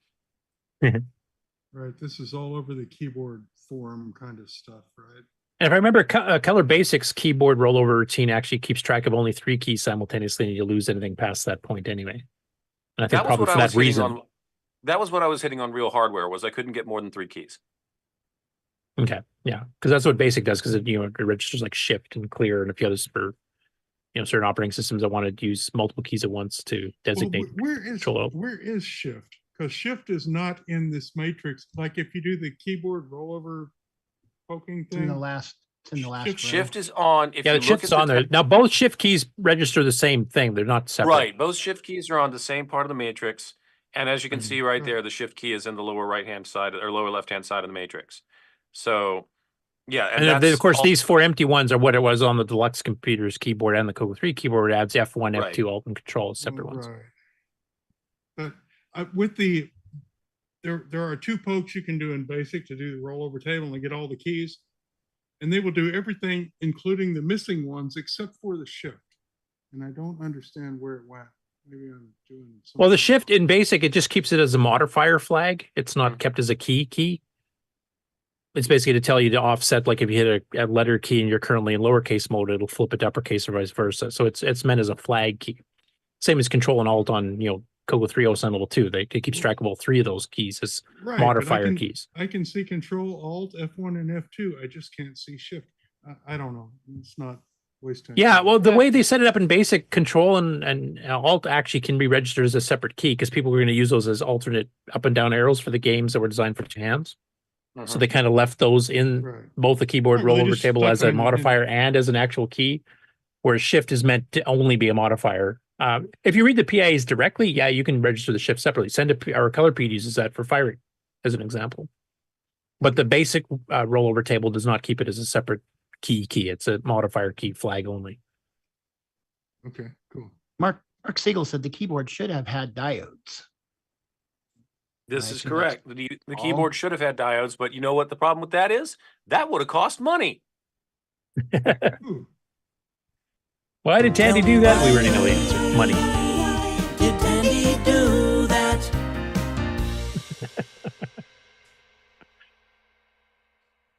Anyway, if you have more questions for Henry on his exploration of the CoCo hardware and his history of the CoCo, he'll be our guest next week, as we mentioned earlier. Now, the next... sorry, what was that, Rick? so that he can explain these things because I'm confused now. So the next and final story here, which is actually I've got 4 tabs open, is a bit of a sad news. Like we learned the passing of Steve Bjork months after the fact. This one we found a bit more timely. But when Brian Weisler had posted about us having a teaser of some special hardware we want to show off today, which we've done, one of the responses that he got, unfortunately, was from Doug Leaney, mentioning that his brother has passed away and he was actually just attended his funeral, and he wanted to show some of the relatives. He wanted to show the interview we did with him, actually with both of them. And you guys may remember on the old CoCo Talk show, we had a CoCo game developer brothers interviewing CoCo game developer brothers. And it was Kevin and Doug Leaney who did some of the Vegas casino style games. They did the one for Novasoft / Tom Mix for the CoCo 1 and 2, and they later did one for the CoCo 3 called Slots and Cards. And of course, Paul and why am I blanking on his brother's name?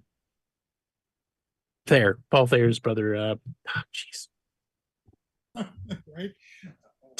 Just gone. Been a long day. Tim Thayer. So Paul and Tim Thayer actually also have done CoCo Brothers software, which they've done multiple games. And by coincidence, they did a lot of casino style stuff too. They did poker and video poker and stuff like that as well. So we had them actually as 2 different generations because Paul and Tim, of course, did their development in the early 2000s, whereas Kevin and Doug had done their development back in the early 80s. And Kevin himself had taken apart actual, Vegas casino real machines to figure out how they work to get the odds right when he was doing the mechanical type stuff. And we learned from Doug, unfortunately, that Kevin had passed away. So this is where he mentioned it here. And Doug actually comes on and says, question, a few years ago, my brother and I were on with the Thayer brothers discussing our CoCo games. Sadly, tomorrow is my brother's funeral. So he has a lot of family in town. It might be fun for some of them to see the interview, but I can't find out where the old episodes is. And then Brian Weisler actually got a chance to find it and linked it here. So it's episode 245 of CoCo Talk, which is, of course, available on Stevie Stroh's page. And that was a fun interview. That was one I had a lot of fun organizing, even getting it going together here. And the 2 sets of brothers definitely had fun talking back and forth with each other. You can tell like one of the brothers is a programmer, the other one's more the designer, graphics guy, or whatever type thing. So that was 100 episodes ago. Yeah, it's been a while, a couple years. So sad news to hear that. But for those of you not familiar, this is the Vegas Game Pack by Novasoft, which was the cheaper software subsidiary of Atomic Software. This was their CoCo 1 and 2 one, which had a variety of games in it, Keno and poker and blackjack and various slot machines type thing. And then if they did the Slots and Cards, which is the very enhanced CoCo 3 one, which actually was multi-disc. They actually ported this one also to the IBM PC. If you remember the ads in Rainbow, they used to have the entire back cover in full color with a picture of the Vegas skyline and the screenshots from this here. So that was the one they did, several years later, almost a decade later, with enhanced CoCo 3 graphics. So same thing, all the games are included there, but a bit of a memoriam, I guess, to the sad news that Kevin passed away. So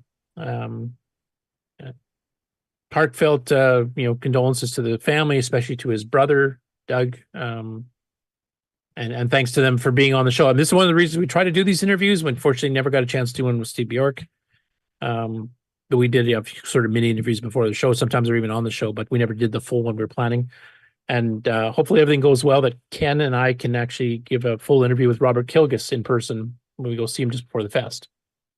So, and for those of you who want to find the episode, I did post the link to the episode directly in the show notes. Thanks to Brian for finding that and posting it for his brother. It's also in the Discord notes. And if you're seeing the screen right now, these are the 2 brothers here, Doug and Kevin. And of course, I think Tim and Paul are over here. So that was a fun episode. I had a lot of fun doing that one. I need to rearrange my room someday. It hasn't changed. And that's it for the news. Sorry to end on a sad note, but that came in rather late just this morning. So.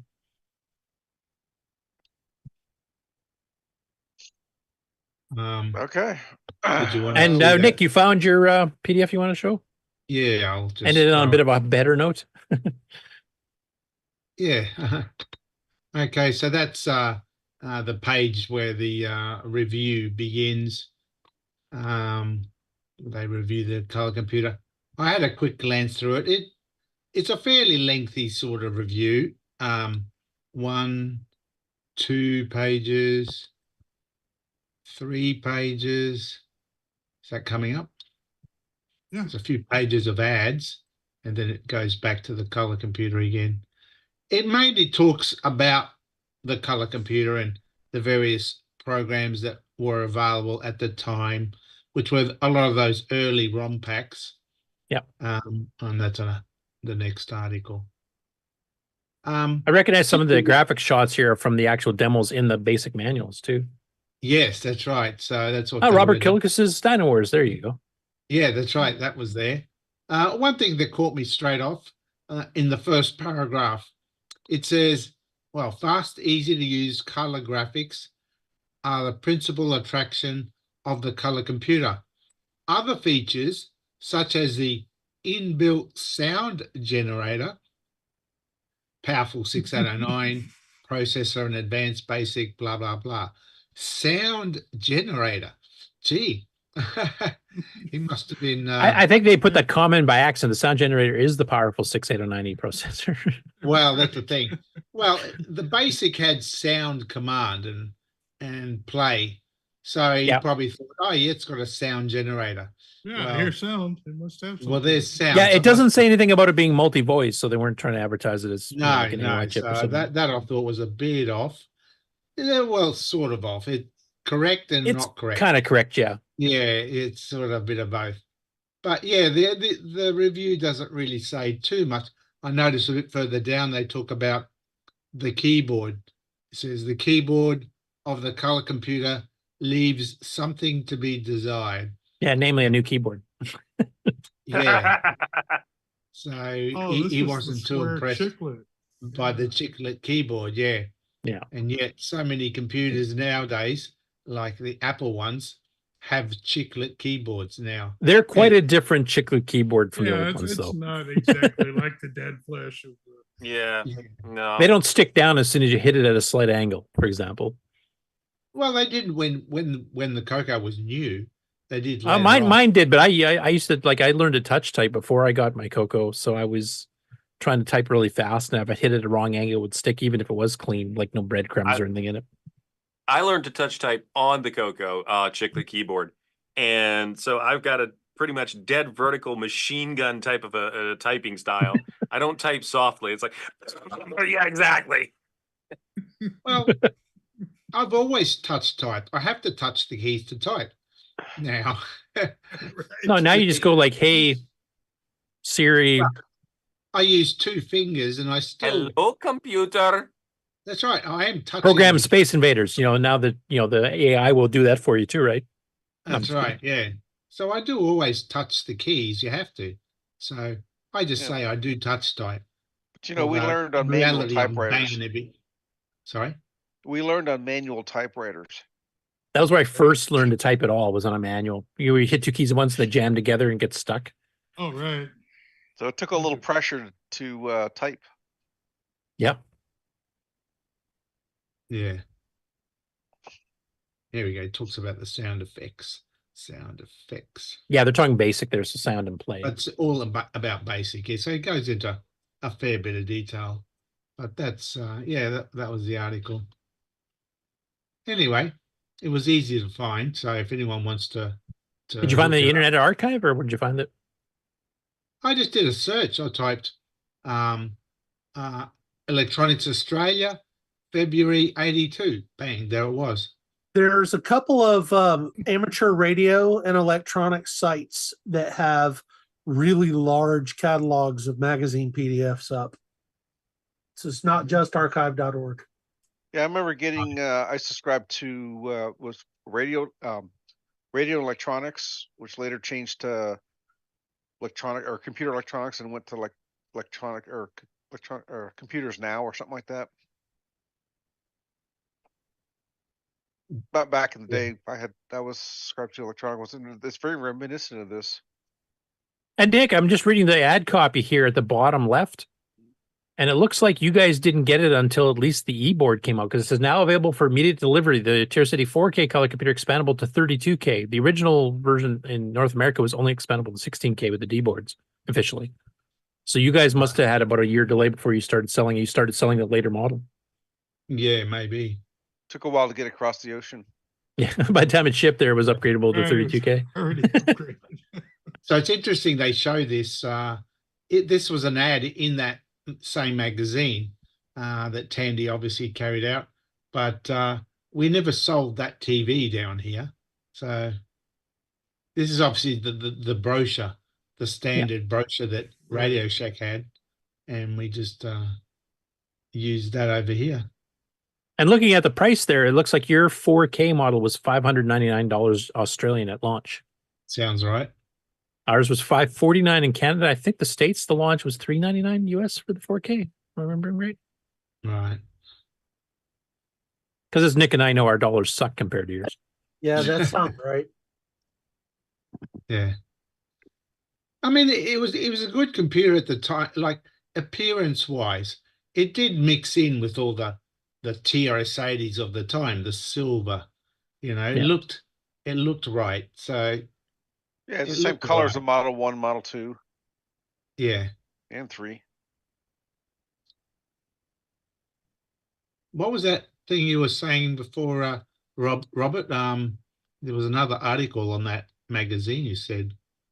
Oh, the 1600 Dream? Oh, the Dream. Yeah. Okay. That's, I think, I'll do a quick jump to that. I can quickly show that, and then there it is. So that's the Dream 6800, single board kit computer. So it's like a hex keypad. It looks like hex keypad.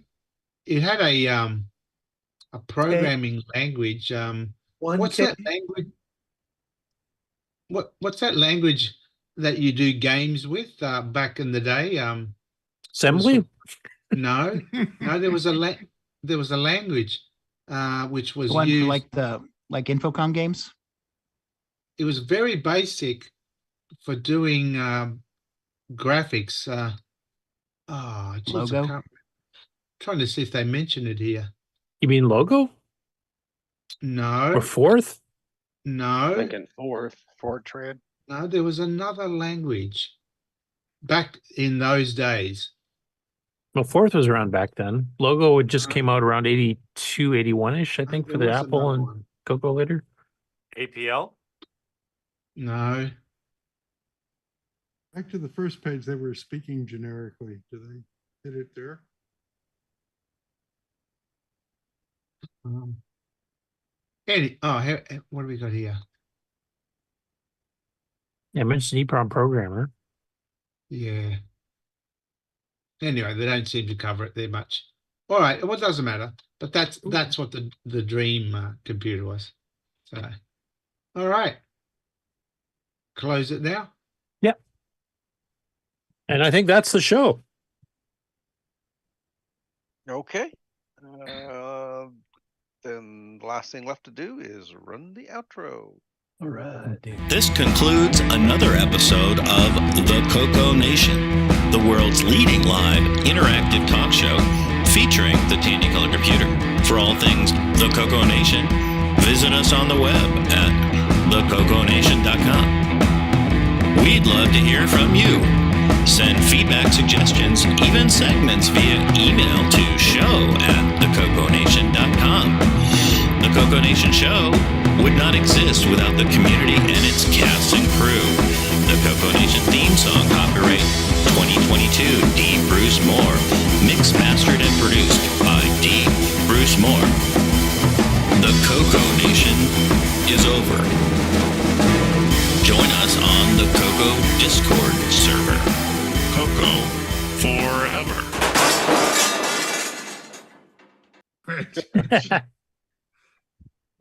We aim to please. That language I just remembered. It's called Chip 8. Never heard of it. Yeah. Yeah. It had an interpreter built in that lets you run Chip 8. Well, that would be cool. Yeah, so you could do a lot of games. All right, Rick so Eland? Yeah. You got a question from Bruce Moore in the chat if you want to respond to that. Yeah, I before was we trying to type kick that, off here. but by the time I could get it typed, I'll just say the original chiclet keyboard with all the little. Uh-oh. Oh dear. We lost them.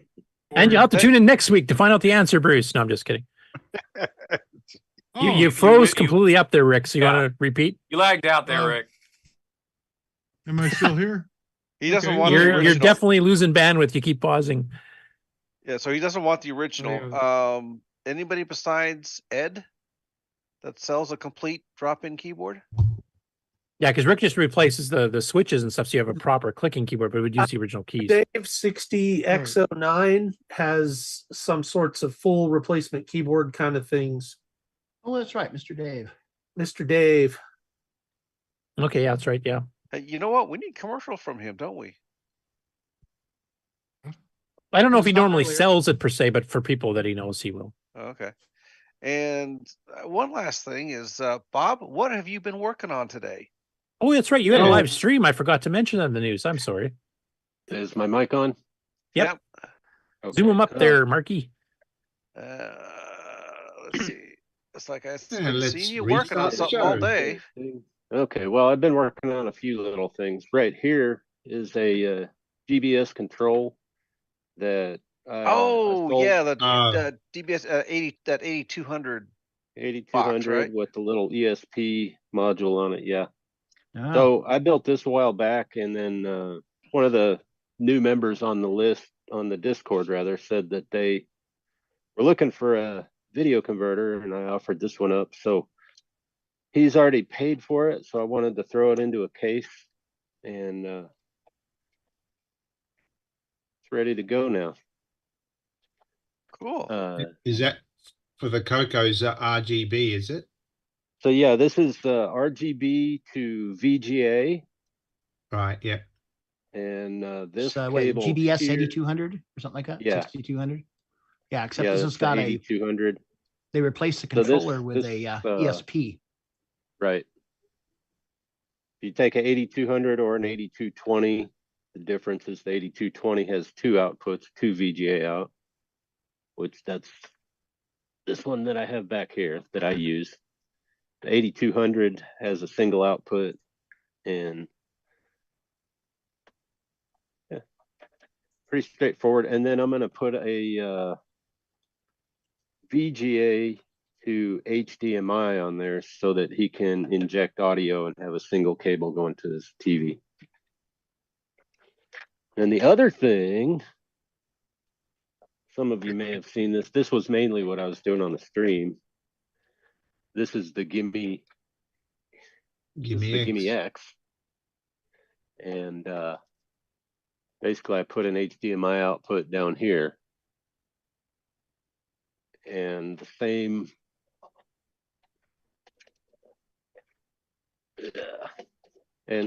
while we're there, this is going to be replaced with just a stock S video output. So the hole can stay there, the buttons will stay there, but we'll have S video and HDMI out instead of VGA. Okay. You can see I've got the cord there. And for those who want to finish watching your live stream, because I'm assuming you're still going even while you're talking with us. It has been terminated. Oh, it has. Okay. Never mind then. I did a joystick upgrade on there too, and then after that I cut it off. But yeah, I'm gonna go back and I'll do chapter markers on that so you can watch the parts you want to watch. Yeah. So what's your channel on YouTube for those who want to find it? La CoCo Strangiato. I really need to make like a bumper or an ad or something, but yep. There you go. Yeah, I got the little VGA to HDMI adapter underneath. And of course I can't lift this up, but that basically I soldered one of these on the bottom side of the board instead of replacing the RF connector, because some people don't want to lose RF output, and personally I kind of agree. On modern TVs, I've seen the RF actually look better than composite output on a modern TV. I guess just how they interpret. Depends on the upscaler. Yeah, exactly. But so we need a end of show Coconut Bob project update segment for all the just working lead on us out, the yeah. show. Because you can't start the update at the beginning of the show because he ain't done yet. Right. oh, and then the other thing I did here, I forgot. I put a. I told you before. I put a standoff under this because normally it's pretty loose. It would just pull. If you push down there, it'll pull right out of the socket. Where'd my little screwdriver go? So, Bob, when you turn this on, the lights don't dim or anything, do they? Nope. No, he runs the whole thing off of USB-C. Yeah. You can dim the lights with USB-C. Have you seen how many watts you can pull through that? You can probably weld off of USB-C. So I got that little plastic standoff there. Nice. You just glue Just it down. I just hot glued it to glue. the board. Yeah. So it's like a half a millimeter short, which was okay. Just left a perfect amount for the hot glue to fill in. And you've got 8 mega RAM there too. Yes, sir. It's a nice machine. And a hole in his GIMEX. Mhm. Oh yeah, why not? Drill through that sucker. Yeah. All right. Cool. All right. I'll talk to you after the show, Bob. Sure. All right. And with that, I guess we need to wake up and say goodbye. Yep. Pull the Yep. plug. See y'all next week. All right. If we don't Bye. freeze first. Bye.